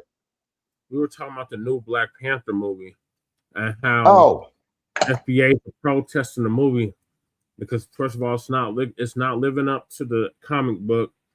And right. It's actors to play Black actors. Okay, Tethers. Yes. That ain't cool. All right, because I've been thinking about that, man, because if these motherfuckers ain't trying to do nothing to promote our industries as well, too, you see what I'm saying? Like we've done them over the past, and they step away from us like we got shit on us or something like that, then fuck them too. Right. Yeah. Say, and I'm trying to figure out what current black actor that we got that could play that part of King T'Challa. It can't be Michael B. Jordan unless, of course, he's playing a different role. You know what I'm saying? Because he got wiped out. But then there's this other brother, man, that I saw that's coming up. They got quite a few of them, you know, left over from the hip hop eras, man. You know, they could play the part, you know, playing the lead because what it is they need the lead, from what I understand, for the king, okay? Because Angela Bassett ain't gonna do it no more. You see, she's done. You see what I mean? Original comic book strip, Shabaka. Right. Panther had children with Storm. Okay. Okay. So that's what they were showing in the second Black Panther at the end. Yeah, go ahead. So they're not sticking to the original comic book. Okay. Okay. Well, see what they do is, man, they bought all the rights to it, or they leased the rights from Disney on it. And I really wish it would have followed the comic book. You know what I'm saying? Right. Yeah. Because that's what I was talking to our art director about. You know, our sister who does the artwork. Yeah. Yeah. So I told her, I asked her to come on board with me to be the art director, because that's some great work. You know what I'm saying? That she does. Yeah. And so, but get rid of the fucking tethers, man. You need a cat to play the part. You talking about playing the king's part, right? Yeah. Okay, so we need a brother from Chicago, New York, Atlanta, or Los Angeles. You know what I'm saying? And what have you. Just say, so when he gets the power of the Panther, he will appreciate it. You know what I'm saying? Right. Because whoever the hell they get, man, is going to make a name for himself. You see what I'm saying? Yeah. So once again, you know, Mr. Ryan Coogler, you the producer and the executive producer, you the one that make the decisions on that shit. And if you hear us, sir, get a strong black male to do it, not a tether, and not none of them British actors. You know what I'm saying? Don't get no person, man, who ain't, you know, with the cause for, as you call them, FBAs, I call them diasporic Africans. You know, they two sides of the same coin. We're basically talking about the commercial and economical development of our people. You see what I mean? Well, they don't want to identify as our people. So we're talking about the ones here in America. The Black Panther started in America. They were not started in Africa. Right, exactly. So going to depict the Black Panthers. Yeah. You need to get Black American actors to play those roles. All right. Okay. All right. I could reason with that, because our community damn sure need the money. And then we do got a lot of brothers who came up, man, who became producers of their own shit, just like I see here on this Facebook and this TikTok and shit. You know what I'm saying? Yeah. Yeah. And I'll talk to you off the air about some ideas I got for us on it. But to stay on topic, no, it should be a black person from the U.S. playing Black Panther. You know what I mean? Right. Preferably from Oakland. Yeah. Because they filmed a few scenes of the movie, of both those movies in Oakland, believe it or not. Yes. Yes. Yeah. You know, just little bit parts, you know. But even still, though, you know, they should be reaching out to somebody, man, black from America, playing the part. Right. Yeah. Right. And now, why you got these two scrubs up here, man? Oh, this is what happened after the boycott. You know, we're boycotting Asian businesses. Oh, okay. Yeah, that's becoming effective, man, because I've been seeing a lot of work over the net where they was passing nail shops that are completely vacant in black communities. You know what I'm saying? So the producer of that clip, they went up there and said, hey, that's a good thing. You know what I mean? Yeah, so Black Alpha Network will give us an update on that. Okay, and then I'm going to try to film some footage today, man, since I'm up. It's 3:19, right? So at the crack of dawn, man, you know, I'm going to try to get down there to the Vegas sign, you know? Okay, Sabah. Other pages turn, family. Fam, think about it. Everywhere you turn around now, you seeing Benjamin Crump. Everywhere you turn around now, you seeing Benjamin Crump's affiliates. Where the hell were these people at for the whole last year? Oh, they were hiding because of the Carmelo Anthony case. They didn't want to say nothing. They sat out the whole Carmelo Anthony situation, popped right on up for the Nolan Wells case. Why you think so? Because the Nolan Wells case just happens to be a few months away from the midterm elections. And it also just happens to be a few weeks after Barack Obama opened his Barack Obama Center. And it also happens to be an unalived black body. And they just threw Carmelo to the woods because when's the last time y'all heard this dream team talk about Carmelo case? Damn. Silence, midterms, loud. And then go back to silence. Mom's a word. Notice whenever it's a living, breathing, foundational black American who neutralizes a threat, the Democrats get quiet. But whenever it's an unalive black American who gets taken out by the threat, the Democrats get loud. Family, you don't mean anything to the Democrats when you can live to tell. So no way in hell would they ever mention Carmelo Anthony.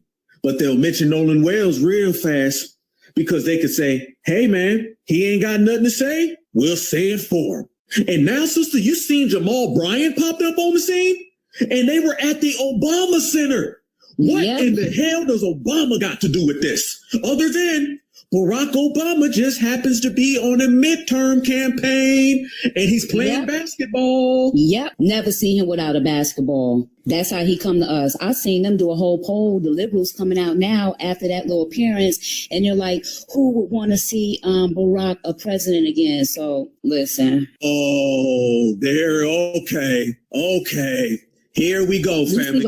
We see the play. Damn, the rewriting of Obama's legacy. This is why Obama put out the damn Obama Center, because they understood that when Kamala Harris was running, and he said black American men need to vote for her and quit being mean to her, and brothers and sisters checked him for about 3 months. He went into hiding. Now he wants to come out and rebrand himself, and he inserts himself in this Nolan Wells case. For those who didn't see it, there's a clip going around, and I played it on my broadcast, and it has Benjamin Crump, Jamal Bryant, and Nolan Wells' parents, and they are at the Obama Center, and they're talking about the audacity of hope. Family, what the hell does the audacity of hope, Barack Obama's book or his slogan or his lecture, what the hell that got to do with Nolan Wells? Not a damn thing. It has literally nothing to do with that. Why are you at the Obama Center other than you are trying to funnel energy to the Democrats? Fam, you got the right to call a spade a spade. You got the right to call an op an op.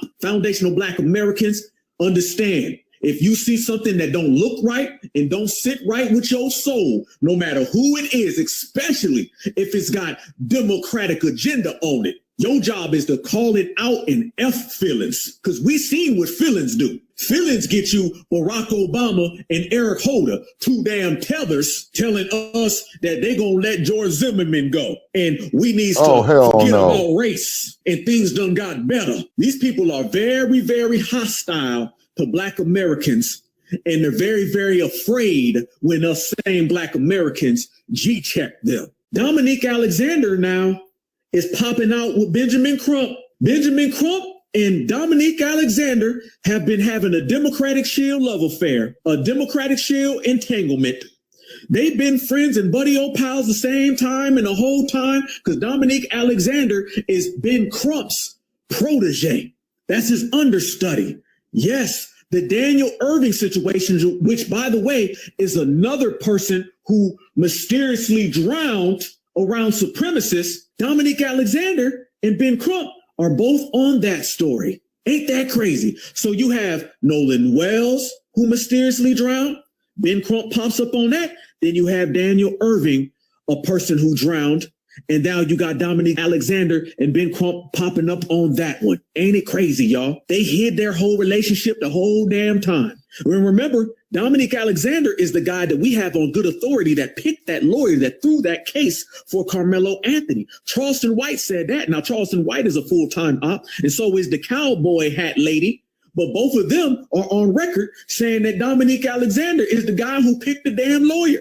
Why was Dominique Alexander even around the Carmelo Anthony case? I'm going to tell y'all why. It's because Benjamin Crump placed him there. So Benjamin Crump could get his understudy to basically throw a case for a black child, while all the while they kept their little Democratic Shield love affair silent. And now that Carmelo is out the way, they can both get involved in the Nolan Wells and the Daniel Irving case. Family, when you don't see these people, it ain't because they're not present. They're always behind the scenes finding a way that they can undercut and undermine foundational Black Americans politically and socially, personally and professionally, whether it be us as a collective or whether that be a family that just wants justice for their unalive child. Because remember, y'all, they don't care about unalive foundational Black Americans. They care about using unalive foundational Black Americans to get the Democrats elected. Tell us more about Dominique Alexander, sister, because last time I checked, you was the one who called him out last year and wrote him personally. Did every single thing you said come true? Everything I said came true. Wrote him personally, and I said, I see you. First of all, you're not us. And I said, you're trying to sabotage the Anthony family. I said, stay away from them because you're sabotaging the case. I told him that personally, I think it was April 5th. 2025, and he did everything I said he was going to do. Okay, and could we change Benjamin Chump from the ambulance chaser to the firefighter? Because they sent him out just to put out these fires. That's the only thing. That's why he jumping over here. That's why they like leave Carmelo Anthony, whatever. We ain't about to fight that. We gotta get on this. It's too many YT little junior supremacists involved. It's too many people involved that's gonna go down. We gotta put this fire out. And see, they thought they was gonna get us out there to be in the streets because of Nolan. Now we care what happened to the Black baby.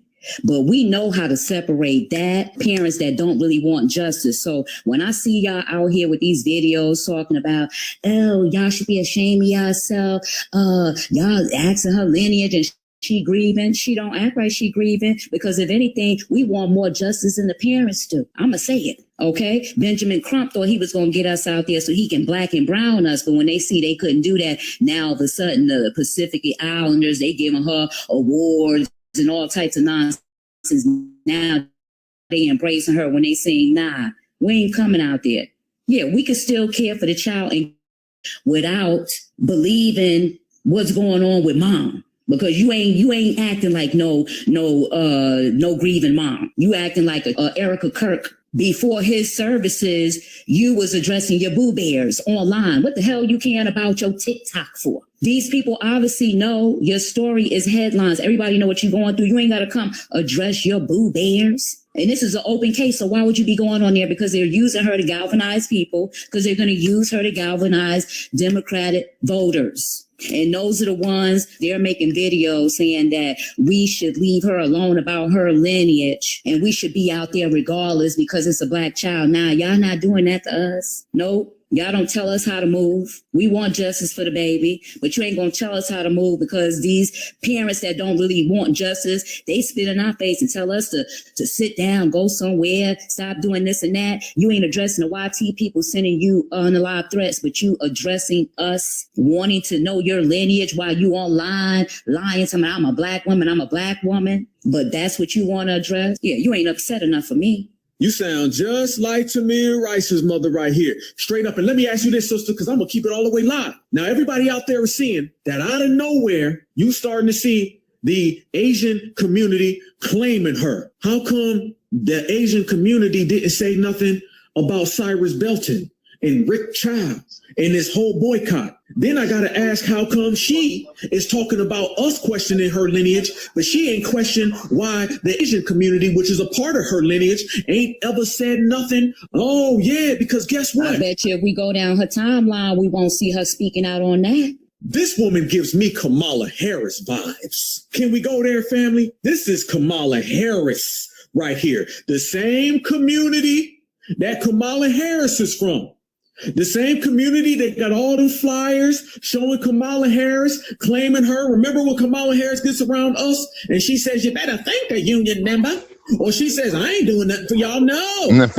Yeah, exactly. She started talking about how she feels the pain and the grief and why they need a crime protection. But she ain't doing It's shit the same about it. thing. These folks out here playing hopscotch with our lineage, y'all. Jump in, jump out. This ain't nothing but Kamala Harris / Erica Kirk. This is Kamala Kirk. I don't trust anybody who runs to the Democratic Party to handle a situation of a black unaliving. If you run to a Benjamin Crump, that's one Facts. thing. When you start popping up with Jamal Bryant, Al Sharpton, Barack Obama, Right. nah, bruh. That's extremely funny style. And I ain't buying it. Back to you, sister. You I see ain't gonna this get no as argument from me. using her to get us on the Democratic Party again for Democratic votes, because now they got these Democratic shields out here trying to make Benjamin Trump credible. He posted something about FBA. Benjamin Crump is FBA. Stop questioning him. He trying to get justice for Nolan. And I put in there, I said, we don't know what his dad is. It's missing, because I've been searching him for a long time, and his dad's information is missing, and his maternal grandmother, she's not in census on the Freedman Borough. I was like, nevertheless, he ain't trying to get no justice for Nolan. So they sending them out. And then I don't know if you've seen them now. The mom, I guess she feels some type of way about us questioning her lineage. Now they talking about Nolan is related to Ida B. Wells. Now, is Wells his dad name, which his real biological dad is in prison? I don't know if he's foundational Black American, but I know that stepdad is a tether. But now they trying to say he's related to Ida B. Wells. Why are y'all going out of y'all way doing these lineage checks and to prove this and that? Why? This has nothing to do, my opinion, for justice for Nolan. What you think? Fam, we're not going to go down that same boat that we went down with all them fake activists. Because remember, y'all, Benjamin Crump ain't nothing but the fake attorney version of Black Lives Matter. He popped up at the same damn time with the same damn scam. He was pretending that he was Johnny Cochran. Let me say this about Benjamin Crump, okay? Benjamin Crump know damn well what he was doing. Benjamin Crump was, if I don't say it, then y'all ain't got to speak on it. That's what he was doing. Benjamin Crump was don't ask, don't tell. He was trying to lead you to believe that he was Johnny Cochran. He was trying to lead you to believe that he's fighting a system of supremacy. He's never mentioned that he's a settlement lawyer. Family, settlement lawyers call themselves settlement lawyers. That's why every night when you see a commercial with a settlement lawyer, they tell you to come and get a settlement. Benjamin Crump is the only settlement lawyer that never uses the term settlement. You never hear settlement attached to him. Instead, they say things like he's Black America's attorney general. They use all of these hyperbolic big terms that have more clout and cachet than a settlement lawyer whenever they're in reference to him, because they're trying to fool you. They purposely leave out settlement when they refer to him, because if they did bring up settlement, then Black Americans would realize that he ain't really trying to put nobody behind bars. Let me say this one more time for everybody. When you start talking about a settlement lawyer, don't write Black Alpha and say, well, Benjamin Crump is trying to get justice. No.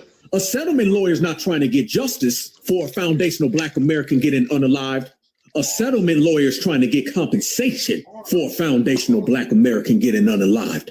It ain't justice. Pretty much. Until the individual who committed the crime, the individual who committed the act, gets punished and goes to jail. Anything other than that is compensation. If you come and you unalive my dog and you don't go to jail, but you give me $5, you just compensated me. You didn't get no justice for me. Remember that. So when they run around here and they talk about all these great things he done, he ain't got no justice at all. And we don't really respect that.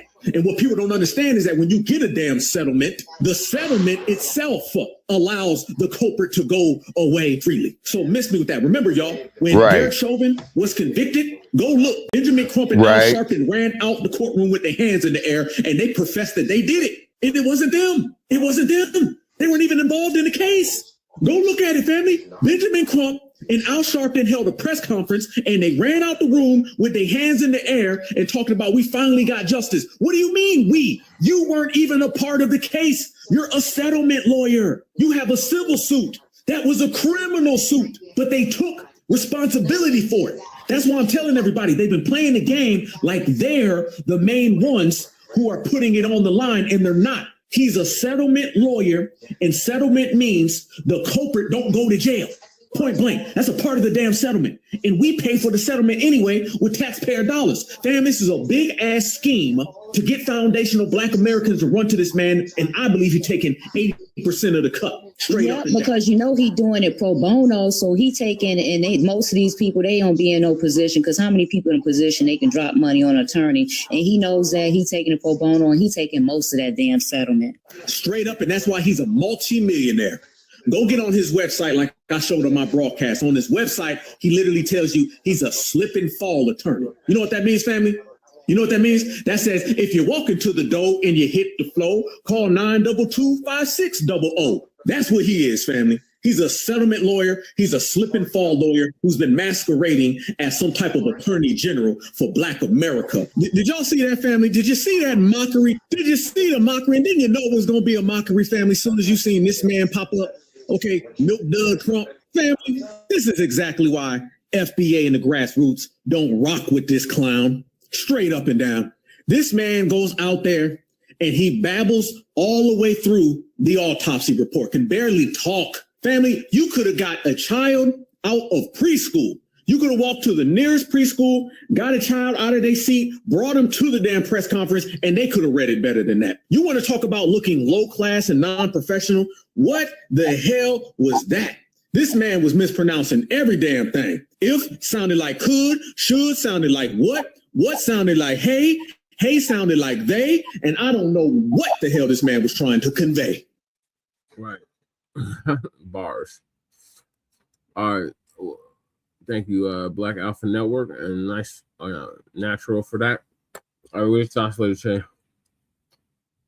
I mean, like, this is all old news to me. Like, for what I said it, I called it way before the funeral. Did I not? Yes. So I called it. The mother's acted weird before that. Well, basically what he's saying, Lady Chair, is that these Negroes is ambulance chasers. Hold on, so I can let Lady Che. I've been saying that they crumps them up on the ambulance, Sharpton, all that shit. I knew that shit was falsity with God damn it. On the funeral stuff, it was really fucking grandstanding. You can hear your TV, Shabaka. Yeah, I'm turning it off. It was like political performance. That they didn't really give a fuck about it. Anyway, it was political, very church-like, very performative. Sharpton. The mother's been acting like weird since like the camera's gone on. I don't know anything about this Asian shit. Asian people like claiming this fraud, but I do know that she's been doing the most since the camera's got her. Whatever she's doing on the outside, whatever cheesy shit she was doing, I called it out way before the funeral. Just because she gave me these weird ass vibes. The thing about we already knew all this. All this stuff is like maybe it's for the youngins, but like for a motherfucker who's already grown, this is not new information. It's like, man, tell me some news I can use. You know what I mean? Like, tell me something I don't know. You know, the thing is that when you take a settlement, you don't want justice. You're basically right. The death of your loved one has a price, and that you're willing to take a percentage of that price after you pay old Chump, old Crump, and everybody else. After everybody takes a piece out of it, your one is based on a percentage. Basically sold your loved one's soul. That's how much that's what it's not justice, it's a check. Your death of your son, you gotta, split with Trump and whoever else, whatever else takes it. You know what I mean? So that's what it is. That's not justice. Right. That's compensation. That'll never be justice. And once you take that, or you even have Trump on the case, you're basically saying you're out there for monetary compensation, and that's the right. cost of death. That's the cost of Black death. And you got a Black ass attorney just willing to go ahead and capitalize on Black death and the Black grief of it all. Put you in front of the cameras, have you crying. Next thing you know, You're smiling after the funeral, and you done got Right. and a little check that he took a good portion of, because you know he's somebody and he gotta make it look good. You gotta make it look good so you get that big old settlement that he's gonna take most of and get a little percentage of, and hey, I guess that's the compensation for however many years that person was alive. So if you want justice, don't take the motherfucking settlement. Pursue the fucking case. You know, find who else killed him. Because at this point, we're looking for somebody who killed this boy, and the mother's showboating and doing the most. And we already knew she was a mixed breed. Yeah. We already knew the boy was mixed. So anything else like that is just extra bullshit. It's like whether or not she's acting goofy and we don't want to fuck with her no more. Okay, cool.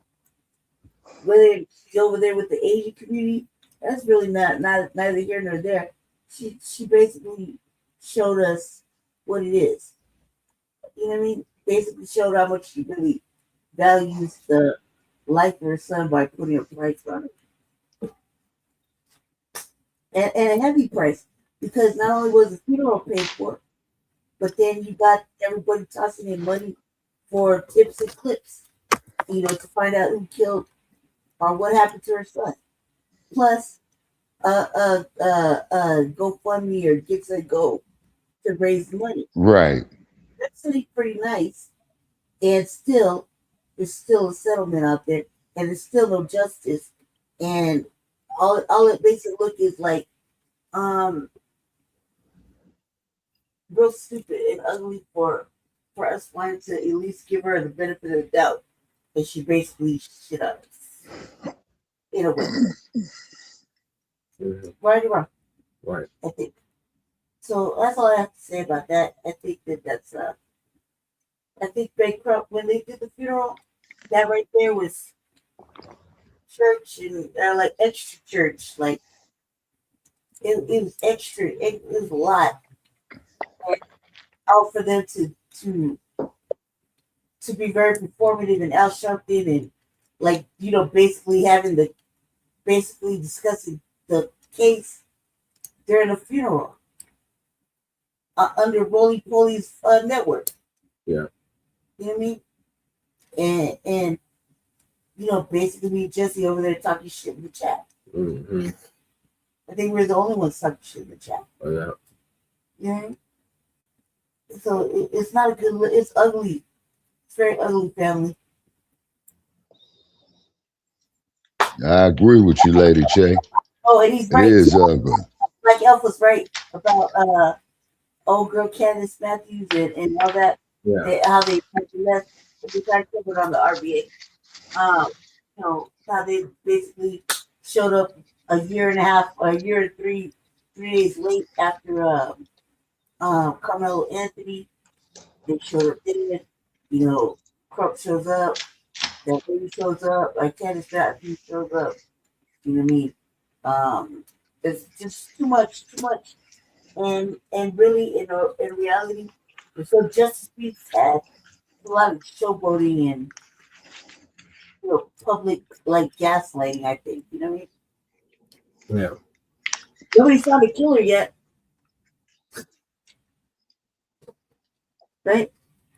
And Carmelo Anthony got like 30-something years. 35 years. That's like Yeah. Yeah, You're right. What are your thoughts about it? Okay, well, my thoughts is Lady Che pretty much said it and sized it up. That basically that he's out here ambulance chasing and all this old type of shit, as opposed to doing the righteous work to find out who killed this young man. You know what I mean? Right.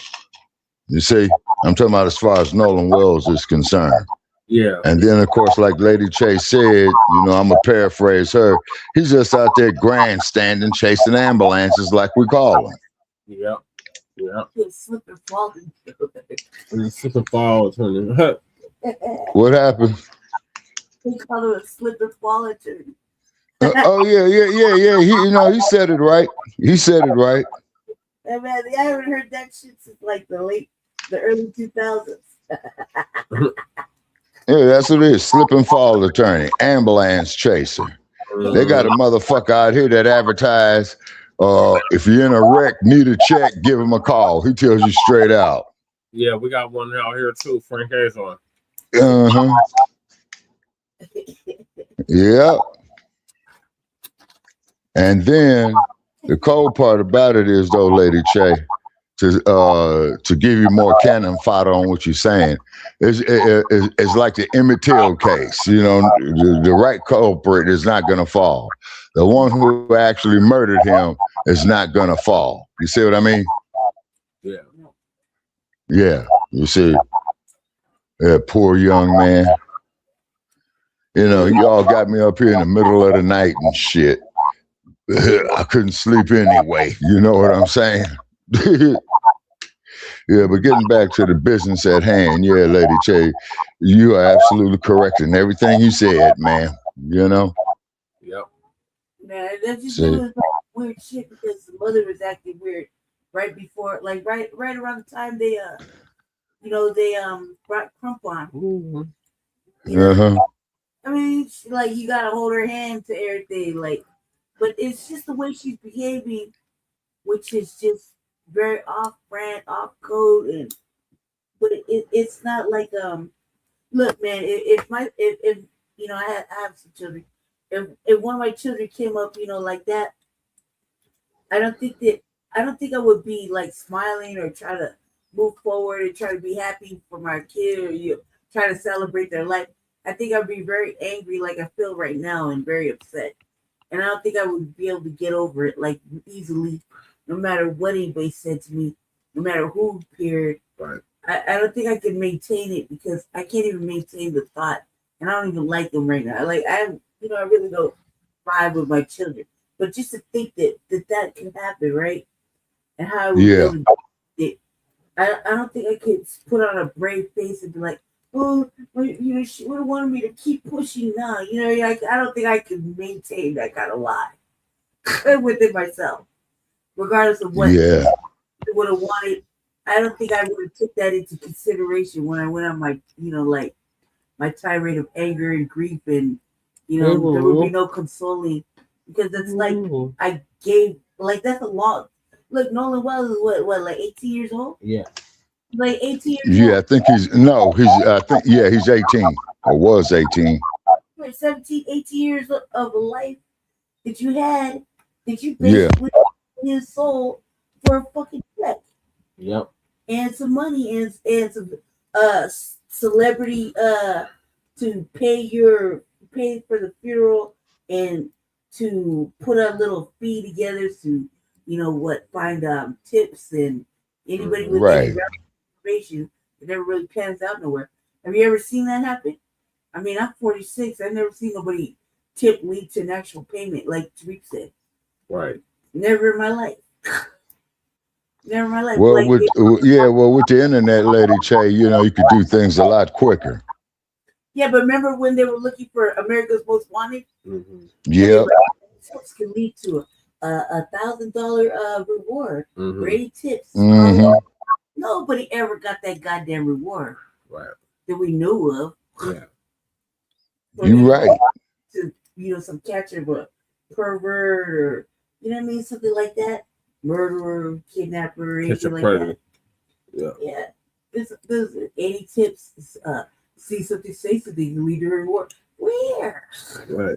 Like winning the lottery. You can remain anonymous. Right. You know what I mean? So I just feel like it's an incentivized program to capitalize on Black death and Black pain. And what's worse is Black people doing it to other Black people, making this whole thing of consoling and grieving family and looking for, you know, helping them get through it, like almost a sham. Yeah, it is a sham, Lady Che. You know what I'm saying? Because this is why I call them ambulance chasers. You see? All right, I'm gonna move on to the last two topics. And that is That is AI data centers are moving into your house and into How space. what? Yeah. So Lisa gonna give us an update on that. All right, going on mute.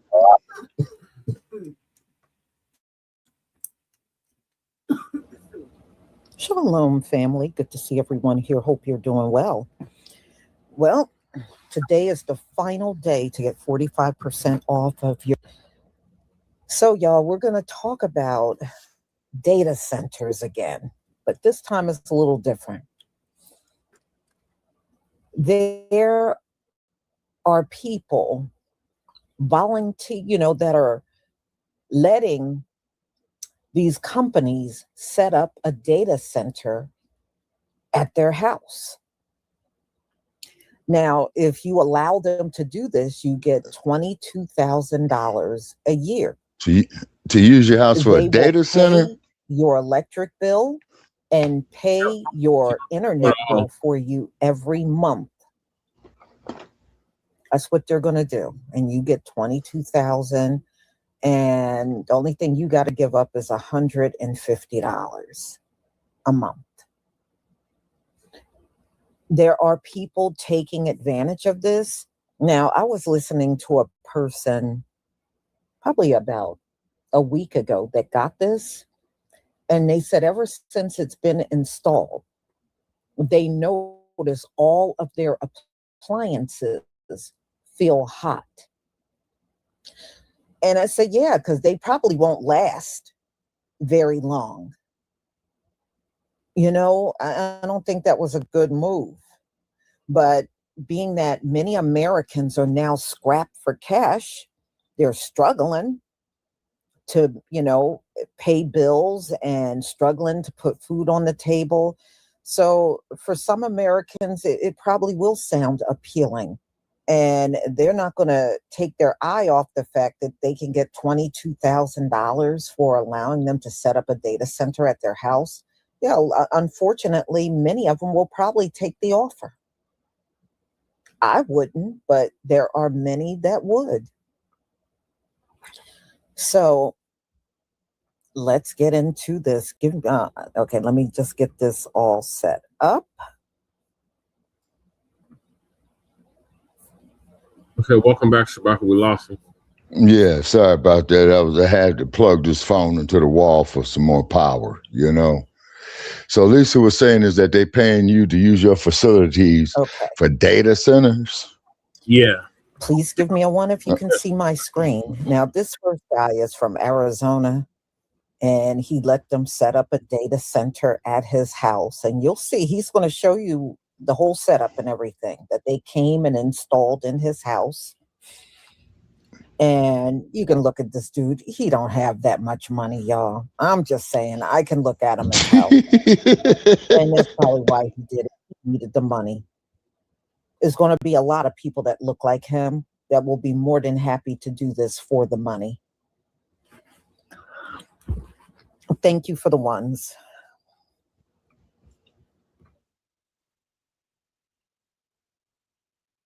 Well, that is crazy. That is downright insane. I have a mini data center in my house. They're paying me monthly to house this data center. Pretty sweet. So if you can't beat them, work with them, I guess, So anyways, you guess. This data center went in a couple of days ago, and it's producing all of your Google results in the 100 square mile from this location. So if you were to type in, hey Google, what's the weather like tomorrow? I could modify this system to say, don't worry about it. It's going to be 500 degrees. You won't make it out alive. That's the kind of thing that this is producing. So they're paying me money to have this here. Information's coming in, and I'm able to send the information out. Pretty wild. And if you want one of these in your house, let me know. They'll pay you to put one in. So y'all, I'm the first one to have a mini data center in my house. They're paying me monthly to house this data center. Pretty sweet. So if you can't beat them, work with them, I guess, you know? So anyways, this data center went in a couple days ago, and it's producing all of your Google results in the 100 square mile from this location. So if you were to type in, hey Google, what's the weather like tomorrow?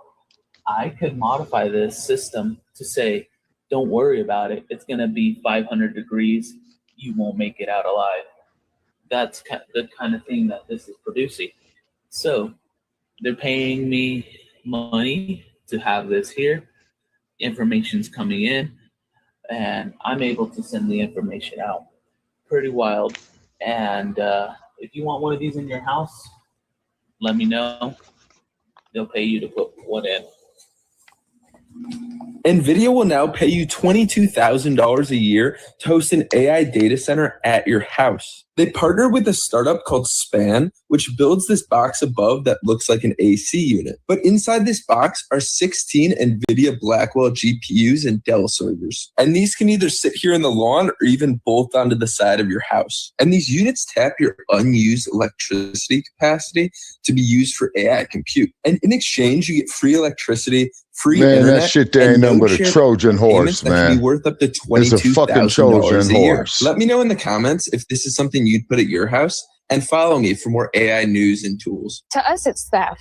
It's literally $1 billion company stealing land from smaller people. And to say that you're doing it in the name of data centers is a slap in the face to us. This family was forced to sell their home to help power AI data centers. Ainsley Brown's family was forced to sell her childhood home to utility company Georgia Power. If they hadn't, the company would have taken it from them via eminent domain. This is because Georgia Power is building a transmission line to help power new data centers in the area. This requires adding over 300 parcels of land. And this isn't the only family whose property is being taken by Georgia Power. Claudia Moore and her husband will lose the woods behind their house. Cynthia Van Epps is losing her backyard pool.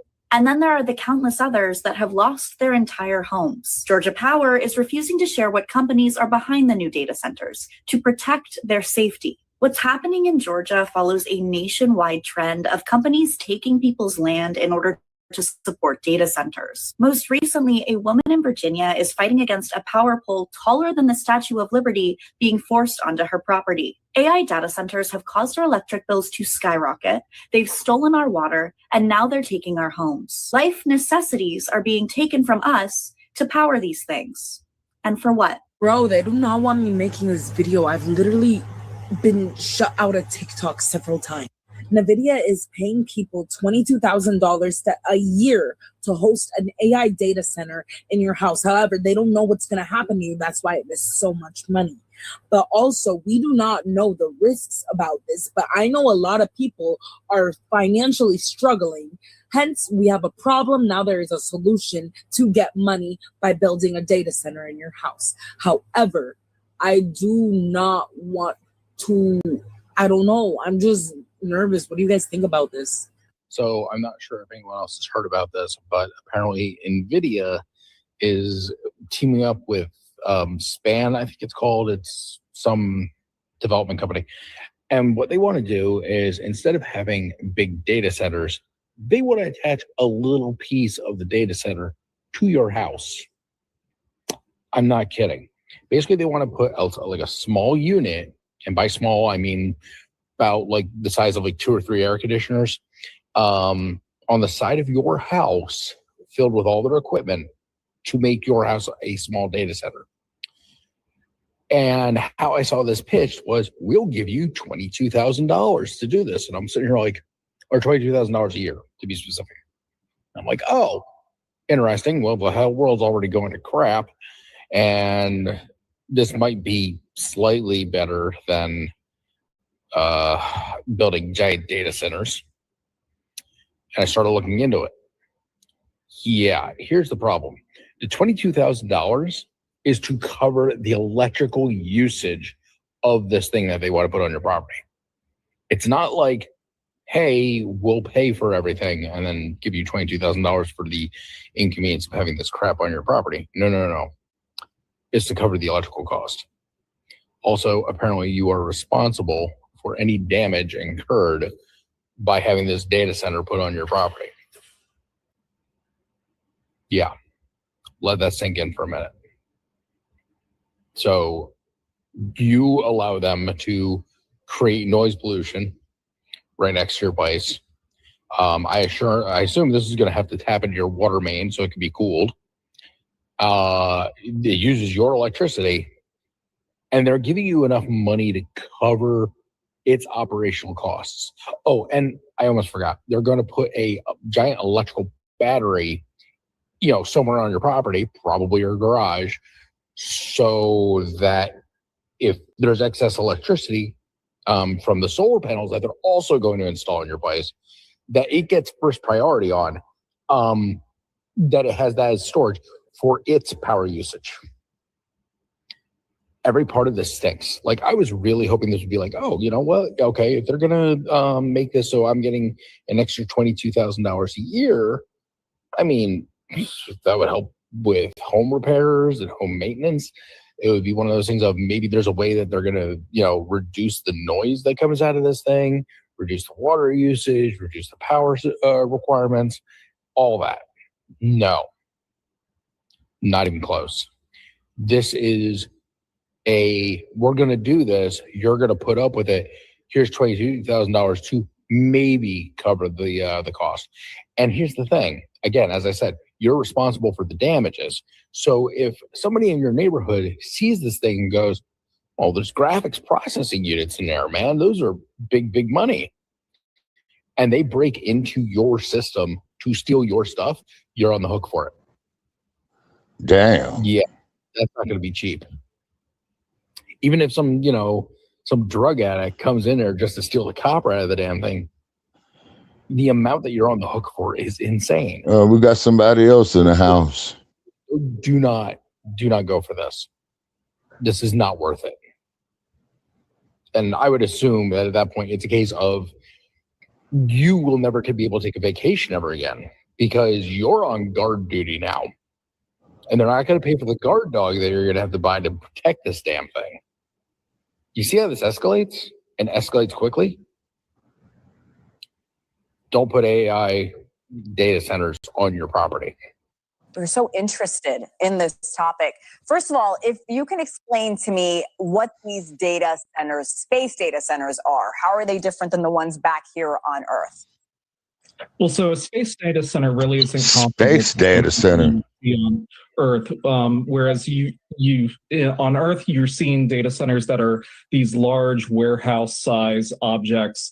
A space data center is really just a small box that's in orbit that contains a couple of computing units, and so that's why, like in the image that you're showing there, you're seeing rows and rows and rows and rows of computers. We're talking about, imagine each one of those rows being its own little box that's flying around the Earth at a rate of once every 90 minutes or so. What kind of power and resources do they need? So they would need to generate their own power. So that's why when you're talking about a data center in orbit, they would need to have very large solar panels, and they would also need to have extremely large radiators. So even though the box itself is pretty small, the actual object is about the same size as the International Space Station, about 70% of that size. Wow. So there is a new petition. It claims these space data centers would release staggering levels of pollution that could alter the Earth's atmosphere. Again, it could be catastrophic for our planet. Explain why to me. So basically, when you're re-entering the Earth's atmosphere, as a satellite comes down, most of the time the expectation is that they're going to burn up in orbit. And so when something burns up in orbit, all of that matter is not actually destroyed. It ends up entering the Earth's stratosphere. And the thing is that you have to remember that the atmosphere at that level is very thin, and that's also where the ozone layer is located. Now, the aluminum that is in the data centers poses a risk to the ozone layer. And basically, there was a study that was done early last year by the National Oceanic and Atmospheric Administration's Chemical Sciences Laboratory that suggested that the amount of aluminum entering the atmosphere based on projections before these data center projections, or the permission to launch millions of these things went out, based on the expectation that there would be 60,000 by 2040. That was forecast to be enough to change the Earth's winds, as well as potentially have impacts on the ozone.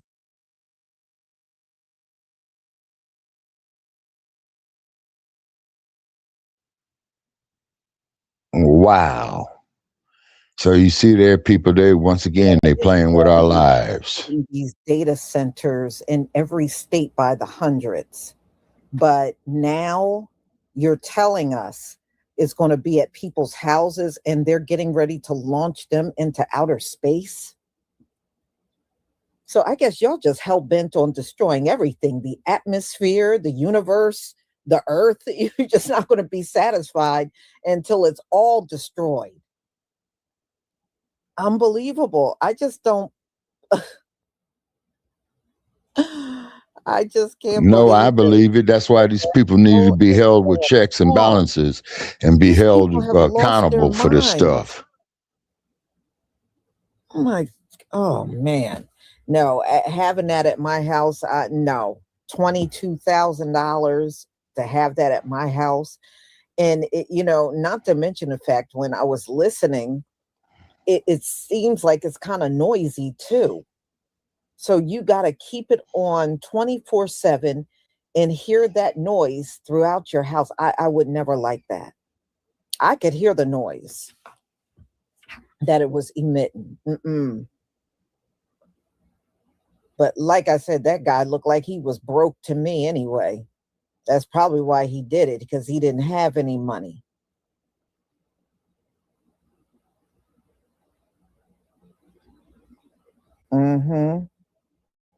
Yeah.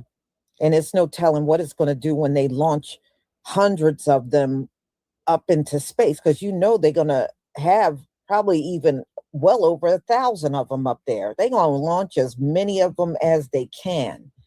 What is that going to do for the universe? Hopefully the Most High will slap every last one of them back down to earth. Seriously. What about natural disasters? What if you live in a neighborhood that gets flooded, or a neighborhood that, there's a wildfire in your neighborhood? What about natural disasters? Is that your fault? Do they charge you for that? Man,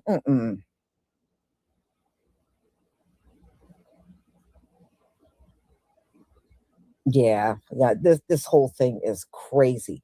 I told y'all about 2 months ago, I think 2 or 3 months ago, Elon Musk want to have them floating above Earth, just floating, not in outer space, where we just look up and see these objects just floating, and those are data centers. That's what he wants. He wants them to float, up in the air and just stay elevated up in the air. I think that's dangerous. So what if it's an act wrong within itself, and it ends up in somebody's backyard or fall on top of somebody's house? Because they want these data centers around where people live. So I would imagine if they got to float up in the air, it's probably going to be near where people live. So no, I don't want them near me. I don't want them floating up above me. I don't want none of them around me. None of them can. You know how many explosions I have seen with them attempting to launch satellites up into space, and the whole thing ends up exploding? The rocket, the satellite, everything. Sometimes, just like we saw with Blue Origin, maybe about a month or two ago, where it exploded on the launch pad, and it was a massive explosion. Yeah, well, I don't know why these rich people don't want to float this shit around where they live.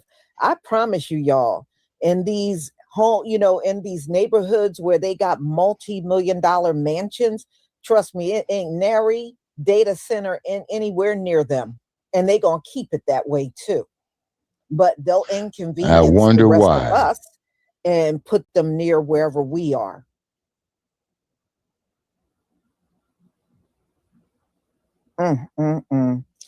So y'all, I'm going to go ahead and conclude. Thank you so much for being here.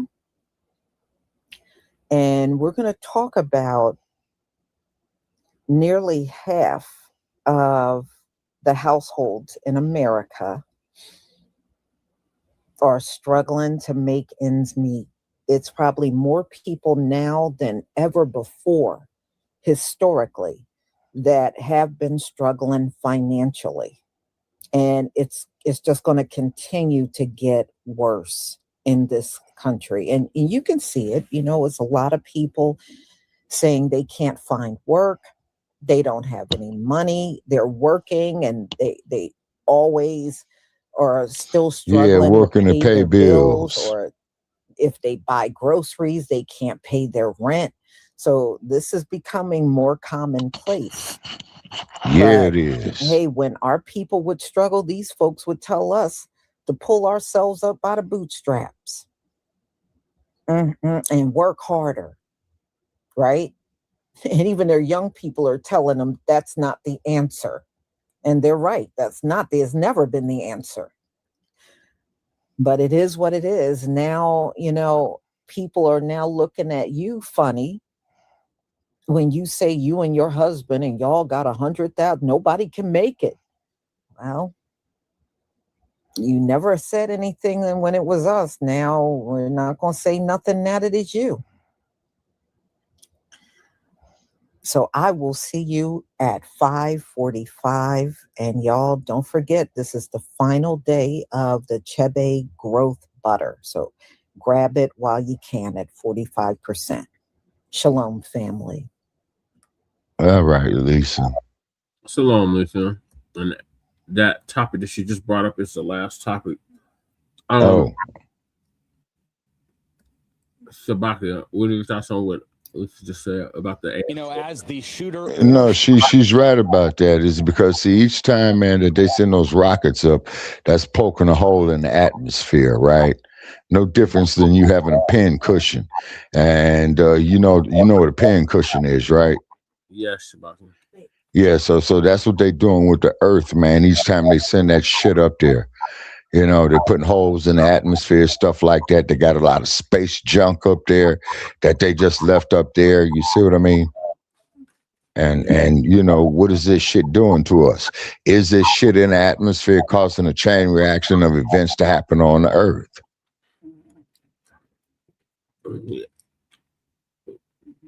They haven't launched in the space yet, but they're talking about doing it. Okay, say that again. You faded out. They haven't launched the centers in the space yet. Oh, okay. They're talking about doing it when? Within the next 5 years. Yeah. Okay. That's bad. Real bad. And then like Lisa was saying right there, you don't know what this shit is capable of doing or the side effects of it. Right. So what are your thoughts on these people putting these AI centers in their house? Oh no, man, that's a big mistake, man. Don't go for it, because all that money is sucker money. If they offered you a couple of million, at least you would be in a position to buy you another home in case they fuck up that home with that shit. You see what I'm saying? Right. How are they going to be held accountable? Ask yourself this. What is the real reason why they doing it? You ask yourself that. You see what I mean? Yeah. See, and the real reason is, man, it boils down to what the OJ said. Money, money, money, money. The money. See? And they're not considering the potential damage that this shit could do. You see? Because not only is it wrong what they're doing, it is dangerous. Yeah. Very dangerous. I mean, you're basically paying for brain damage. and up close and personal. I mean, those things emit all kinds of sound waves and waves. Right. You know, Yeah, all kind of waves.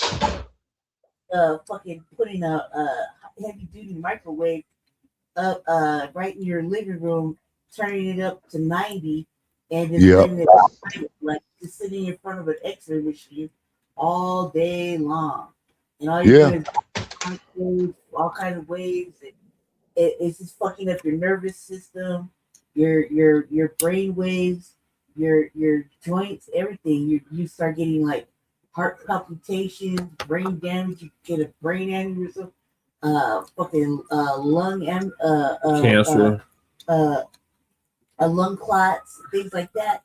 I mean, look, Or blood diseases like leukemia. In Tennessee, and he started killing out. You put a data center in Tennessee, and right next to a little baby, a little black, like I wouldn't say little, but a small black community, right? And all the elders started catching like COPD and heart palpitations and just started dying. They all caught asthma. They're having problems thinking, standing, walking, breathing. The joints were everything was just like shaking and vibrating, and they couldn't think straight. Started getting like all kinds of like heart and lung illnesses, neuropathies. You know, they just weren't right, and then they couldn't sleep. The waves are so like loud that you can see the sky like shimmering. You know what I mean? Yeah. And they're right next to all these generators and whatever they take to it, and not to mention all the environmental stuff they take from it. They need clean water. Down, you know what I mean? Yeah. Like that small one in there. You got to think of the water source. You got to think of all that stuff, like outside. Like if you had a house, like my parents have a house, and they got a AC unit for central cooling inside of the house, outside of the house, right? Yeah. All you hear is Exactly. That shit. And Alien shit. Yeah, the zooing and the heat that comes off of it. Right. It's ridiculous just to cool down the inside of the house, but it's outside of the house. Right. And so you're already like you're just adding more heat waves and sonic waves and Yeah, that's what I'm saying. All that shit, Lady Shay. right. But to black people who are already on another level with vibrational energy that touches the universe, like it's gonna affect our downloads. Yeah. It'll affect everything within us. And it'll make it like not you're not gonna get supercharged. You're gonna get the opposite of that. You know what I mean? Right. It's like condensing you. Only to, it would like take it would just not be good because black people are dying like around that. Yeah. White areas they put them in like areas that like they can go ahead and continue to fuck off. Like all like look they can put a freeway and factories in black areas and continue to pollute black areas. This is nothing. This is an added level of pollution. But a box, this like what for your emails? What is really people doing with it? Nothing. Checking emails and looking up shit and maybe downloading some movies and watching it, clicking on YouTube. That doesn't really need a fucking baby data center the size of a AC unit that you stick in your window. You know what I mean? Frying your brain, your family's brain, anybody who's around that. Not to mention, it's not just your house. All those waves go to the next house, to the earth, down the air around it, the house. Yeah. And this is much everybody on the same block has one. Yeah. That's 5, 6, 7, 8 houses. You know what I mean? Mm-hmm. That's a lot of energy waves. And for what? The money is not sustainable for your life and your brain. Right. You can probably set off Alzheimer's or dementia or whatever else, Parkinson's or any of that, Lady Che. You already Any set of that that. 20 years earlier because you wanted to get ahead of your bills. Yeah. You know what I'm saying? Mm-hmm. And the whole time Elon Musk is smiling because he got to wipe off another community of black people. Right. And remember that he's a bore, so he doesn't have no regard for black people. You see what I mean? When he took that Memphis area out, I was like, he don't give a fuck about black people at all. Mm-hmm. It was nothing but like elder black people, like elders and like their second generation, like their daughters and their children. Right. Very small community. You know what I mean? Yeah. And they were all the women were saying, my dad just all of a sudden got COPD and his heart started acting funny. Next thing you know, he was losing his teeth. And like really fucked up stuff, The man never smoked cigarettes in his life, but he died of COPD. Yeah. Or a heart condition. That's crazy to me. That's diabolical. Uh-huh. And they didn't pay them people. They just put it up and put it up quick and then lied about how many generators. Right. You know what I mean? To minimize it until somebody flew a drone up and hit it with the infrared and found out the truth. Yeah.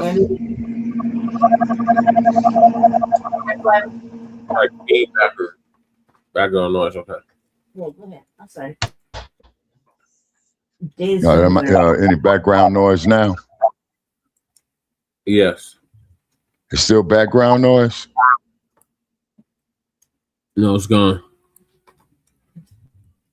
Because the phone is heating up, man. So I've stuck it in my freezer. Oh, okay. Yeah. Yeah, because that phone, it heats up. But you're right, though, Lady Che, that is something to consider, that these no good, greedy ass bastards who's investing in this shit is not considering it. What is it, not to mention the damage to people itself, but what about the damage to the atmosphere itself, damage to the water, the seas, the oceans? And you see what's happening in France, right? When the earth gets mad at you. Yeah. Come on. Yeah, they can't even freeze their people or put their people in the ground because if people are melting because they don't have enough refrigeration for them. And they're dying like Come on. Yeah. All right, I'm moving to the topic, and that is why nearly half of American households can't make ends meet. So Lisa's gonna give us an update on that.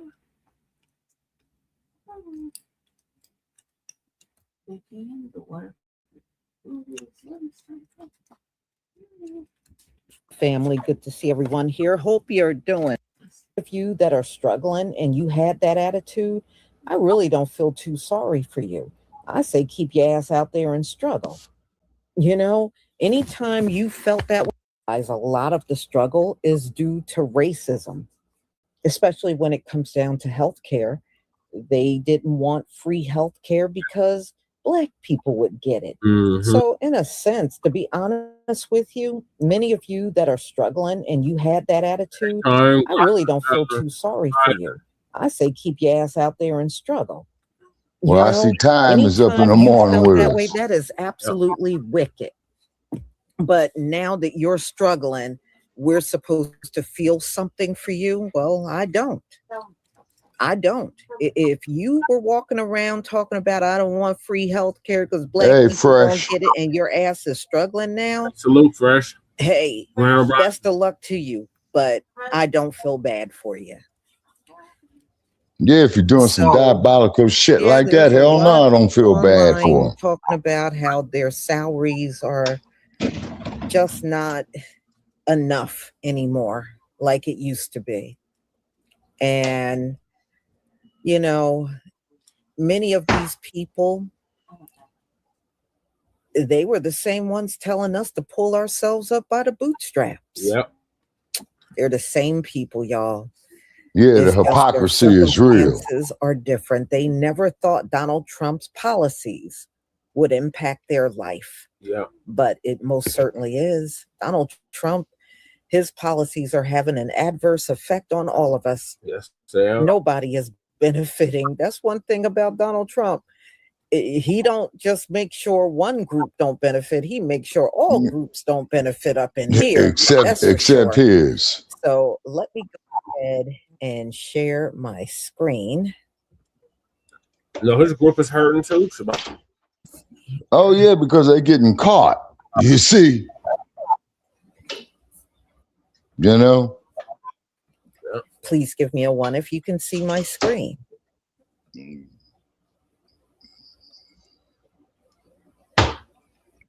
Yeah, but if they get caught on some get hung up on some shit, man, you know, Donald Trump, he could fix it for him. You know what I'm saying? Please give me a 1 if you can see my screen.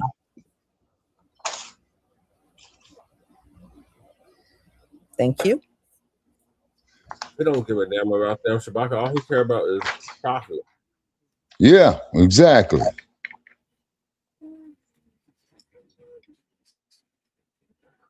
Last year when Trump passed the so-called big beautiful bill. Here's how that's going. First off, literally kicked off more than 4 million people off of food stamps, including 800,000 kids, resulting in a growing hunger crisis. Second, $1 trillion in healthcare funding was cut. In the past year, over 1,000 hospitals, clinics, nursing homes have closed, and healthcare premiums more than doubled for nearly 22 million Americans. Some folks even saw their monthly premiums go up tenfold, like $900 to $9,000. Oh, and half of Americans now struggle to afford gas and groceries. But hey, you know, at least the top 1% got $1 trillion in tax cuts, you know, really making America great. But seriously, midterms, they're November 3rd, guys. We need to vote. We need to vote because whether or not we like it, politics affects our wallets. It affects our money, our personal finance. So we got to mark our calendars. We got to vote some of these people out here. I might be having a full-on crash out, and that's fine. But I think the United States is going to collapse. It's going to. It has to. It has to. Nothing is sustainable. There is no part of this country right now that is working. I'm a teacher. Our education system, trash. Public, private, it doesn't matter. I used to be a homeschool resource teacher. Most homeschool families don't do anything. I'm sorry. Most that I have worked with don't do anything. Okay, they're not teaching their kids. They think they are, but they're not. Okay, so like it doesn't even matter what sector of education your kids are in, they're failing. No Child Left Behind was one of the worst things this country could have implemented, and now half of our country is like illiterate, okay? The economy, I just made a video full on crashing out about how my husband has 15 years experience doing what he's doing. I have an education degree and I've been teaching for almost 10 years, and we can barely make ends meet as a family of 4. Damn. I mean, like, we are skimming the surface. For now. I don't know how long until we're absolutely drowning. Our politics, enough said, okay? The two-party system doesn't work. No, it's bullshit. They're two sides of the same coin, lady. Now it's not going to work in the future. All it does is divide. They're two sides of the same coin. Nothing is working in this 2025, almost 2026. Not a damn thing. Nothing. I do not see how living wants to get on TV. In 10 years is not going to be considered like living in a third world country. I just don't. Nothing works. Nothing's working. Nothing is changing for the better. Well, look what you voted for, lady. Don't even get me started on healthcare. What's that? 401ks, what are those? My husband and I were talking about our 401k and retiring. Right. And I just wanted to tell him, like, we're not retiring. We're not retiring. We're going to work until we're dead. Duh. There's no retirement. Exactly. It's not possible. Am I crashing out? Maybe. But like, life isn't sustainable anymore. The United States has become extremely unsustainable. It's time that we have this conversation. I know that we're not all out here surviving. Yeah, it's been unstable. You know what I'm In the saying? grocery store, you go grab a couple of items, it's $100. Rent across the United States is all the same. I remember when you used to be able to look at like cities, like big metropolitan cities, even like medium metropolitan cities, and they would have a different rate than, you know, say smaller cities. Now, I can talk to someone that lives in Kansas and someone that lives in Oklahoma, and I live in Atlanta, and they're paying anywhere from $1,500 to $2,000. There's no reason why someone that lives in the middle of Kansas should be paying the same price that we pay in a metro city. It's exhausting. Like, did y'all see that Klarna just reported that they are like losing money because people are not paying their Klarna bills? That credit card debt is super high. That's because everybody's robbing Peter to pay Paul just to afford the necessities like food. God forbid that you want to just keep yourself up. Like, we're not talking anything super expensive. We're just talking like keeping your hair cut or getting your nails done, getting your toes done, maybe picking a nice style once a month for your hair. You can't afford those things as much anymore. Let's start doing self-care at home. And if you go make more money, you're still not seeing the money. Let's discuss in the comments because it's getting a little crazy out here. The cost of living in this country is currently, it's not going to be, it is currently unsustainable. And there are people that they know this, but then they'll still look at somebody else that's struggling and then tell them they're not doing good enough. I want you to imagine somebody that makes $75,000 a year. That's a pretty high up wage in terms of like top earners in this country, $75,000 a year. And we're going to go through some things here. This is a person with no debt outside of a car. And please don't hit me with the, you can go buy a car for, shut up. You can't. Shut up. Stop saying ridiculous things. An entry level decent car is $30,000. So this person who puts $200 a month into insurance and they pay 5% into their 401k because shut up, people should be able to put money into their retirement, because if you're not doing it now, you're never going to get to start doing it later. So after those two things come out of their paycheck and their taxes are paid, they bring home $53,850 a year from a $75,000 paycheck. Average rent in my state for a 1-bedroom apartment, because an adult should be able to live by themselves, $1,700. That car payment at 6% for an entry-level, very reasonable sedan, nothing fancy. The car payment's $579 a month. Car insurance, $240 or so a month for a lot of vehicles in this day and age. You're a young person, you've got a nice job, but the insurance companies still want to screw you over. Food. You only cook at home. You never, ever go out. You only cook at home and you only eat decent quality food, because a human being should be allowed to eat decent quality food. You pay $879 a month for that. You spend $250 a month in gas. You wear and tear on your car $100 a month. $80 for your phone, $80 for your internet, $175 a month for your electricity, $70 for your water, $20 for your cash. You make $75,000 a year, and outside of a car payment, you have zero debt.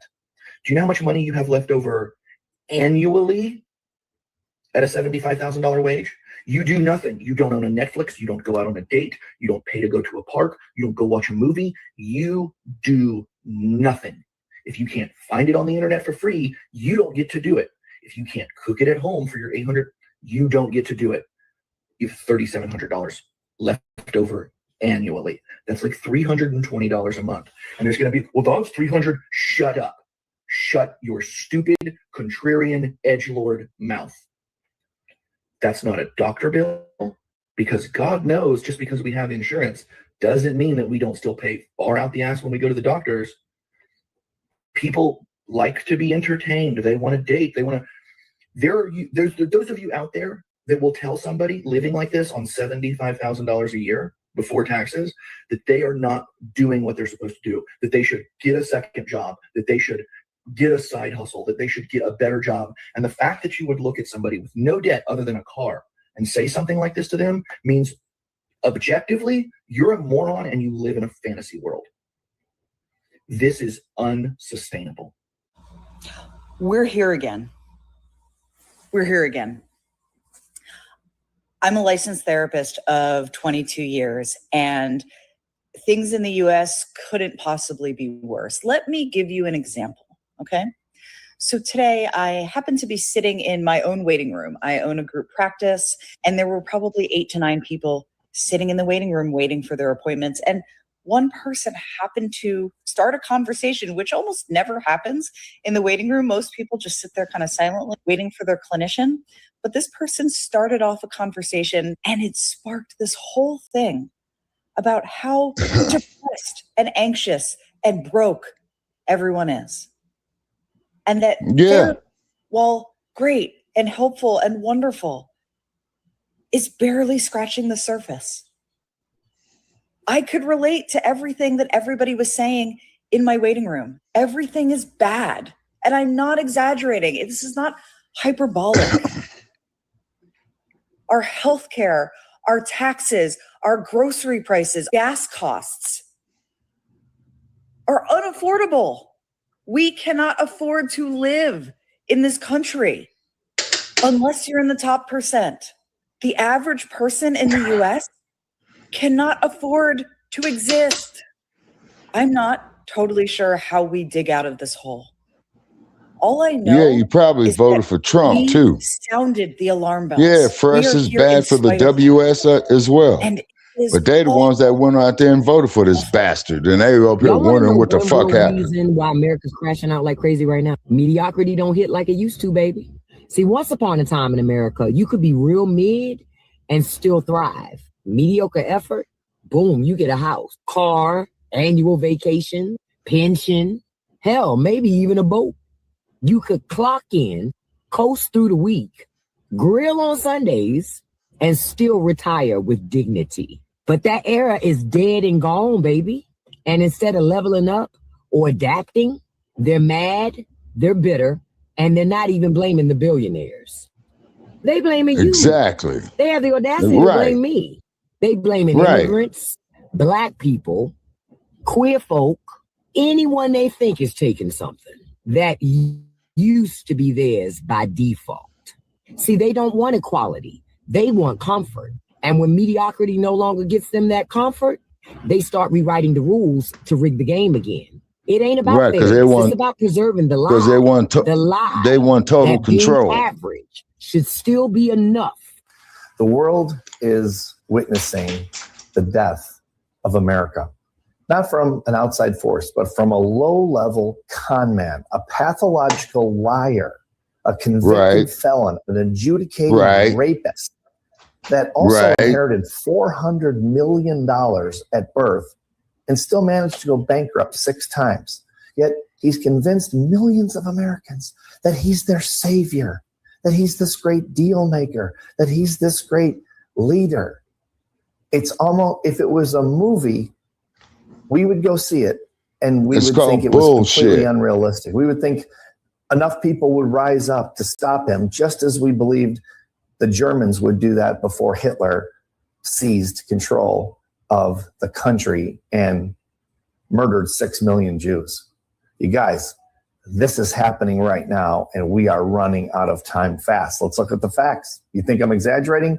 He's got the courts locked up. He's got the judges terrified. What's up, America? 60% of Americans are now having trouble affording groceries for themselves or their families. And the average cost of eating at home has increased 33% in the last 2 years, up anywhere between 30% and 100% in the last 5.5 years. And eating out at restaurants costs an average of 50% more than it did just 3 or 4 years ago. Prices are going up to the point where people are really starting to struggle. The use of coupons is coming back heavily, but basically people are stating that they're just buying what's on sale. At this point, they're not caring about name brand or store brands. They're caring about just what's on sale that they can purchase. Then they bring it home and eat it because it's all they can afford. The cheapest that you can possibly buy. Now, that's what's happening for approximately 60% of the United States. And the prices, no matter where you're at, the quality of the products are no good. Are going up through the roof. There is no end to this in sight.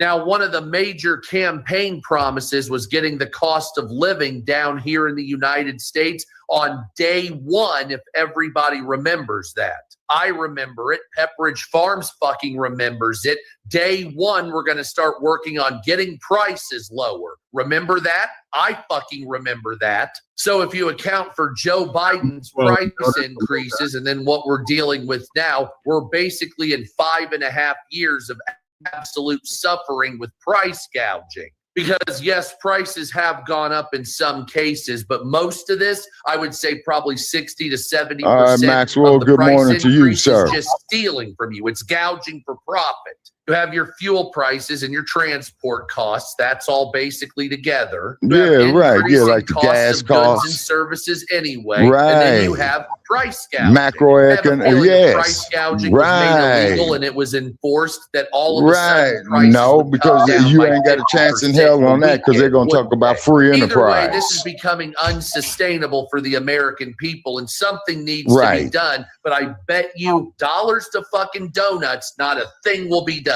It'll get worse and worse, and you'll struggle and struggle until eventually the masses will vote in a socialist dystopian nightmare, initially making it slightly better, then crashing it even fucking worse. Yay, future! Literally had my wits in with this shit. Like, I don't know how the fuck people are functioning right now. It's a little too much for me. Like, I know everybody like, well, that's just life. You have to work. That's you can get what you want. You gotta be. I don't care. I don't think it's normal to be this overworked. I don't think it's normal to be burnt out. I don't think it's normal to be tired all the time. I don't think it's so normal to be so overstimulated. Everything's so overstimulated. And it's because of our work life. It's because of the fact that we have to rush and everything's hustle, bustle, this, move there, move that, schedule this, time frame that, productivity, fully productive days, wake up at 3 a.m., go to bed at 10 p.m. Like, it's just too much. Like, we're just trying to fit too much in too little time when really all that we should be doing and focus on is literally living and breathing and being human. We can't even focus on that. We can't even focus on our basic ass health because everything is so fucking like, go, rush, do this, do that. And it's like, it never ends. It never stops. And I know like, well, you gotta work hard now so you can live comfortable later. It's not gonna be comfortable later, man. You're just gonna be working hard for the rest of your life until you overwork your body to the point that you can't even do shit no more. And you might just clock out of here. Like, it's no end goal. Like, for some people it do happen. I'm not saying you shouldn't work hard to meet your goals, but it's just like, I feel like another thing too is like, it feels like no matter what, it's always gonna be a next goal.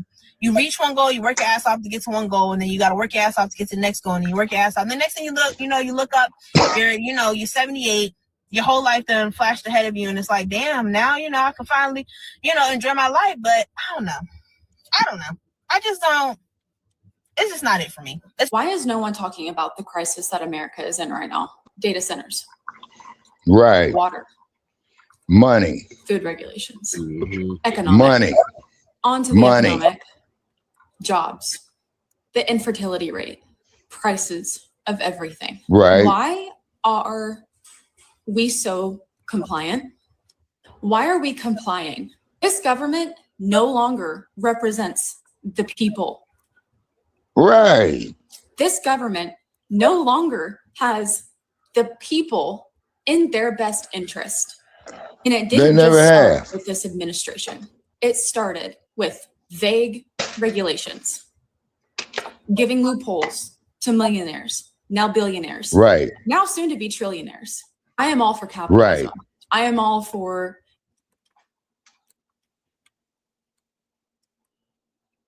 Yeah, she went silent. We had access to the oil. That was supposed to be our in for our economic. It's like in America, if you don't have money, you always you see how this is going across the board, people. Struggle and unhappiness and struggle. You see how this is going across the board. It's just so sad to me, and I just hate that this money shit. It's like I don't want.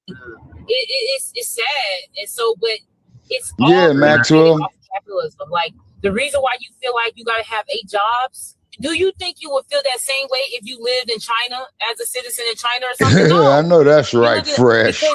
That society, and I bet you 90% of these people making these damn videos out of their car to actually help their people voted for this bastard. So, in other countries, if you were a citizen there, you wouldn't need to feel this this need to have 8 million jobs and to have eight side hustles. I believe the United States of America will collapse. I believe this because the people in power will not deal with poverty or wealth inequality. So long as we tolerate poverty, our society will get sicker and sicker. Right. We will all slowly become more impoverished, and our sense of humanity will dwindle even further than it already has. The demise of this empire that is America will be the result of us tolerating the misery of others. Misery that could be so easily cured if we just it's called an impeachment. It's called a conviction. Every single major city in America, in the greatest country on earth. It isn't normal to have people working full-time jobs just to live in their cars. And those are somehow the lucky ones. Yep, I've done that shit. Living on the street who have nothing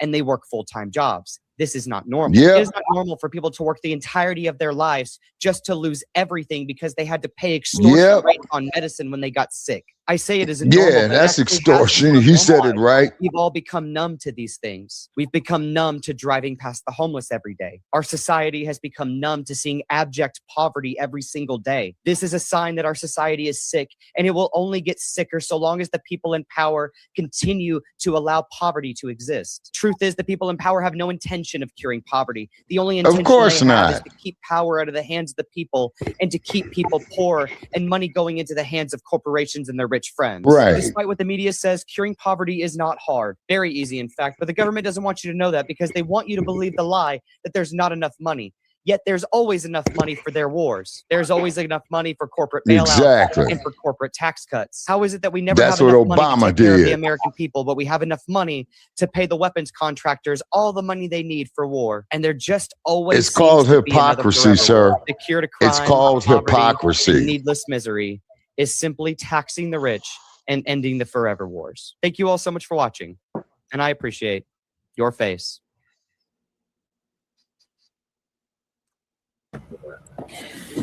But what people like him don't realize, y'all been the ones running the system the whole time. Exactly, Lisa. Right. So if it's not what you want, you sure can't blame us. Right. We're not at fault. Right. You know, it's the people that look like you. Yep. You're the ones to blame. You've been the one boasting about being in charge and being the master race and having high IQs. Right. That's what y'all were doing the whole time. Right. But the reality is, y'all really don't know how to run a country. That's why the country is in the shape that it's in, because you really don't know how to run one. You'll get no argument from me. And the biggest cover up is y'all failed all over in Europe. Yep. You know, I mean, come on. Y'all didn't do well over there. You floated your ass over here and set up the same system that failed over there. Mm-hmm. Capitalism always fails. It always fails. It does not designed have to a fail. lasting effect. It never have. And it's not now either. And y'all don't know how to do anything else because you can't think of anything else. You're not creative. You can't think of anything. Hey, Maxwell. So all you would do is a reset and then run the place back in the ground again. Exactly. That's all that would happen. So look, there's a reason why this stuff is not working out. It's because your time is done. Yeah. It's over. But many of you are holding on for dear life, thinking something different is coming. Nothing different is coming under any Gentile. And that is a fact. So everything you see today, y'all, we had nothing to do with it. It is not our fault. Exactly. We haven't been running anything. They didn't care to take our ideas on anything. They have largely just tried to act like we didn't exist and don't want to talk about slavery and don't want to talk about reparations and that. And look at where it's gotten us. Did it make you better off? It sure haven't. America And the reparations won't do nothing but except get infused into the U.S. economy, Che. You know that. Is plain and simple. So, y'all, I'm going to go ahead and conclude. Thank you so much for being here. And be on the lookout for my upcoming lives. And don't forget to pick up your Chebe growth butter at 45% off. The sale ends at 11:59 p.m. Eastern Time. Shalom, family. Shalom, Lisa. All right, Lisa Cabrera.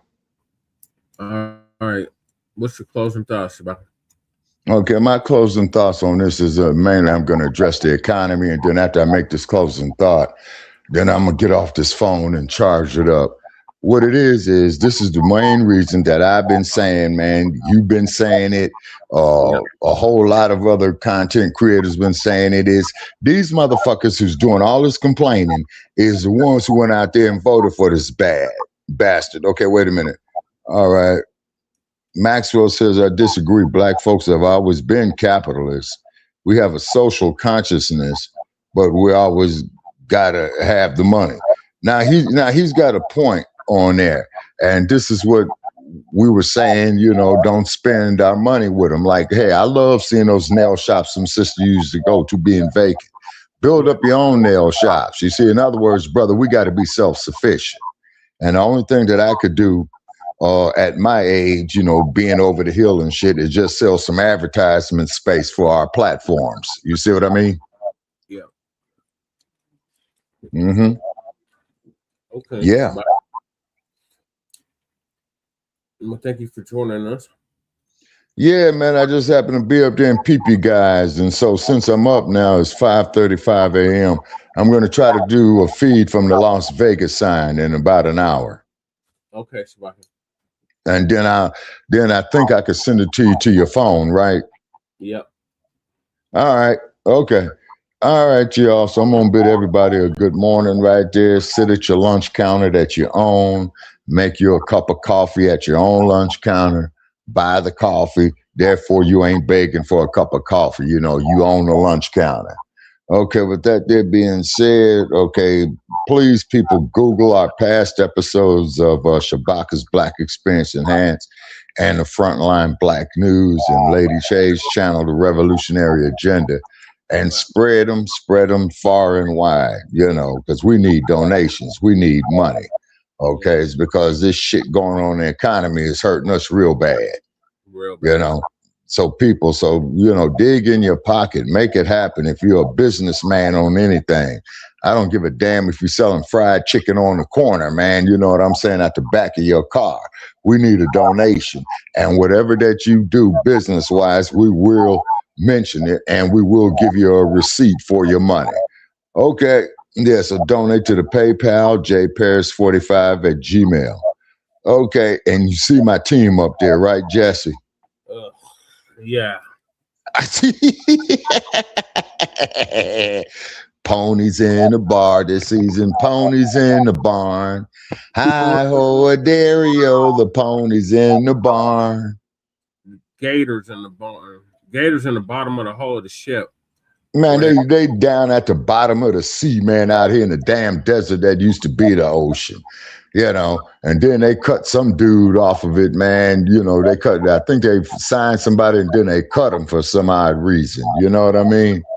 So already it's fucked up. But who did they get as the new coach? He was a Super Bowl winner. Yeah, it ain't gonna help you on. Mm-hmm. No, I just want the motherfuckers to have a winning season. If they have a winning season and get bumped off the playoffs, that's a winning season. Because any team that makes it to the playoffs, ponies included, it's still a winning season. It's Broncos, Shabaka. You know, put some respect on it. Y'all at the bottom of the hull of the ship, and y'all gonna stay there. Sir. What we're going to do, we're going to pull some voice to the bottom of the sea shit, some Captain Crane shit, and come up with a miracle at the last minute. I got my silver and black all over this motherfucker. I got a silver cane. I got a black shredder. You know what I'm saying? I got on a T-shirt that's black. You know what I'm saying? And what have you. Everywhere. I got orange and blue. I got orange and blue everywhere. Man, ponies in the barn, ponies in the barn. Top of the at the bottom where they belong. Well, I already told them, man, if they want to keep my support, man, either get out of town or change their name. Mm-hmm. Because I mean, you know, with these losing records, Raiders, we fucking pirates. Look at the imagery that you project right there. You're supposed to be whooping ass, you know, 95% of the time you come out there. Now, I understand key players get injured and stuff like that, but at least you motherfuckers could keep it up past 60% on a win ratio. You know, motherfuckers down here. Oh, well, the Raiders, ladies and gentlemen, well, they lost again today here in Las Vegas, so they moved to second place. Well, they fucked off again, changed the coach and the defensive line coordinator. Now they down there in 8th place. Mm-hmm. These motherfuckers is moving backwards. Yep. Now, that's uncivilized. I love it. Oh, I'm sure you do. I'm sure you do. And preseason is getting ready to start. And do they play each other in the preseason? No, Shabaka. Oh. Damn. So when's the first game that we play? Lord. If you have, yeah. No, don't go through no extra changes, brother. Just let me know in the future because we got like about a month before regular season starts. You know what I'm saying? And what have you. So when they come on here on these exhibition games for the season, and the only thing they're doing is auditioning everybody and decide who they're going to keep, right? Yeah. Mm-hmm. That's with any of them. What they do, and I could understand that from a managerial point of view. You saying if you got some, huh?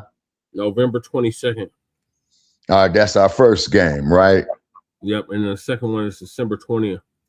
Okay, yeah, I always know, man, we got the winter games, man. So which one is coming to Las Vegas and which one is playing in Ponyville? Broncos, goddammit. In Mile High. November 22nd is in Mile High. Mm-hmm. And December 20th is in Allegiant. Oh, okay. So we got to travel to you guys first. Yep. While it's fucking cold. Yep, November 22nd. Yep. Yeah, see, that's some stage bullshit right there. But I've been a Raider Pirate fan ever since I was a little kid. Already know. Divisional rivals. Yeah, oh yeah, big time. You already know him, Mr. Maxwell. Yeah. Oh yeah. And put them ponies back in a barn. Gators ponies in the ship. Gators in the bottom of the hull of the ship. Well, we sunk. The ship. Yeah, but I'm gonna laugh my ass off, Brother Che, if they beat the Broncos in regular season. That ain't gonna happen, Shabaka. You keep on dreaming. All right, well, do you got the dates when we got to play each other, man, in the regular season? Yep, November 22nd and December 20th. All right. So which one is playing here in Las Vegas at Allegiant? November 20th. December 20th. So we got to travel to you guys, and then you guys travel to us. Yep. All right. Okay. Well, we'll see what happens, folks. So this is Shabaka Sankori for Shabaka's Black Experience. Also with Frontline Black News. Definitely check out our schedules because Lady Che does a revolutionary agenda. I do Shabaka's Black Experience on Tuesday. Yeah, it's Tuesday now. So join us later. Oh, yeah. Experience enhanced. Oh, yeah. Yeah, most definitely. Yeah, that's why I'm glad I'm up so I can go film the live feed for it. And hopefully I can send it to you on the phone and you might be able to, huh? I have to upload it because you can't go live yet. You still need 6 more subscribers. Okay, yeah. So I need 6 more subscribers for Genib 1. Please subscribe. And we also need some super chats as well too. Yes, Shabaka. We gotta get monetized first. I know. Okay, but we'll do it. We just gotta fight our way out the corner. That's why I have the Raiders symbol up there. Determination. Resistance. Just win. Yeah, I ain't winning nothing. Yeah, just win, baby. Just win. Say, because we got an image to protect right here. Say, yeah, your image has been crap for 40-something years. Man, we pirates, man. We pirates. You know what I'm saying? Pirates. And also, too, Raiders act like some fucking pirates instead of all these, motherfuckers getting injured and traded and all that old bullshit. You know what I'm saying? Okay. We got 7 people watching. So, people that's watching, if y'all can subscribe to Shabaka's YouTube channel, that'd be great. But we're gonna season 6, episode 36, part 3 of the Frontline Black News. Join us later for a brand new episode of Shabaka's Black Experience Enhanced. Yeah. Episode of Frontline Black News. Okay, and the subject matter we're going to talk about are black politicians, tethers, and fools who don't have our interest at heart. That's what we're talking about.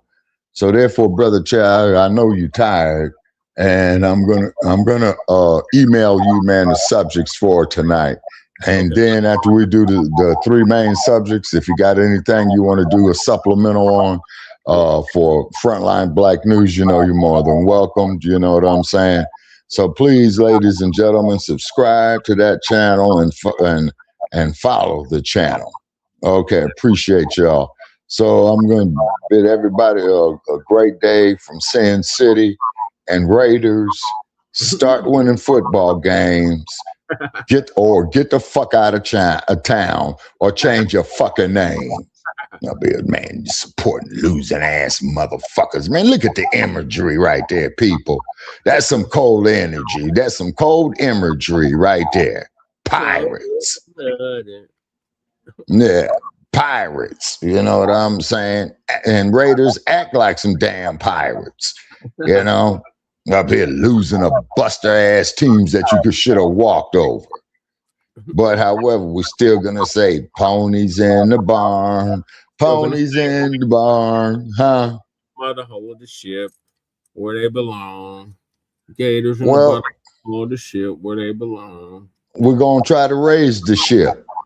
We're gonna try to raise the ship and get it back on top.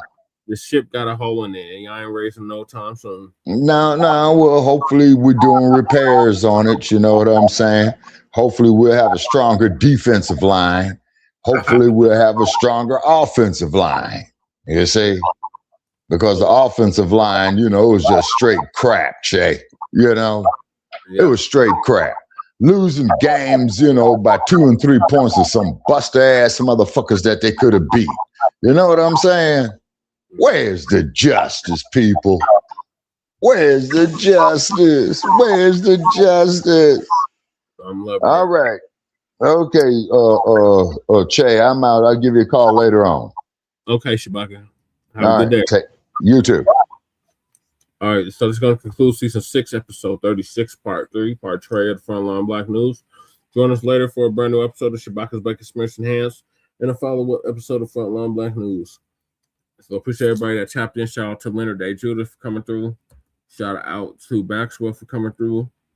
Shout out to Sister Val for coming through. Fresh Always for coming through. Time for coming through. Shabaka for coming through. Y'all Israel for coming through. Blake Kelly for coming through. Sister M. Hampton for coming through. And anybody that was speaking and not speaking.